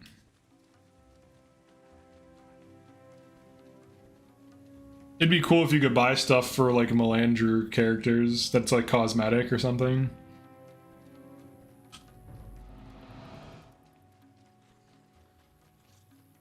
Pay $20 for a 9th skill slot. I don't think that would be a good idea. I don't know about that. Just break the game. Yeah, you should have level 30, up to level 30, and then a 9th skill slot. Pay $20 for the 9th skill slot. Tired of not having enough skills? Unlock the skills to pay the bills DLC. Oh, I said one more and I'm doing it again. Dude, this is what happens. This is how chest running is addicting. You get something that's close to a good drop and you're like, shit, I should keep going. 3 days later. This is not bad. Oh wait, this is better than what I'm using. Oh, it's an upgrade. I didn't even realize. It's literally an upgrade. I didn't even notice that. Hell yeah, I got a better sword. I don't really like the skin though. I got an upgrade. See, it works. Change money throw so that charges your credit card 2 cents per cast.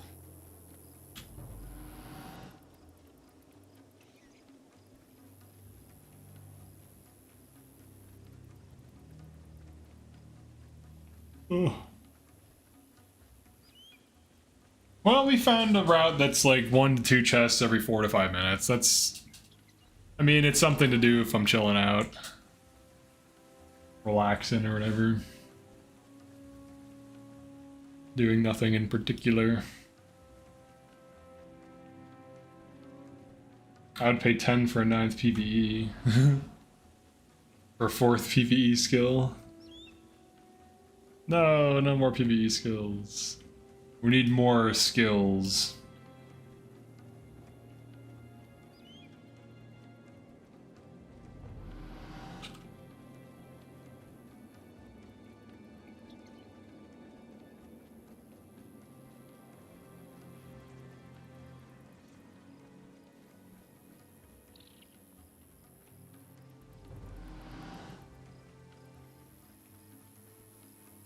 All right, here we go.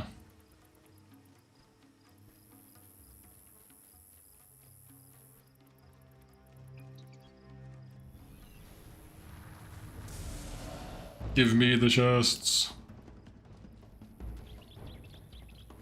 Yes! A chest. Even just seeing the chest is exciting. I don't even know why. So I know I can get some shit. Give me some shit, yeah.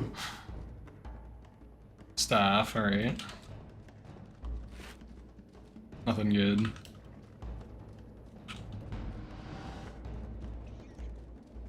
I'm a massive hoarder, so I'd buy bank space. Yeah. Yeah, hoarding is difficult in Guild Wars 1. Very easy to do.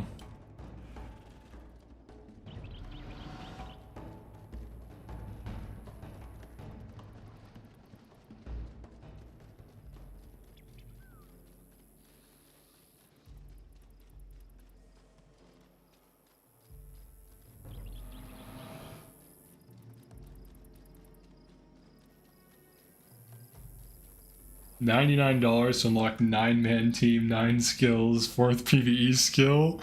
Oh no. People would too. People totally would do that.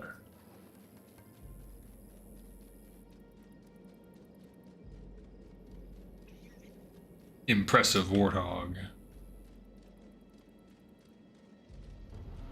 Add stamina system, maybe in a real mobile game. Yeah, you have too much stamina. Or you don't have enough stamina to enter this region. Swipe your mom's credit card so you can play more. Dude, mobile games are crazy. I can't believe that shit's in anything. I don't get how people put up with that. Like, why can't they just be addicted to chest running? Like a normal person. Alright, let's do one more. We have one more key. This is unfortunate. I would use Resign, but I'm paranoid that it kills me, even though I'm pretty sure it doesn't. A lot of people were raised in mobile games being the only thing. Damn, that sucks.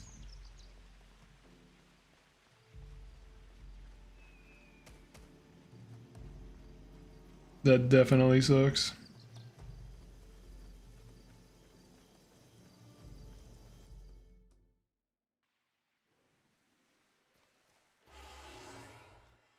Yeah, they're free to install. The thing that's crazy though is sometimes people were able to charge the phone, like the parent's account. So then like a kid will buy some shit without the parent's knowledge or consent, and then all of a sudden they have these bills. Some of my younger family members have never played on Nintendo. I got them a Switch. Damn. And they never played real games before. And then you hand them Metroid Prime and they're like, oh fuck. This is the greatest game ever made. There's no stamina system. There's no ads playing. Dude, mobile fucking sucks, dude. Ads playing, stamina system, pay to win, like, oh man, it's like everything. It's crazy. Like mobile has no reason not to be like Game Boy Advance or, you know, actual good mobile shit. But unfortunately, it's this like weird, super bad side of capitalism bullshit thing Apparently in Asia, people like pay to win. I don't get it. Yeah, that's weird. I don't get that either. They like pay to win?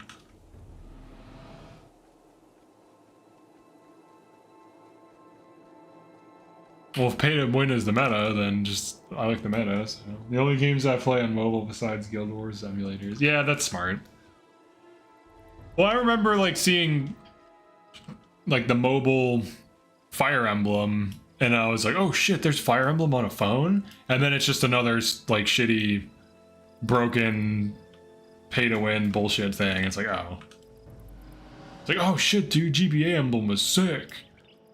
And then on the phone, it's like paragraphs of text that are basic. They might as well just say, this is bullshit, don't take this seriously. There's like Yu-Gi-Oh style interactions that are nonsense. Like, yeah, I can't, I'm sorry. Can't take it seriously. ROMs emulators on mobile, that's what mobile gaming should have been. Yeah. I mean, it's basically what the Switch is, but you have to pay Nintendo a monthly fee to get like all the other the old stuff on the Switch. The old Nintendos.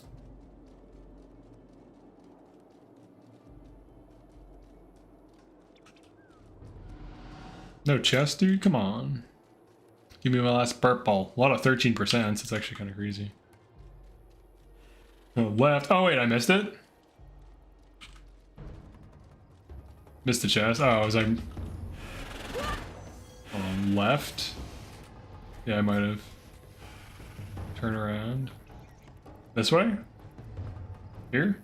Oh, yeah, you're right, you're right, you're right. I think I was looking at chat for a second. He put Subway Surfers in the corner, I'm falling asleep.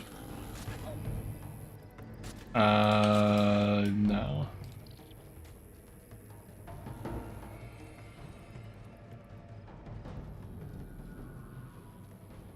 Give me the chest. Deadly Cesta. Alright. I got you, dog. Yeah, put Subway Surfers in the chat. Alan Hardy. Alright, we got some okay mods. Gotta show me the money, seize a day. I